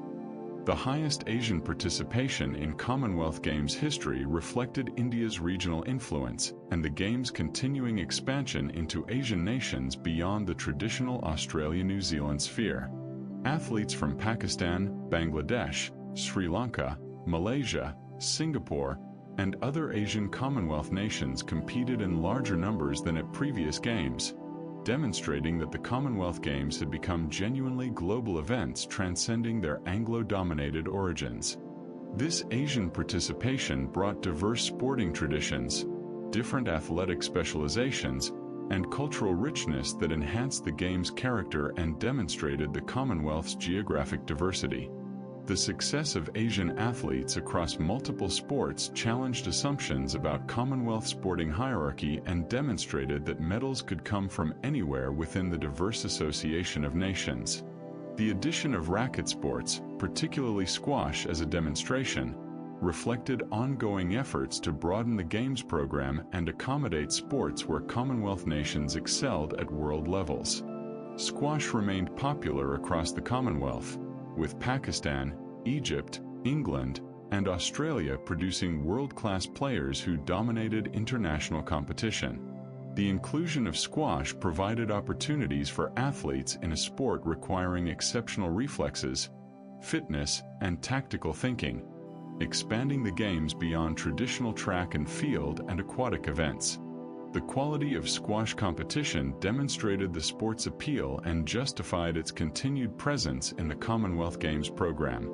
Queen Elizabeth II's message to the Delhi Games, delivered remotely given the distance and her advancing age, maintained the monarchy's association with Commonwealth sport while acknowledging practical limitations on royal participation. Her message emphasized themes of Commonwealth unity, athletic excellence, and hope for successful games despite the controversies that had plagued preparations. The Queen's continuing interest in the Commonwealth Games, even when she could not attend personally, testified to her lifelong commitment to the Commonwealth and her recognition of sport's role in maintaining connections among member nations. The remote delivery of her message reflected changing times and the reality that royal participation in distant Commonwealth events would increasingly occur through technology rather than physical presence. As the Delhi Games concluded, the mixed legacy of athletic success combined with organizational controversy and corruption scandals created uncertainty about future Commonwealth Games and the standards expected of host cities. The next Games would return to Scotland with Glasgow hosting in 2014, offering an opportunity to restore confidence in the institution and demonstrate that Commonwealth Games could be organized efficiently and transparently. The Delhi experience had been sobering, revealing vulnerabilities in selection and oversight processes while also demonstrating that athletic competition could succeed even amid organizational challenges. The lessons from Delhi would influence how future hosts were selected and monitored, with the Commonwealth Games Federation recognizing the need for more rigorous standards and more effective oversight to prevent similar problems. The Delhi Games had showcased Indian athletic talent and had left some valuable sporting infrastructure, but they had also damaged the Commonwealth Games brand and raised serious questions about hosting viability in developing nations without adequate preparation, oversight, and accountability mechanisms. The controversies surrounding Delhi led to introspection within the Commonwealth Games movement about purpose, standards, and sustainability.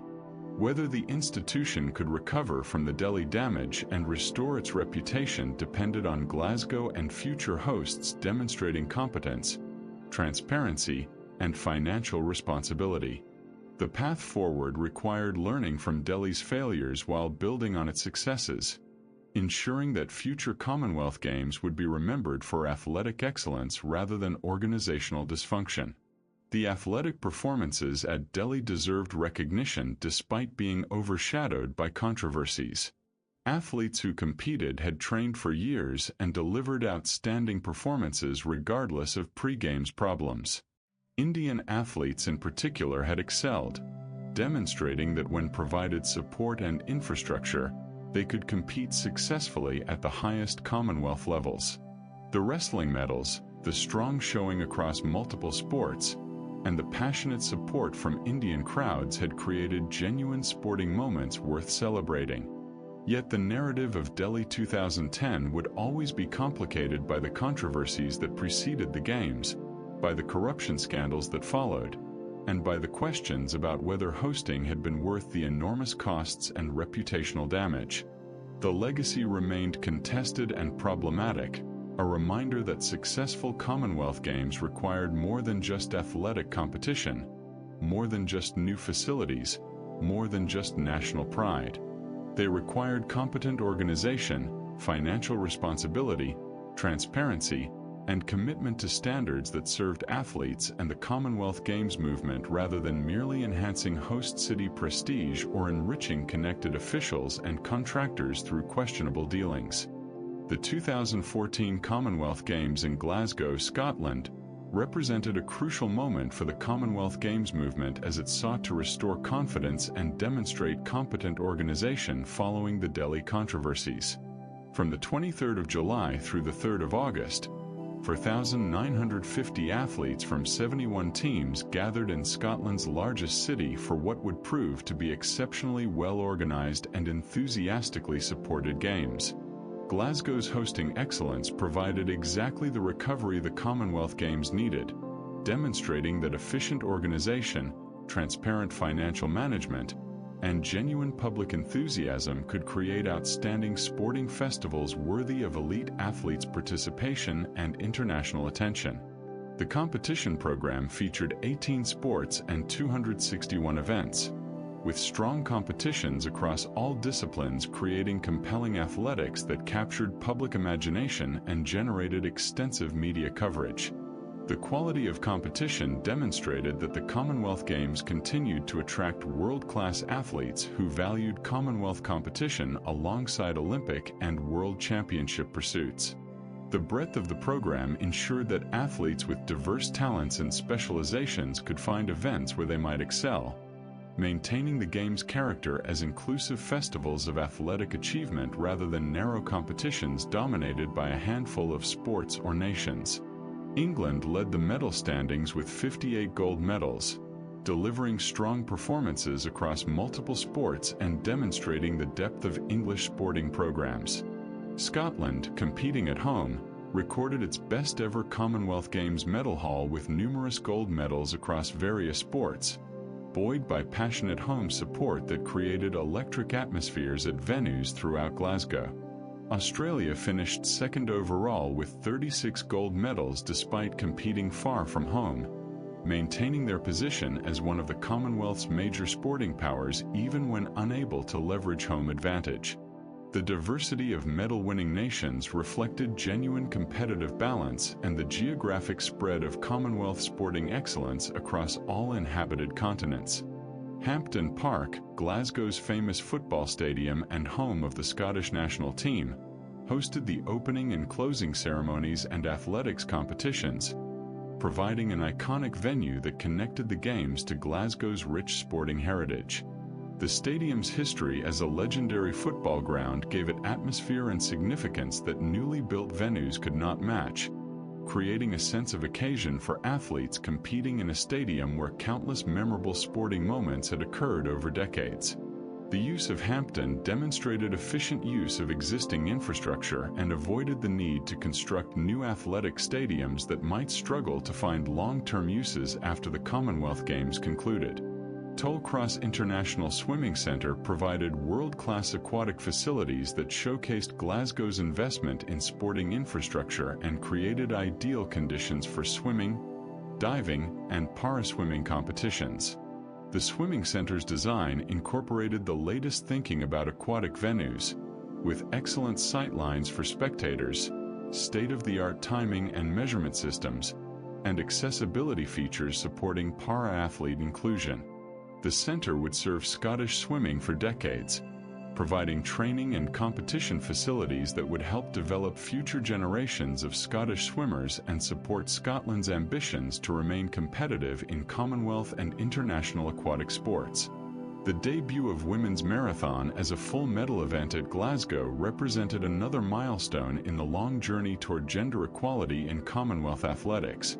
Though this had actually occurred as a demonstration in previous games, full status at Glasgow confirmed the sport's permanent place. Female marathon runners had fought for decades to gain recognition and opportunities comparable to male distance runners, overcoming outdated medical theories and cultural prejudices about women's endurance capabilities. The women's marathon at Glasgow featured world-class performances that demonstrated female marathon runners' extraordinary fitness and mental toughness, validating the decades of advocacy that had led to this moment and inspiring young female athletes to pursue distance running. Para powerlifting appeared in the Glasgow program, expanding parasport representation and providing opportunities for strength athletes with disabilities to compete at the Commonwealth level. Para-powerlifting required exceptional upper body strength, technical precision, and competitive mental toughness, with athletes bench pressing extraordinary weights that impressed spectators and demonstrated athletic capabilities that transcended disability categories. The inclusion of para-powerlifting reflected the continuing evolution of parasport within the Commonwealth Games toward complete integration and equal recognition across all disciplines, building on the foundations established at Manchester and continuing to expand opportunities for para-athletes to compete and excel.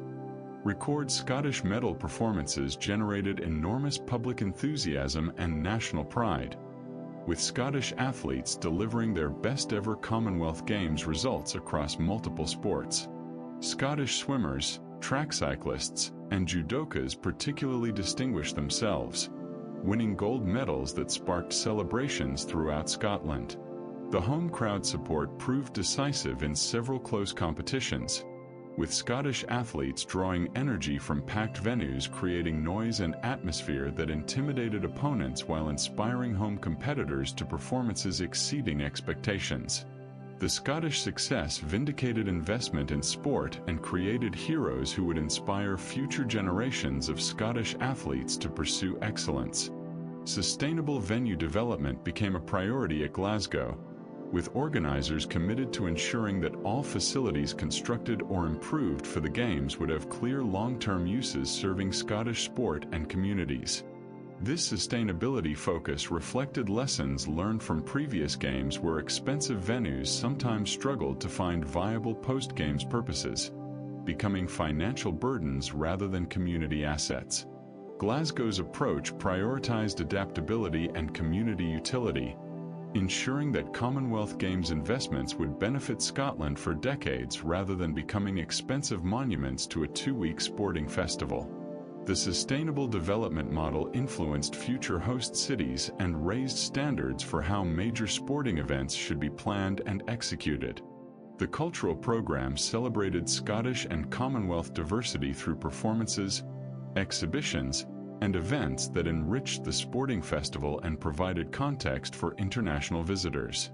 Scottish cultural traditions, including Highland Games demonstrations, bagpipe performances, and Highland dancing, showcased distinctive Scottish heritage, while cultural contributions from across the Commonwealth demonstrated the association's global reach and diversity.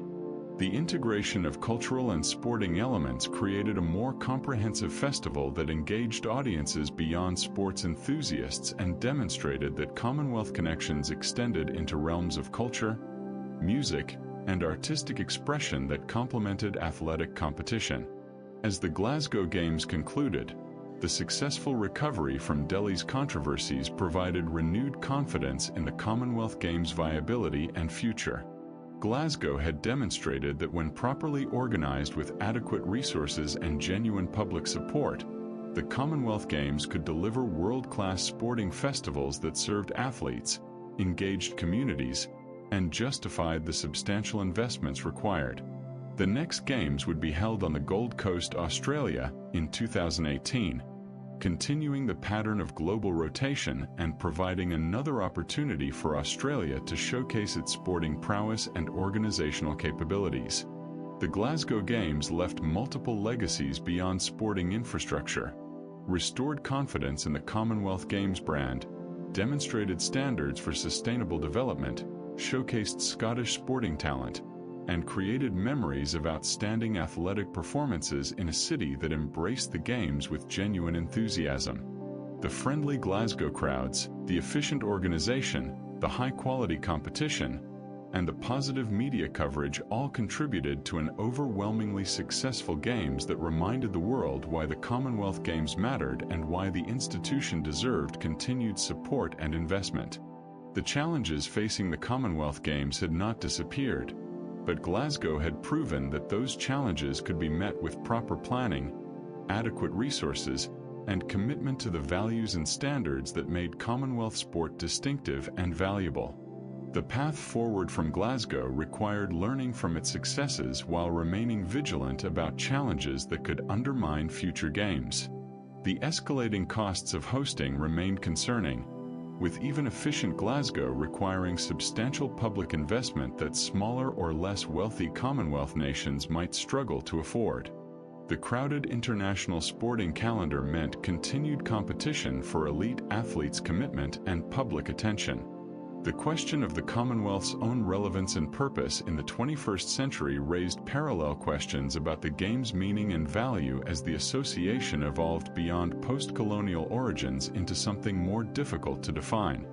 Yet Glasgow had demonstrated that when Commonwealth Games worked well, they created something genuinely special. A festival of inclusive sport that celebrated athletic excellence, cultural diversity, and the enduring connections among Commonwealth nations. Whether future games could maintain Glasgow's standards and build on its successes remained to be seen, but the Scottish hosting had provided a strong foundation and renewed confidence that the Commonwealth Games movement retained vitality, purpose, and the capacity to deliver outstanding sporting experiences that benefited athletes, host communities, and the broader Commonwealth family. The 2018 Commonwealth Games on Australia's Gold Coast represented another showcase of Australian hosting excellence and sporting dominance, with 4,500 athletes from 71 teams competing from the 4th through the 15th of April across 18 sports and 275 events. The Gold Coast, famous for its beaches, surfing culture, and tourism industry, provided a distinctive Australian flavor different from previous games in Melbourne, Brisbane, and Perth. The warm April weather, the coastal setting, and the relaxed atmosphere created ideal conditions for athletic competition and made the games attractive to athletes, spectators, and television audiences worldwide. Australia dominated the medal standings with 121 gold medals, taking advantage of home conditions, familiar climate, and passionate support from Australian crowds who packed venues throughout the Games. England finished second with 45 gold medals, maintaining their consistent presence near the top of Commonwealth medal tables. India secured third place, demonstrating continued growth in Indian sporting capabilities and investment. The Australian dominance was expected given home advantage, yet the performances still impressed with world records and outstanding achievements across swimming, athletics, cycling, and numerous other sports where Australian athletes excelled. Gold Coast Arena provided a multi-purpose venue that hosted multiple sports and demonstrated flexible facility design that could accommodate different sporting requirements. The arena's versatility ensured that it would remain useful for the Gold Coast community after the Commonwealth Games, hosting professional sports, concerts, and community events rather than becoming an expensive single-purpose facility with limited post-games utility. The arena's design incorporated lessons learned from previous games about sustainability and long-term viability, ensuring that Commonwealth Games infrastructure would serve the community for decades. Beach volleyball competitions on Broad Beach brought sporting action directly to the Gold Coast's famous beaches, creating a distinctive setting that showcased the region's natural beauty and surfing culture. The beach venue attracted crowds who might not typically attend Commonwealth Games events, bringing sport to the people rather than requiring them to travel to traditional stadium venues. The Broad Beach location created spectacular television images of elite athletes competing with ocean views in the background, providing marketing benefits for the Gold Coast and demonstrating innovative approaches to venue selection that enhanced games atmosphere and public accessibility. Para track cycling made its debut as a Commonwealth Games sport at the Gold Coast, expanding opportunities for para-athletes in cycling and demonstrating the Commonwealth Games' continuing commitment to inclusive sport. Para-track cyclists competed on the same velodrome that hosted able-bodied cycling events, using specialized bikes and classifications that ensured fair competition among athletes with different types and levels of disability.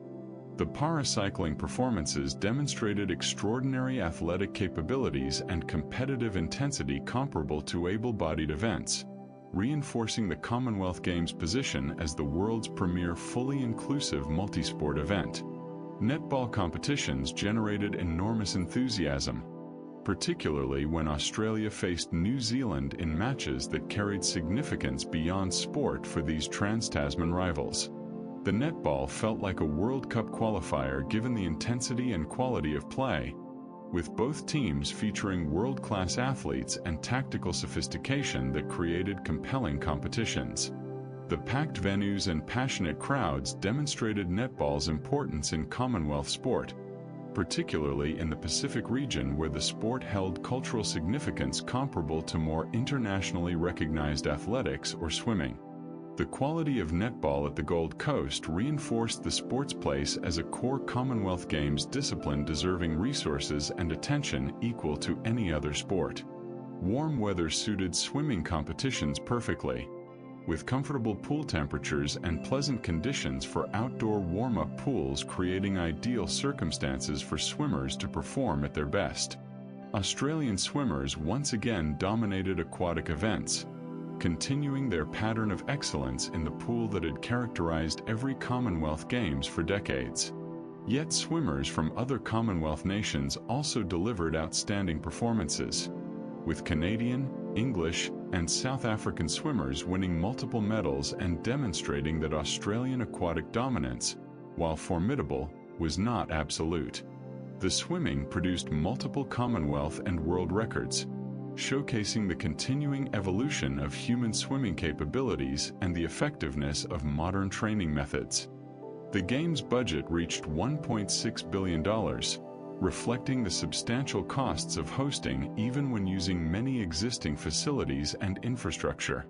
This significant investment generated familiar debates about value and priorities, with supporters pointing to tourism benefits, enhanced international profile, lasting infrastructure, and community engagement as justifications. Critics questioned whether such enormous sums might better serve public needs through investment in health, education, or social services, particularly when economic impact studies often showed benefits lower than initial projections. The debate about hosting value would continue to shape decisions about future bids and influence how Commonwealth nations evaluated opportunities to host major sporting events. Strong Pacific Islands performances demonstrated the sporting talent emerging from small island nations that often struggled for recognition in international sport. Athletes from Samoa, Fiji, Tonga, and other Pacific nations won medals in weightlifting, rugby sevens, and other sports, generating enormous pride in their home nations and demonstrating that population size did not determine sporting success. These Pacific achievements highlighted one of the Commonwealth Games' distinctive values, providing competitive opportunities for small nations that might struggle to qualify for Olympic events or afford participation in world championships. The Commonwealth Games' inclusive character allowed Pacific Islands athletes to compete on equal footing with major sporting powers, creating opportunities for success and recognition impossible in other international sporting contexts.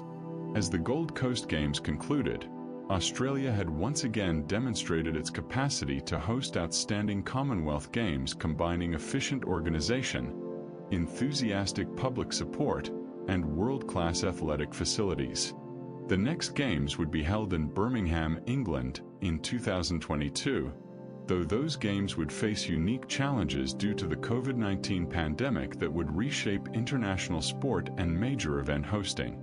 The Gold Coast had provided another example of successful Australian hosting, maintaining standards established in earlier Australian Games and demonstrating the nation's continued commitment to Commonwealth sport. The Gold Coast Games left multiple legacies including upgraded sporting facilities, enhanced international profile for the tourism-dependent region, and memories of outstanding athletic performances in ideal conditions. The beachside setting, the warm weather, the efficient organization, and the quality of competition all contributed to Games that participants and spectators would remember fondly. The Australian hosting had been exemplary, meeting the high standards expected when Australia hosted Commonwealth Games and providing athletes with conditions and support allowing them to perform at their absolute best. The friendly Gold Coast atmosphere, combining sporting excellence with relaxed beach culture, created a distinctive games that demonstrated the diversity of contexts where Commonwealth sport could thrive. The path forward from the Gold Coast required addressing persistent challenges while building on successes. The high costs of hosting remained concerning even when host cities used existing infrastructure efficiently. The question of what made Commonwealth Games distinctive in a crowded international sporting calendar required ongoing attention, with a fully integrated parasport offering one clear answer but other aspects of identity needing articulation and promotion.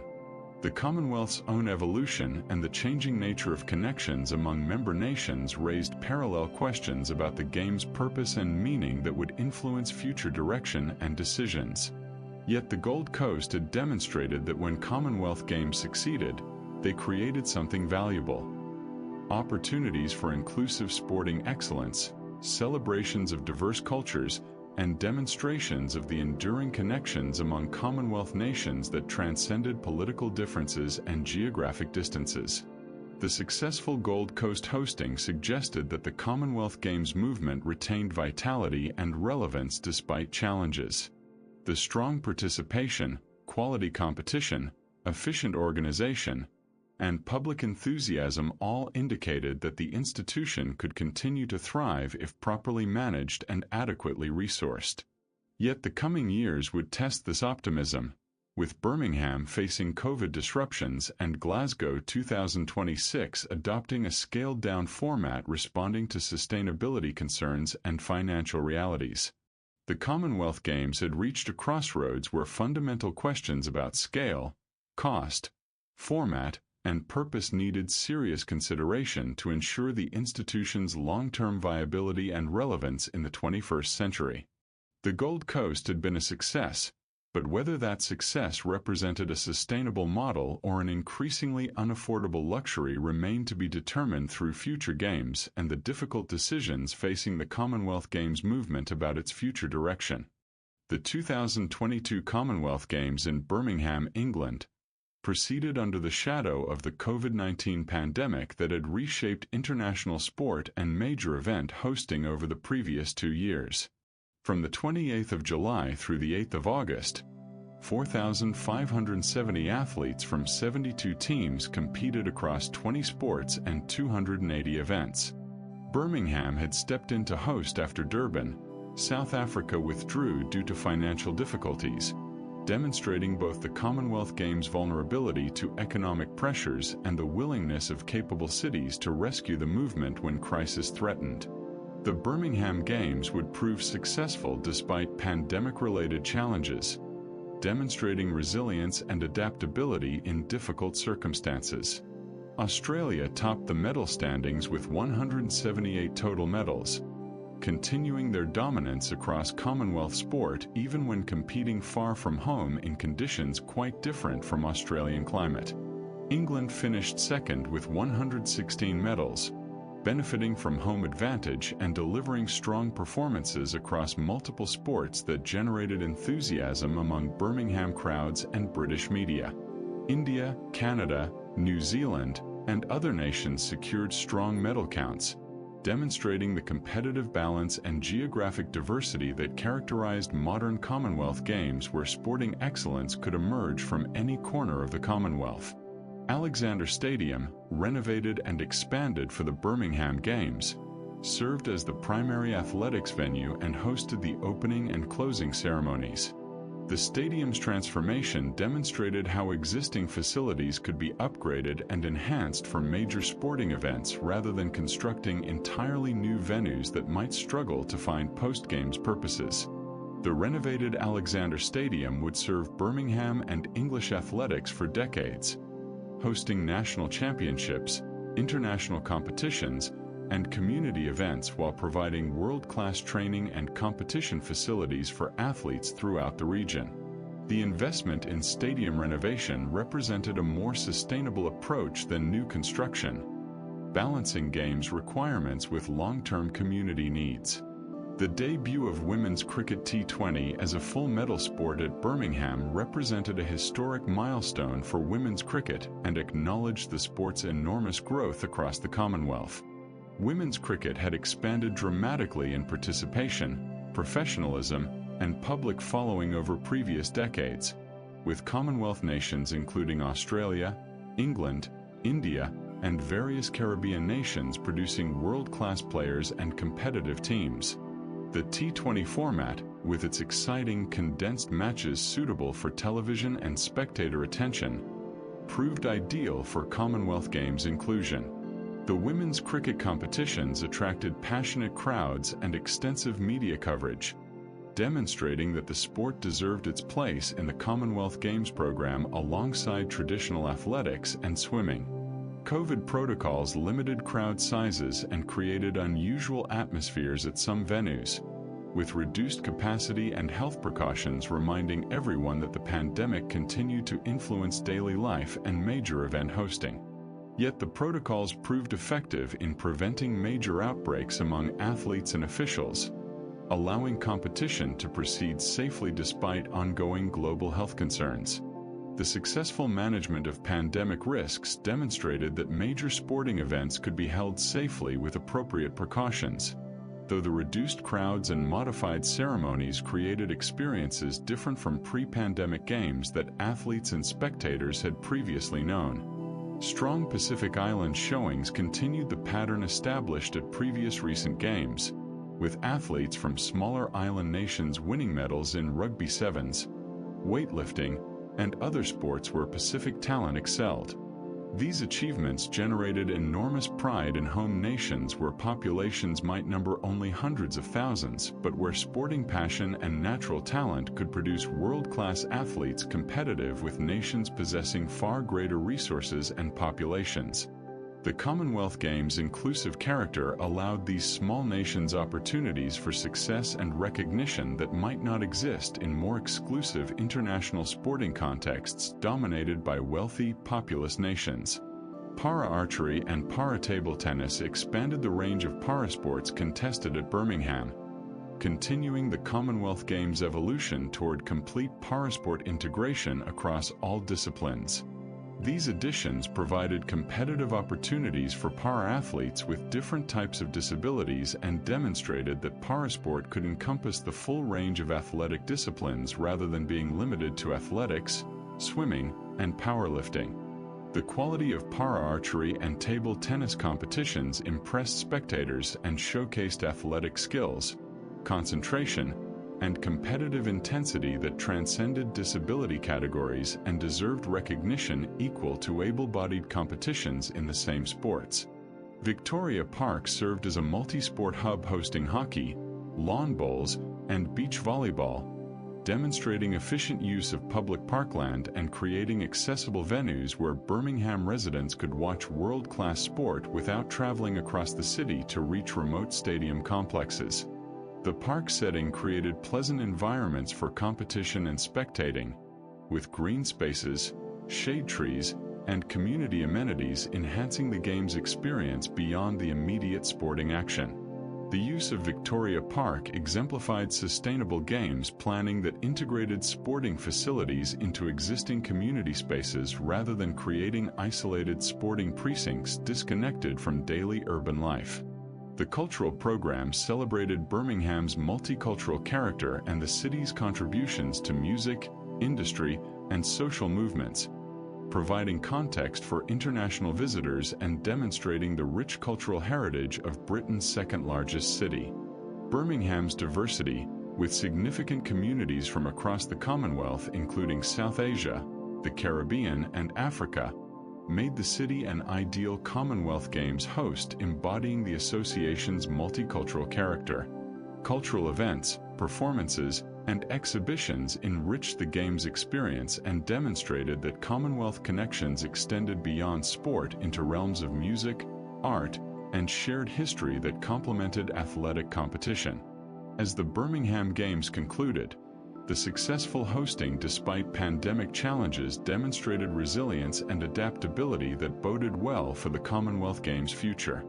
Yet the next Games would face a different kind of challenge, with Glasgow 2026 adopting a deliberately scaled-down format in response to concerns about sustainability, costs, and the viability of massive sporting festivals requiring billion-dollar investments.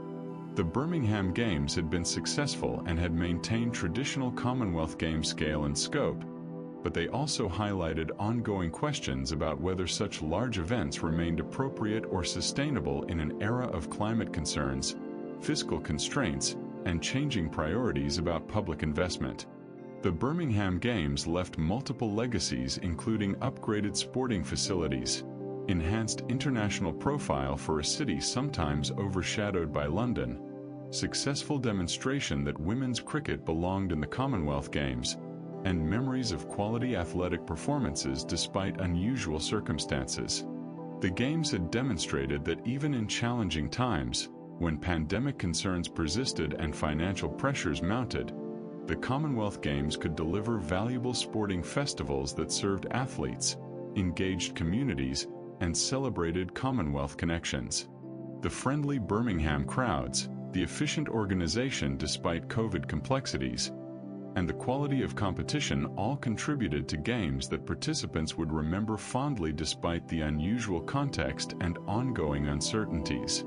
The path forward from Birmingham required confronting fundamental questions about the Commonwealth Games' future format, scale, and purpose. The Glasgow 2026 decision to adopt a scaled-down model represented acknowledgement that traditional approaches might not be sustainable or appropriate for all future hosts. The question of what essential Commonwealth Games looked like, stripped of excess and focused on core sporting and community values, would be tested in Glasgow. Whether this represented a new sustainable model or a concerning diminishment of ambition remained to be debated. The Commonwealth Games faced a crossroads where choices about future direction would determine whether the institution thrived in the 21st century or gradually declined into irrelevance, unable to justify its costs or distinguish itself in the crowded international sporting landscape. Yet the successful Birmingham hosting suggested reasons for optimism. Despite pandemic challenges, financial pressures, and the withdrawal of the originally selected host, Birmingham had delivered Games that celebrated athletic excellence, demonstrated inclusive sport, and showcased the Commonwealth's diversity and enduring connections. The women's cricket had been embraced enthusiastically, the parasport integration continued to evolve, and the overall quality of competition remained high across all sports. These positives provided foundation for continued development and adaptation, suggesting that the Commonwealth Games retained value and purpose worth preserving even as formats and approaches evolved to meet changing circumstances and priorities. The Birmingham legacy would be defined by successful pandemic-era hosting, by advancing women's cricket, by demonstrating sustainable facility renovation rather than new construction, and by proving that the Commonwealth Games could adapt and succeed even when facing unexpected challenges and having to accommodate last-minute hosting changes. These achievements provided confidence that future challenges could also be met, that the institution possessed resilience and flexibility needed to survive in an uncertain world, and that the Commonwealth Games movement retained vitality and relevance worth sustaining into an uncertain but potentially promising future where sport continued to offer opportunities for excellence, inclusion, and celebration of the diverse cultures and nations that composed the modern Commonwealth. The 2026 Commonwealth Games, planned for Glasgow, Scotland, from the 23rd of July through the 2nd of August, represent a deliberate reimagining of what Commonwealth Games can and should be in an era of climate concern, fiscal constraint, and changing priorities about major sporting events. Glasgow, becoming the first city to host the Commonwealth Games twice since the 1986 Edinburgh hosting, stepped in to rescue the movement after Victoria. Australia withdrew, citing financial concerns about the escalating costs of hosting traditional large-scale games. The Glasgow 2026 model, deliberately scaled down from previous editions, will test whether streamlined Commonwealth Games focused on core sports and sustainable practices can succeed while maintaining athletic quality and competitive appeal. Cost concerns fundamentally shaped planning for Glasgow 2026, with organizers committed to delivering games at a fraction of the cost that characterized Melbourne, Delhi, or even recent Birmingham editions. The scaled-down format eliminates expensive sports requiring specialized facilities, reduces the number of sports from 20 to perhaps 10 or 15 core disciplines, and emphasizes use of existing venues rather than constructing new facilities that might become underutilized after the Games. This approach responds to growing recognition that billion-dollar sporting festivals may not be sustainable or appropriate, particularly when public resources face competing demands and when climate concerns demand more responsible approaches to major event hosting. Athletics will anchor the program at Hampden Park, returning to the stadium that hosted the memorable 2014 Games and demonstrating the value of existing facilities that can be reused rather than building new venues. The familiar stadium, steeped in Scottish sporting history and Glasgow football tradition, provides an iconic setting that requires minimal adaptation for athletics competitions. The decision to return to Hampden rather than constructing a new athletics stadium exemplifies the sustainable approach underlying the entire Glasgow 2026 planning, prioritizing fiscal responsibility and environmental consciousness over novelty or prestige. Swimming competitions will return to Tollcross International Swimming Centre, which served the 2014 Games so successfully and has continued to benefit Glasgow swimming and Scottish aquatic sport in subsequent years. The swimming centre's reuse demonstrates one of the clearest benefits of the Glasgow model. Infrastructure investments from the 2014 Games continue to serve the community and can be utilized again for international competition without requiring new construction or major renovation. This approach validates arguments that Commonwealth Games infrastructure should be designed for long-term community utility rather than merely serving two-week sporting festivals. Netball and rugby sevens are likely to feature prominently in the scaled-down program, reflecting these sports' particular importance in Commonwealth sporting culture and their ability to generate passionate spectator interest and television viewership. Both sports have strong followings across the Commonwealth, require relatively modest facilities, and showcase athletic skills and competitive intensity that create compelling viewing. The inclusion of these team sports alongside core individual sports like athletics and swimming ensures program balance and maintains the Games' character as diverse sporting festivals rather than narrow athletics and swimming competitions. Emphasis on sustainability represents a defining characteristic of Glasgow 2026 planning, with organizers committed to minimizing environmental impact through reduced construction, efficient use of existing facilities, sustainable transportation, waste reduction, and other green practices. This environmental consciousness responds to growing concerns about climate change and recognition that major sporting events generate significant carbon emissions and environmental impacts that must be addressed. The Glasgow model aspires to demonstrate that Commonwealth Games can be environmentally responsible while maintaining competitive quality and community engagement. Para sports will remain integrated throughout the program despite the scaled-down format, maintaining the Commonwealth Games' distinctive commitment to full inclusivity that distinguishes the event from Olympic and Paralympic Games that remain separate. This integration reflects values fundamental to the Commonwealth Games identity and demonstrates that sustainability and fiscal responsibility need not compromise inclusivity or the recognition that para-athletes deserve equal standing with able-bodied competitors. The continued parasport integration ensures that Glasgow 2026 maintains connection to the progressive values that have characterized Commonwealth Games evolution over recent decades. The Queen's Baton Relay will begin in 2025, maintaining this cherished tradition that connects Commonwealth nations to the Games through symbolic journey across continents and communities. The relay's continuation despite the scaled-down format demonstrates commitment to preserving traditions that give the Commonwealth Games distinctive character. The baton's journey will build anticipation, engage communities unable to host, and maintain connections that define the Commonwealth sporting family despite geographic distances and political differences. The Glasgow 2026 model represents either promising new direction or concerning diminishment, depending on perspective. Optimists see a sustainable approach that preserves core values while eliminating excess, making Commonwealth Games accessible to more potential hosts and ensuring long-term viability. Pessimists worry about reduced prestige, diminished athlete interest, and the possibility that scaled-down games represent managed decline rather than sustainable evolution. The truth likely lies between these extremes, with Glasgow serving as experiment testing whether streamlined Commonwealth Games can succeed while maintaining quality and distinctive identity.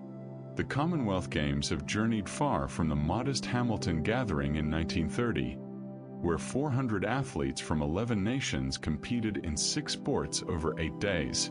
The evolution from Empire to Commonwealth Sporting Festival, the transformation from white British-dominated event to genuinely multicultural global competition, the integration of women and para-athletes, the expansion from amateur to professional sport, all represent profound changes that would have been unimaginable to the founders. Yet certain core values have persisted. Celebration of athletic excellence, emphasis on friendly competition, commitment to inclusivity, recognition that sport can unite people across differences. The challenges facing the Commonwealth Games in the 21st century are formidable and will require continued adaptation and commitment. The financial sustainability of hosting, the environmental responsibility of major sporting events, the question of distinctive identity in crowded international sporting calendar, the evolution of the Commonwealth itself and what connections among member nations mean in the modern world, all demand serious attention. The Glasgow 2026 scaled-down model may or may not prove to be the answer, but it represents willingness to experiment, to question assumptions, to prioritize sustainability over prestige, and to imagine alternative futures. The Commonwealth Games have survived wars, political crises, boycotts, financial challenges, and fundamental transformations in the Commonwealth itself. This resilience suggests capacity for continued adaptation that will be essential for future success. The fully integrated parasport remains a distinctive strength that sets Commonwealth Games apart and provides clear purpose and identity. The emphasis on inclusivity, the opportunities for small nations to compete successfully, the celebration of diverse sporting traditions, all represent values worth preserving as the Games continue to evolve. Looking ahead, the Commonwealth Games face an uncertain but potentially promising future. If the Glasgow 2026 model succeeds, it may open possibilities for hosting in nations previously unable to afford traditional large-scale games. If parasport integration continues to evolve, the Commonwealth Games will maintain distinctive identity as the world's premier fully inclusive multisport event. If financial sustainability can be achieved through streamlined formats, the long-term viability that has been questioned may be secured. If the Commonwealth itself can articulate renewed purpose, the Games will benefit from clearer identity and stronger institutional support. The journey from Hamilton 1930 to Glasgow 2026 encompasses nearly a century of Commonwealth sporting history, reflecting broader transformations in sport, society, technology, and international relations. The Games have been witnesses to and participants in decolonization, globalization, professionalization of sport, advancement of women's rights, recognition of disability rights, and countless other changes that have reshaped the world. Through all these transformations, the Commonwealth Games have persisted, adapted, and continued to provide opportunities for athletic excellence, cultural exchange, and celebration of enduring connections among Commonwealth nations. As the Commonwealth sporting family looks toward Glasgow 2026 and beyond, the lessons of history provide both caution and hope. Caution because institutions can decline if they fail to adapt. Hope because the Commonwealth Games have demonstrated resilience and capacity for reinvention. The scaled-down Glasgow model represents willingness to try something different, to imagine alternative futures. That willingness, combined with commitment to core values of excellence, inclusivity, and Commonwealth fellowship, suggests that the Games can continue to evolve and thrive well into the 21st century and beyond, continuing to bring Commonwealth nations together through sport for generations yet to come.